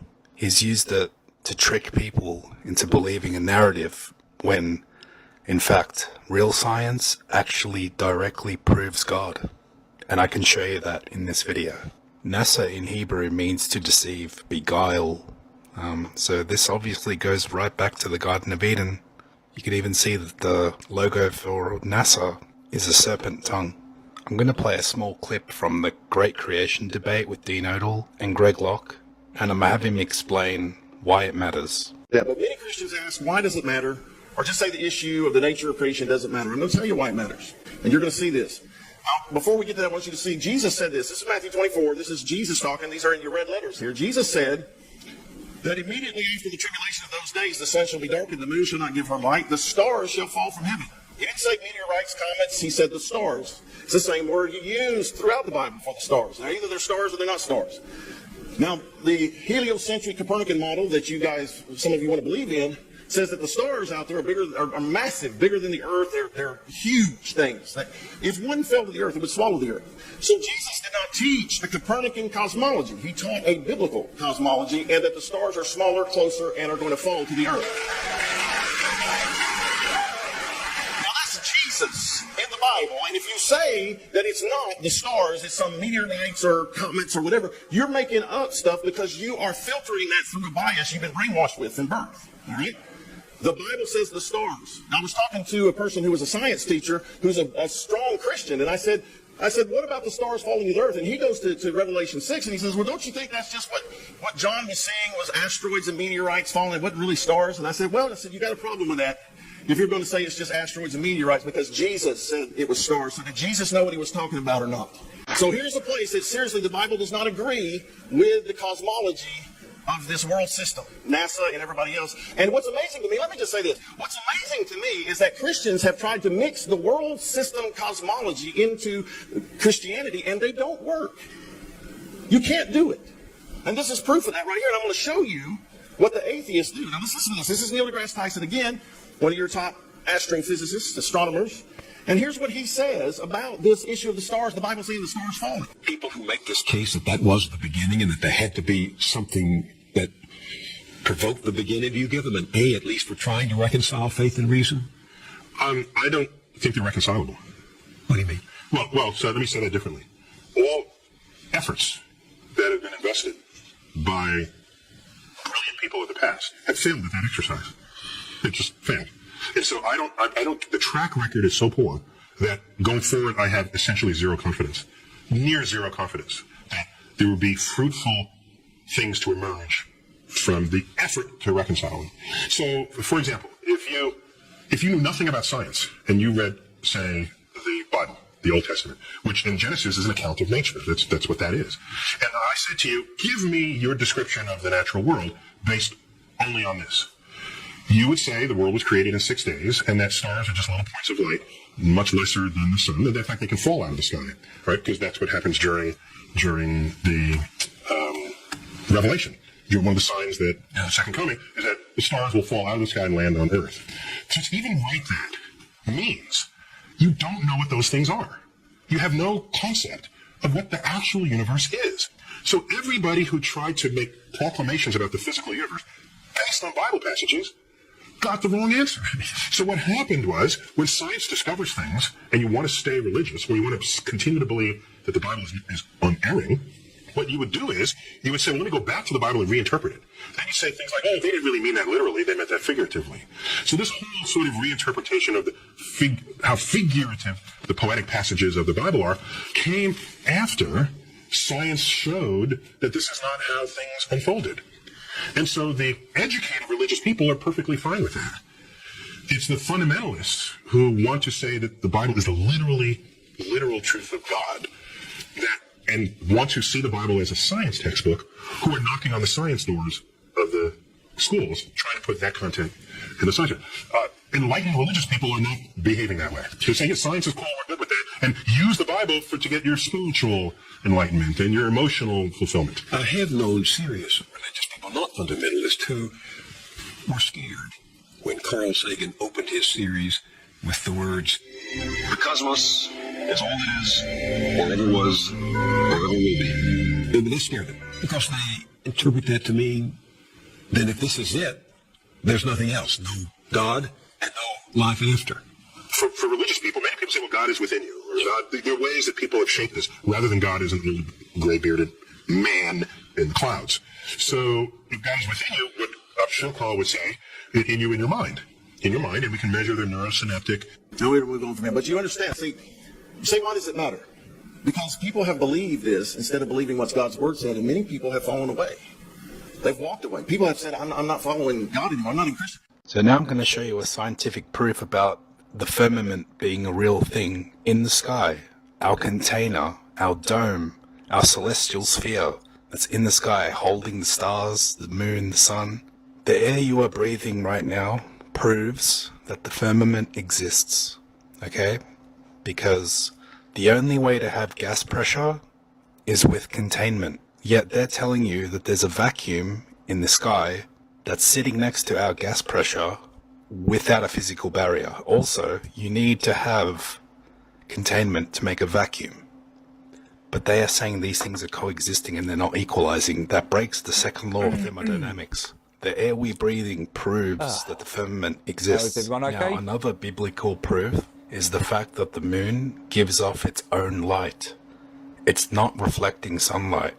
In the Bible it says, and God made two great lights, the greater light to rule the day and the lesser light to rule the night. So they are both lights. He didn't say, and God made one great light and one great rock. And I have the proof for that. So here's a video of a man using what's called a FLIR. It's a forward-looking infrared.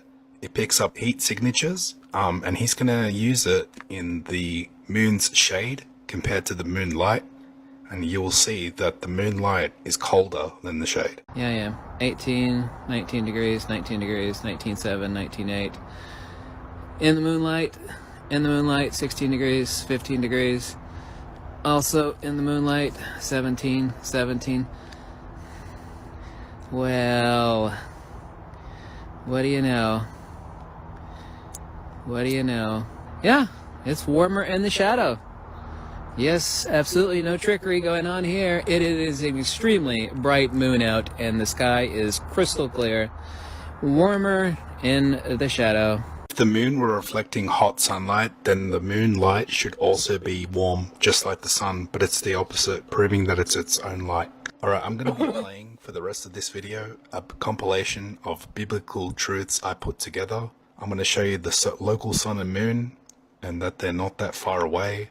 You can actually have clouds behind the moon, which I have captured personally. I'm going to show you stars.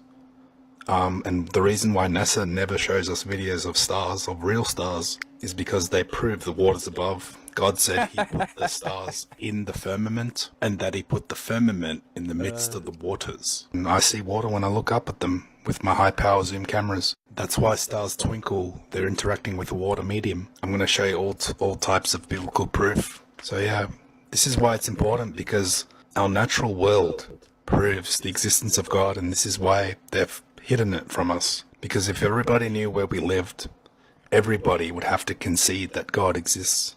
So it's very important.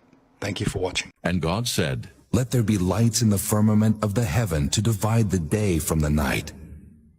And let them be for signs and for seasons and for days and years. And let them be for lights in the firmament of the heaven to give light upon the earth." And it was so. And God made 2 great lights, the greater light to rule the day, and the lesser light to rule the night. He made the stars also. And God set them in the firmament of the heaven to give light upon the earth, and to rule over the day and over the night, and to divide the light from the darkness. And God saw that it was good. And the evening and the morning were the 4th day. Excuse me.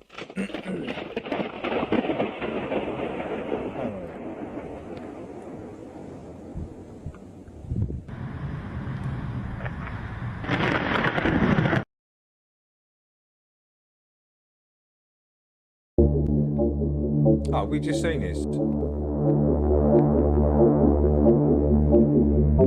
Hey, did I put it in there twice? Yeah. Have you seen?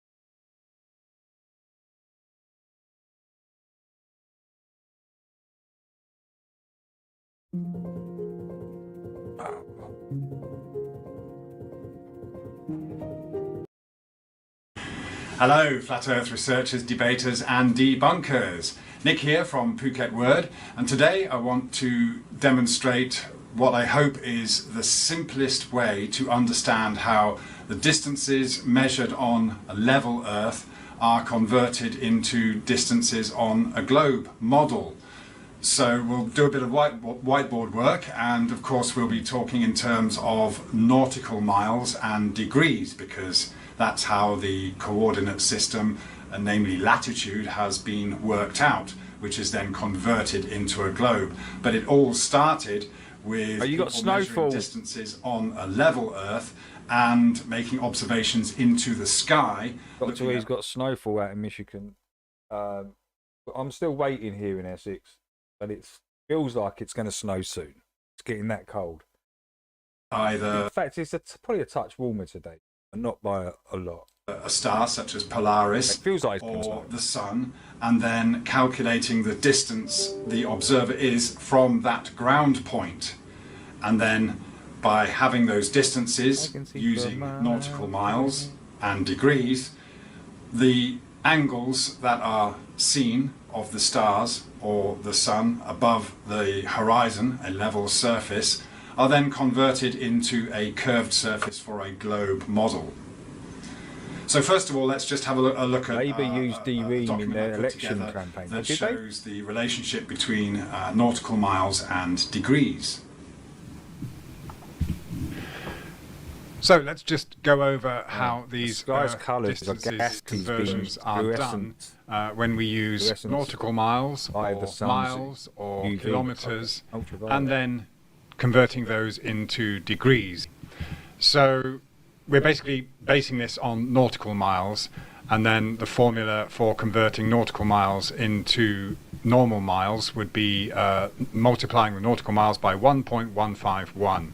And if you wanted to get kilometers, then you convert the nautical miles into kilometers by multiplying that by 1.852. And then to get the degrees from nautical miles, we basically divide by 60. So however you want to make out your distances or measure your distances in the first place, we end up converting into nautical miles. So you can see here, for example, that 60 nautical miles would be 69 miles or 111 kilometers, but that would only be 1 degree. Yeah? So then as we go down, we can see that 600 nautical miles would end up giving us 10 degrees. And then we go down to here, 20 degrees would be 1,200 nautical miles. Again, based on this simple formula of dividing the number of nautical miles by 60 to get the number of degrees. So 1,800 miles is 30 degrees, 2,400 miles is 40 degrees, 3,000 miles is 50 degrees, 3,600 is 60, 4,200 is 70 degrees, 4,800 is 80 degrees, and 5,400 nautical miles is 90 degrees. So you can see how using nautical miles gives you a very nice round number. Whereas if you're using miles or kilometers, then it's kind of all over the place and the conversion becomes quite difficult. Okay, so hence nautical miles being used in navigation because they very easily convert in roundish numbers to degrees. So by that calculation, you end up with a hemisphere or 180 degrees. That is equal to 10,800 miles, okay? And then a great circle would be 21,600 miles. That's all the way around a circle, which of course is 360 degrees. So some of you might be whipping out calculators and working out things here and there. And of course, a lot of the time, the distances are averaged out. So we have the globe Earth radius averaged to 3,440 nautical miles, or 3,959 miles, 6,371 kilometers. And of course, when we're talking about this straight line here, we don't need any degrees. All right, so that would make the globe Earth diameter 6,880 nautical miles, or 7,918 miles, 12,742 kilometers.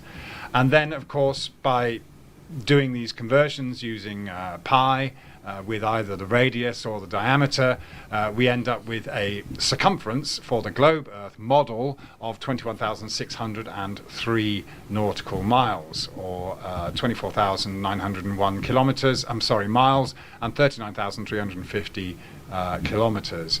And then, the average circumference of the Earth, globe Earth, is considered to be 21,638 because they talk about the difference between the equator and the poles, with the equator apparently bulging a little bit more, but the difference is kind of negligible, so you end up with an average. But we'll be using the 21,603 nautical miles as of course, our Chase, circumference. of course, mate. So again, keep in Put it up mind there. that these distances are measured across a level surface, and then they are converted Hold on, into what's this?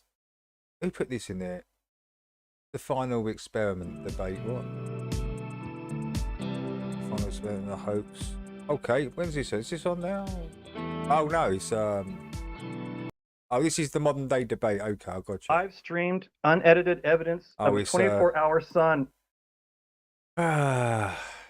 Just seeing Craig's face makes me feel some kind of way.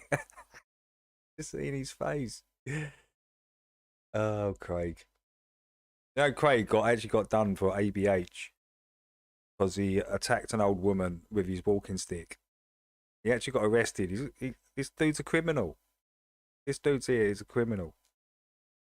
I might take a look later. Oh, Chilling's in there. Chilling. Yeah, oh, Tunes is in there. In your ear being.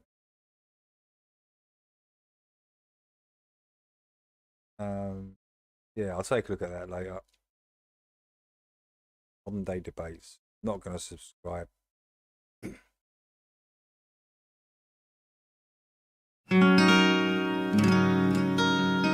Now we watch it now. after day, alone on a hill, the man with the Chills. I like his face. As soon as I see him, I'm like, oh, really? Do I have to sit here and listen? And I'm like, no, you don't have to listen. Just exit out and turn it off right now. Yeah, that's the best thing to do. Wants to know him. They can see that he's just a fool, and he never gives an answer. But the fool on the hill sees the sun going down, and the eyes in his head see the world spinning round.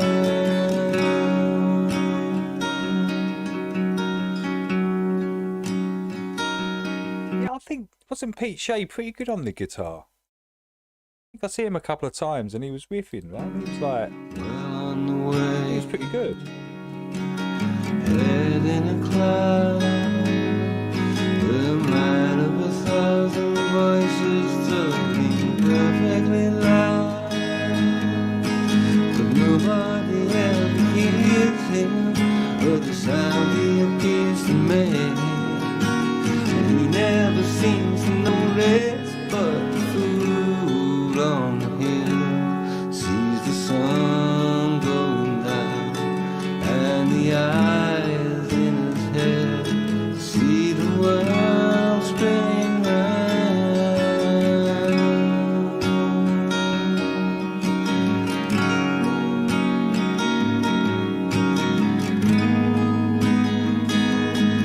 Yeah, Sheeps was cool.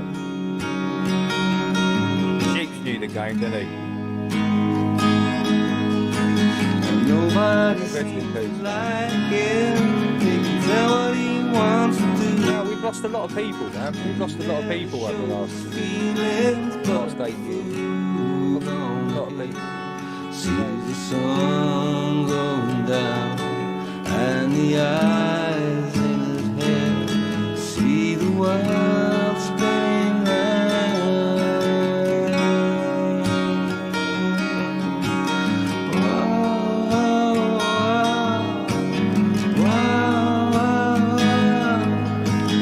Round and round and round and round and round. He never listens to them. He knows that they're fools. They don't like him, but the fool on the hill sees the sun going down, and the eyes in his head see the world spinning round.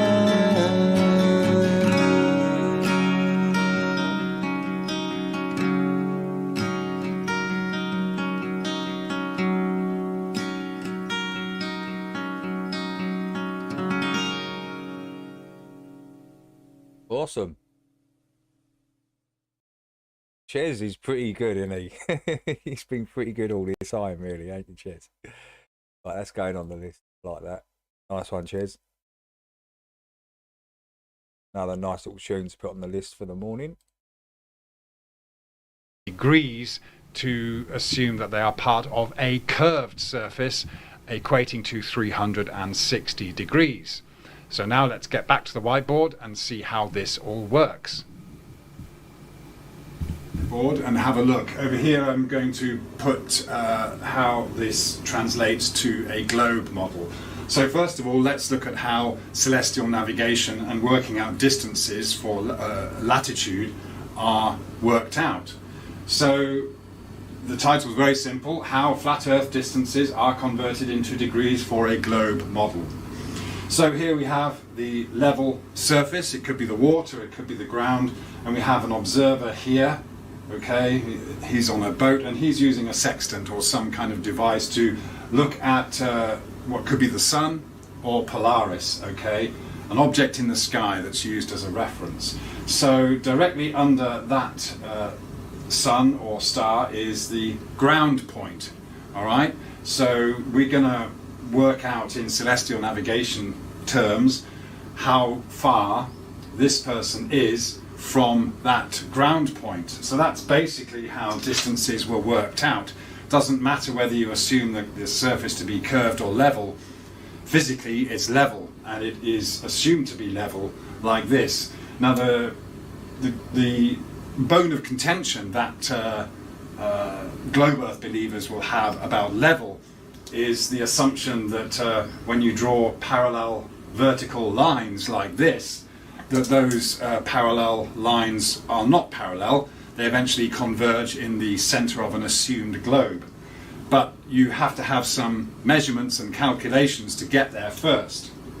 So we have our guy on a boat using a sextant, and so we've got another vertical line here. So we do in fact have parallel lines, and of course we have our horizontal reference here. So the surface is horizontal, and the observer's line of sight is also horizontal. Well, you need that for the angles that you're going to measure. Okay, so the way they do it in celestial navigation is we obviously, because of this horizontal here and this vertical here, we actually have a 90-degree angle either side of this vertical line.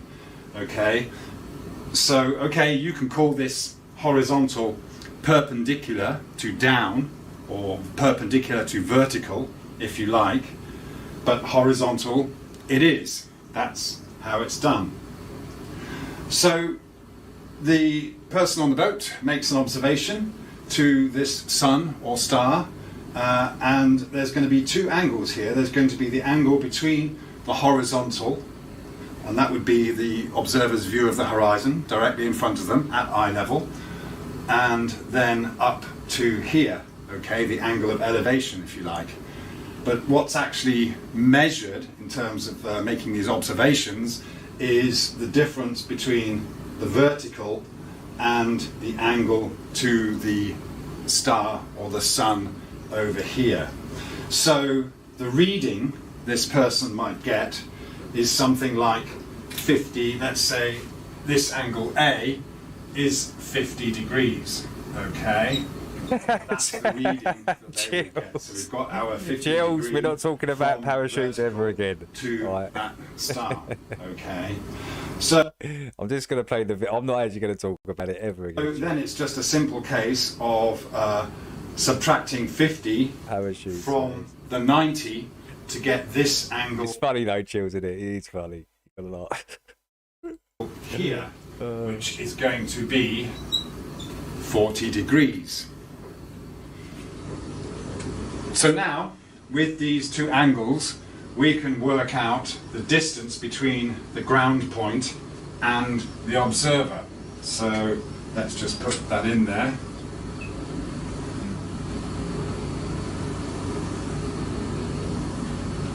Distance. What's that distance going to be? Well, as we saw earlier, we've got 60 nautical miles being equal to 1 degree. All right? So what we need to do is take this number that we worked out, the 40 degrees, okay? So what we have then is a simple equation of 40 degrees multiplied by 60, because 60 nautical miles is 1. Yeah, Brendan's got a great sense of humour, man. You know, I asked Brendan to do the triple jump, and all he did was a hop, hop, and a hop. See, I know I can say that to Brendan, right? And I know he's seen the funny side of it, because he knows there's no malice there, right? Degree. There's no... And that is going to give us 2,400 nautical miles. 2,400 nautical miles. And that is our distance. 2,400 nautical miles. Okay? So really that's what's that established for us. It's not necessarily the direction, but just the distance. If we do a top-down view, let's say that we are looking down at Polaris, and we've got this, now we have this distance of 2,400 nautical miles from this ground point, and that's but then that could be hey, what's up, Suits? On this circle around the ground point. Okay, so we could be. How you doing, Suits? Good. Here, we could be here, we could be here. Okay. Well, I can't change what is other things, so you get on for with now it. We're just focusing on was roofing 20 with one leg, man. Yeah, you're amazing, mate.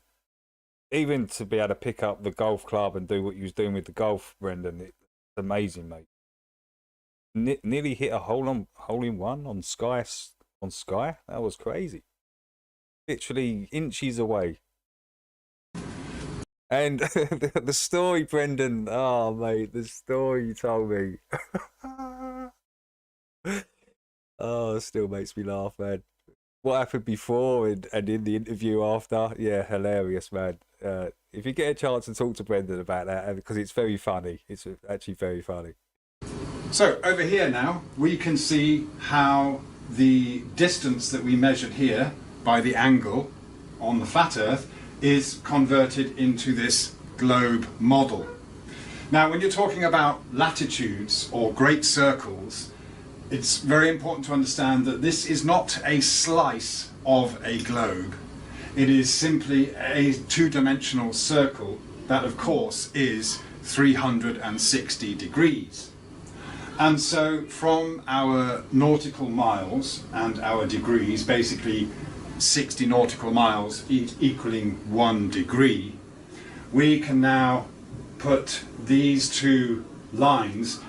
We've got these two vertical lines here that we used on the level Earth to measure the distance, and they are put here going towards the center of this circle. And so you've got, here would be where the observer is, and here is that vertical line of the star or the sun. Okay, so that would be the ground point. Okay, so this GP here is the GP here on the globe model, and here is where the observer would be. Okay, so we know that we got a 40-degree angle. So this angle here, angle B, is what is put over here. 40 degrees. Okay. So again, we've got a full circle of 360 degrees. Now, if we're talking in terms of nautical miles, that means the circumference of our circle is 21,603 nautical miles, or thereabouts. Okay. And that means that we have a radius of 3,440 nautical miles. Okay. So we're going to plug in that radius here, 3,440, because that's the only number that you can get. Nobody ever measured this alleged line or radius down to the center of the Earth. It's just that you can draw a circle with 360 degrees, and using nautical miles, then this radius must be 3,440. Yeah, it was hilarious when you told me that. Brilliant. So that we end up with a distance of 2,400 nautical miles across this arc length here. Okay, so basically, if you want to work out the arc length, the distance from this point to this point on a sphere or in a spherical coordinate system, then you're going to need the radius multiplied by the angle. Now again, we didn't have the radius, but this is just a process of doing some mathematics, isn't it? Because we've got our angle of 40 degrees, okay, and we've got our 60 nautical miles equals 1 degree. So of course we're going to get a circumference based on pi times r2 it has to be 3,440 nautical miles. Whether you consider that kilometers or the normal miles, you can convert that easily, but that's where this radius comes from, simply because we already had a distance and we only had 360 Yeah, that was pathetic. degrees. So that was actually pathetic, Chills. Like your neighbours phoning the police on you if they see you step out of your house and all this. I mean, that, you know, in 2020 was that was actually disgraceful. It's what gives us a great circle. It just showed you who's really who, right? That's what it showed you. It's really just a level distance of 21,603 miles, nautical miles, converted into degrees, 360 degrees, using 60 nautical miles for every 1 degree. Okay, so that means that in 40 degrees, with a radius of 3,440, your arc distance here from these 2 points is going to be 2,400 nautical miles. Yeah? Okay, so this basically is an observation made in the sky on a level Earth, and this angle that we calculated here is now put into the center of our imaginary spherical Earth. Well, not even a spherical Earth, our imaginary great circle. Okay, so the globe model is basically made up of all these great circles that eventually give you this three-dimensional shape, because each one is separated by a longitude. So that then you get your slices. Okay, but this isn't a slice. This is just a circle of 360 degrees that represents 21,603 nautical miles in its circumference. So whichever way you want to do the mathematics, knowing that pi times r, or pi times diameter, gives you the circumference, then you're going to arrive at this radius of 3,440 nautical miles to give you 2,400 nautical miles when you have a measurement or a calculation of 40 degrees here. Again, it was based on looking at the sky from a level surface using horizontal and vertical. So yes, horizontal is perpendicular to down, but it's only made down in different directions because we've made it into an arc length. We've converted the distance into the arc length of a circle. That's the beauty of mathematics, isn't it? Because you can make these numbers anything you like. But of course, if you're going to actually put the numbers in, then they have to work out with each other. All right? But you can draw your circle any size. It doesn't have to be to scale. You just draw your lines, draw your degrees, and say that's 40 degrees. That radius is 3,440 in order to give us a distance across here, this arc length of 2,400 nautical miles. And then you can go ahead and convert it into radians if you want, and then you can use haversine formulas and make flight plans that basically take you a certain distance. Okay? But fundamentally, the latitude was based on celestial navigation. If this was Polaris, then that would put us at a distance of 2,400 nautical miles away from Polaris. We're not at the equator yet, but Polaris would have come down in our view. And so as you get further away, the angle changes, doesn't it, across a level surface. All right? And so whatever angle we end up calculating here ends up being the angle here to give us a radius and an arc length of whatever that distance is on the globe. Thank you very much. Suits. 18-inch subs, 19 waves tape, and a punch bag. Right, good stuff, Nick. Right, let's see what we've got here.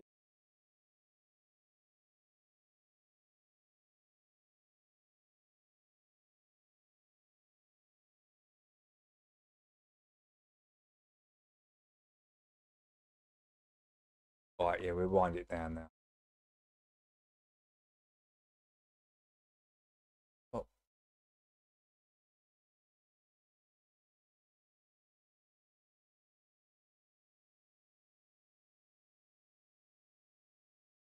Should give us that 15 minutes. Wind down, thank you.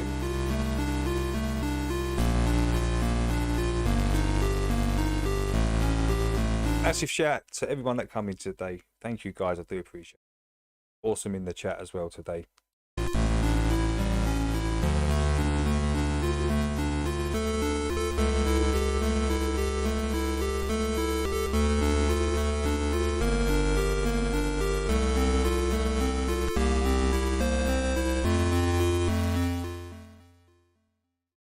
Yes, Lo. Yeah, you're welcome, Chills. Oh, Chills. I paid for the X last night. I paid for it, not my ex, like girlfriend, the NPC X.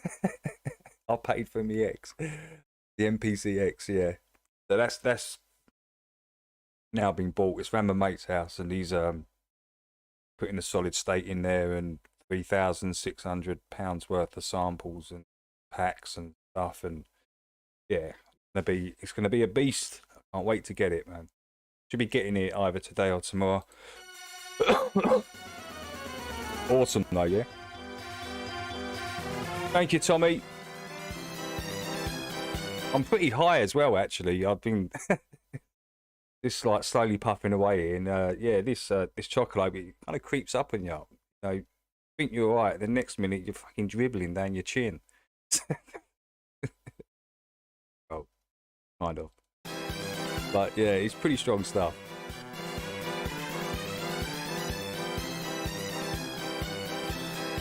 Hey, cheers, Super. Carter. Dora. Bree, Dark Wizard. Dave Watson, Brent. Shlow, Chill.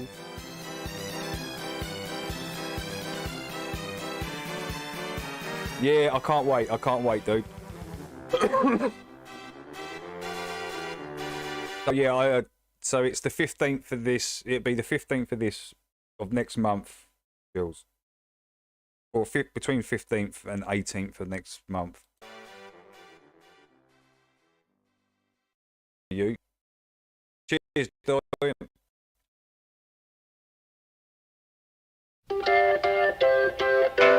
Cheers, Grant. Thank you.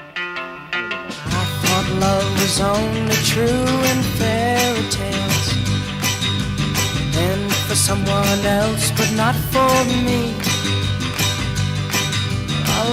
Cheers, FPV. Thank you, Logical. Appreciate you coming in, dude. Thank you. Disappointment haunted all my dreams. Hey, Marlene. Can't get Marlene. I saw her face. Now I'm a believer. Her trace of doubt in my mind. I'm in love. I'm a believer. I couldn't leave her if I tried. I thought love was more or less a given thing. Cheers, Sudi. Seems the more I gave. Yeah, that dojo's coming out nice suits, isn't it? Look pretty cool with the artificial grass on there, like the AstroTurf on top of it. That look pretty cool, man. Yeah, it's looking nice.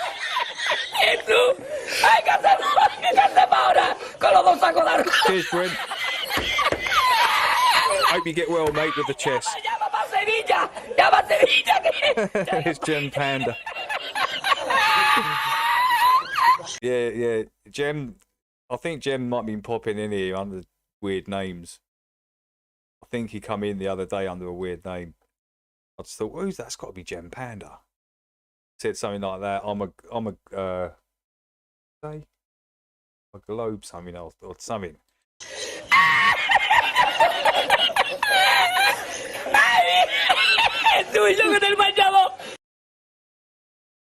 Hastings Direct is simple. One of the UK's top choices when comparing car insurance online. Oh, it's Ian Brown, that's why.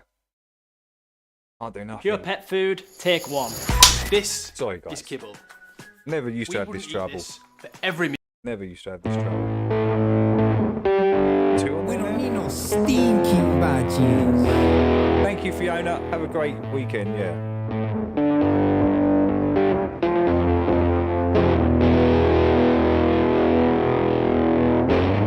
Just a little seed makes a big tree, standing on its own, thriving all alone.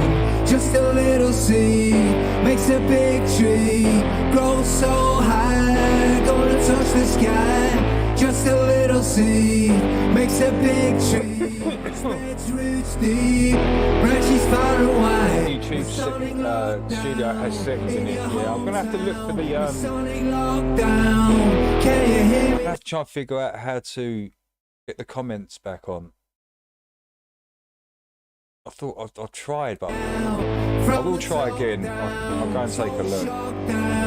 State shakedown, mass breakdown, global orders, riding over borders. Get behind your doors for the new world order.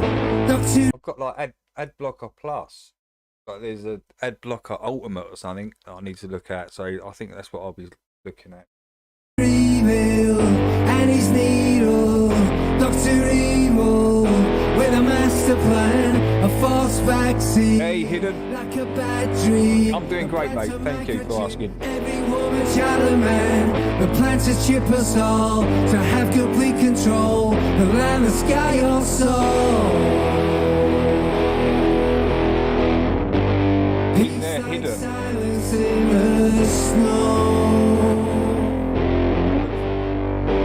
Free to do exactly as you're told. Old bacon. Thank you, Dirt. Slow. And up to heaven for your. Slow's off to have a good old smoke. His great German weed got there over there. Ounces just lying around. Treating the garden, feeding the birds. Tending to his weed plants because it's completely legal over there, and I'm very jealous. Slow's gonna have a whale of a weekend. Making more than patterns in the skies. 5G. Oh, Hidden's in the chat. Okay, gotcha. Sorry, dude. Been to it from I thought Chill talked about it. It's hidden in the. The scientist and mediatrix trying to tell me 2 and 2 is 5.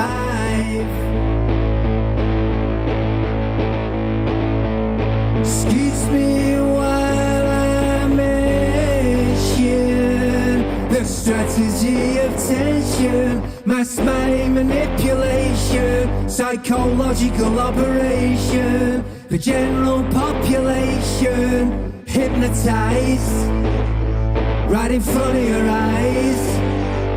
Drama and lies, look into my eyes. Just a little seed makes a big tree standing on its own. Yeah, that's right. I've got like 50 pence. That's how much I've got, like 50 pence out of ads over 5 years. Good old YouTube. Just a little seed makes a big tree, grows so high, gonna touch the sky. Just a little seed makes a big tree, spreads roots deep, branches far and wide. Masonic. Yeah, that's my new hip hop name. Is 50 pence. That's gonna be my new. Remember 50 cent? 50 cent ain't nothing. 50 pence is where it's at. In your hometown, Masonic lockdown. Can you feel me now? Masonic lockdown, soul shock down, stay shakedown, a mass breakdown. Put your muzzle on, get back in your basket, get behind your doors, cause living here is drastic. Dr. Evil and his needle, Dr. Evil with a master plan, a false vaccine. Fiddy. Fiddy Pence. Every woman, child and man. Fiddy. Hey, Fiddy Pence. What do you say, Fiddy? Plans to ship us all to have complete control, the land, the sky, your soul.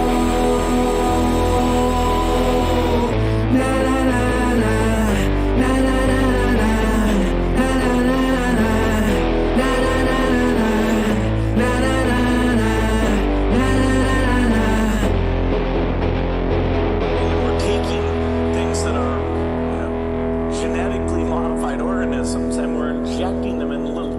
a bob. That's going right back. Can it, Chills? People act like you have a choice. I think they were just getting rid of those when I was like really young child. Bobs and bits, whatever they were. The greatest form of control is where you think you're free, but you're being fundamentally manipulated. Pence in the house. One form of dictatorship is being in a prison cell and you can see the bars and touch it. The other one is sitting in a prison cell and you can't see the bar and you think you're free. Bobs. What the human race is suffering from is mass hypnosis. We are being hypnotized by people like this. Newsreaders, politicians, teachers, lecturers. We are in a country and in a world that is being run by unbelievably sick people. The chasm between what we're told is going on and what is really going on is absolutely enormous. It's like we all know what's going down, but no one's saying shit what happened to the home of the brave. These motherfuckers, they controlling us now, and no one's talking about how they made us fight and be slaves. And everybody's just walking around, out in the clouds, who wanna wake up to a dead. That's just a week off, guys. But then it's too late, we need to be ready to raise up. Welcome to the weed a bit too much. Everybody is slaves, only some are aware that the government releasing poison in the air. That's the reason I collect so many guns in my lair. I ain't never caught slipping, never underprepared. Yeah, they shade sign on me, they just spray it proudly. George Bush, the grandson of Alistair Crowley. They want you to believe the lie that the enemy's Saudi. The enemy ain't Saudi. I've got a packet of bat bacon, smoked bat bacon.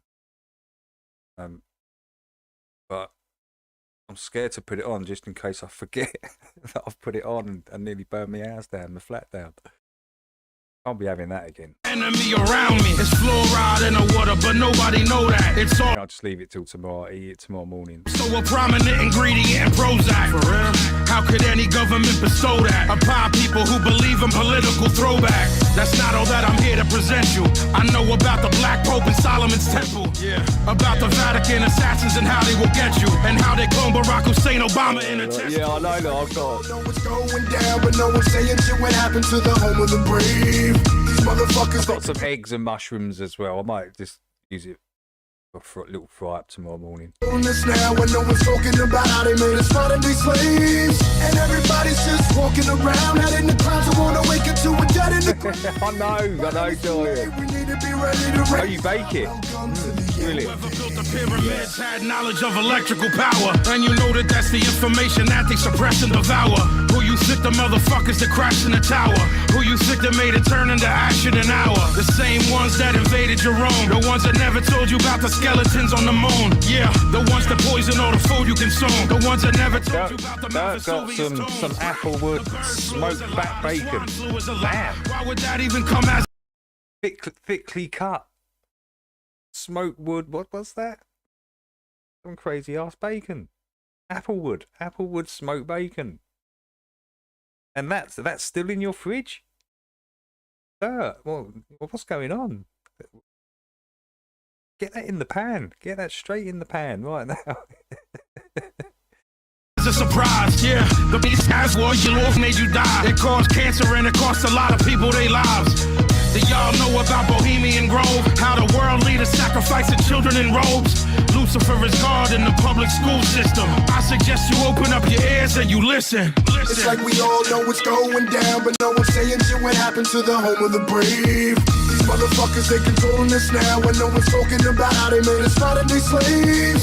And everybody's walking around out in the clouds who wanna wake up to a dead in the grave. But then it's too late, we need to be ready to raise up. Welcome to the end of days. The greatest hypnotist on planet Earth is a oblong box in the corner of the room. It is constantly telling us what to believe is real. Applewood smoked for a few minutes. That does sound really delicious though. Applewood smoked that bacon, extra thick. Just between two slices of bread, real butter, and a dash of brown sauce. Lovely. What they see with their eyes is what there is to see, because they'll laugh in the face of an explanation that portrays the bigger picture of what's happening. can.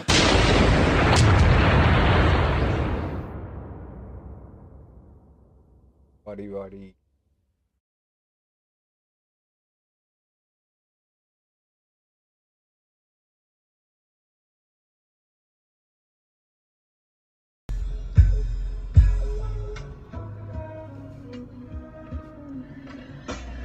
Did you know that government literally means mind control? They don't want you to find the road to find your soul. They knew you won't out if you knew you lived inside a dome. This is the reason why Copernicus designed the globe. It's mental imprisonment. Been 500 years and there still isn't any experiments to prove that his theory's legitimate.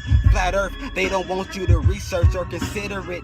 If you do the research, they say that you're inconsiderate of the work that these astronomers contributed. But no facts, so I don't give a shit about a bit of it. I'm doing this for the world's benefit. Someone get the message, they gon' big shout out to everyone coming today. 58 was it? read between the lines, can't It's 56. so in time I'ma feed the feeble minds. I'ma break them. That's pretty awesome, guys. Thank you. Much appreciated. Welcome any time. Anyone that's lurking. Speak with me welcome to come in. Cheddar do it costs visas. Yeah, that's pretty awesome, man. Game I'm giving is free as a mason. What's amazing? They was an astronaut gear up at the space station, faking, taking pictures, smiling faces. It's bad that some believe in space exploration. One made a mistake and rock this Masonic ring. You haven't seen, you gotta Google, you gotta Bing. Just type it in and bada boom and bada bing. I stand by these bars like I'm standing right by the Bing. The Earth's flat. From Kenny, you heard that. This ain't a theory, I get it from research facts. If Earth spins and so does the moon, we should see different sides of the moon, but we never observed that. If 71% of the world is water and water is always level, show me where it curves at. Sir, black. Shoes very bars. Flat. Can I live? Can he live? Tuesday bars.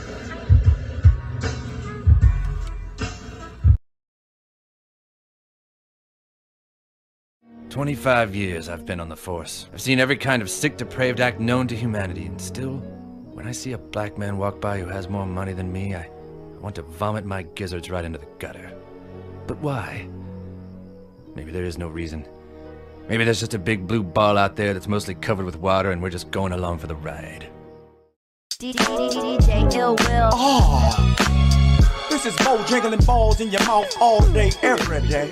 Hey, you tuned in to Fuck What You Heard Radio, where you can stick a dick in your ear and shut the fuck up, bitch. But anyway, we got this new K-Dot record. I know you in traffic. Where you at, baby? Down Rosecrans, 87 Regal, sipping on a gold can, gun tucked like the fetal position. Top dog coalition, coexisting with the coldest whoever quoted from California district. Been a corner like David Banner, I'm the owner of the marijuana aroma. You smelling, hit a donut, yelling, it's me, bitches. Who did it? I did it. Take them where they can't go. Like Planet Venus, leaning like a mad scientist. Laboratory bottles of empty Heineken, telling stories about the ones that came before me. Chinaman squinting inside because I'm blooded. Him, my shine is bigger than a striker lighting, and they like it him because I like to win, never lose. Put me on the pedal stool, bet I pedal victories until I pedal off my shoes. Welcome to the Lions Room, challenge anybody who wanna try they luck to get fucked up, and all you heard was ooh. Say hello to the little big homie, and your reality ain't realer than this, homie.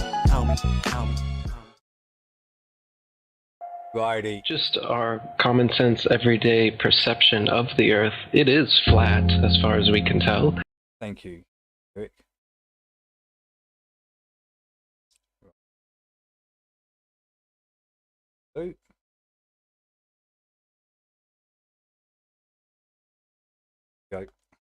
Okay, everybody, have a wonderful weekend. I will see you next Thursday. Till then, take care. Have a good one, guys.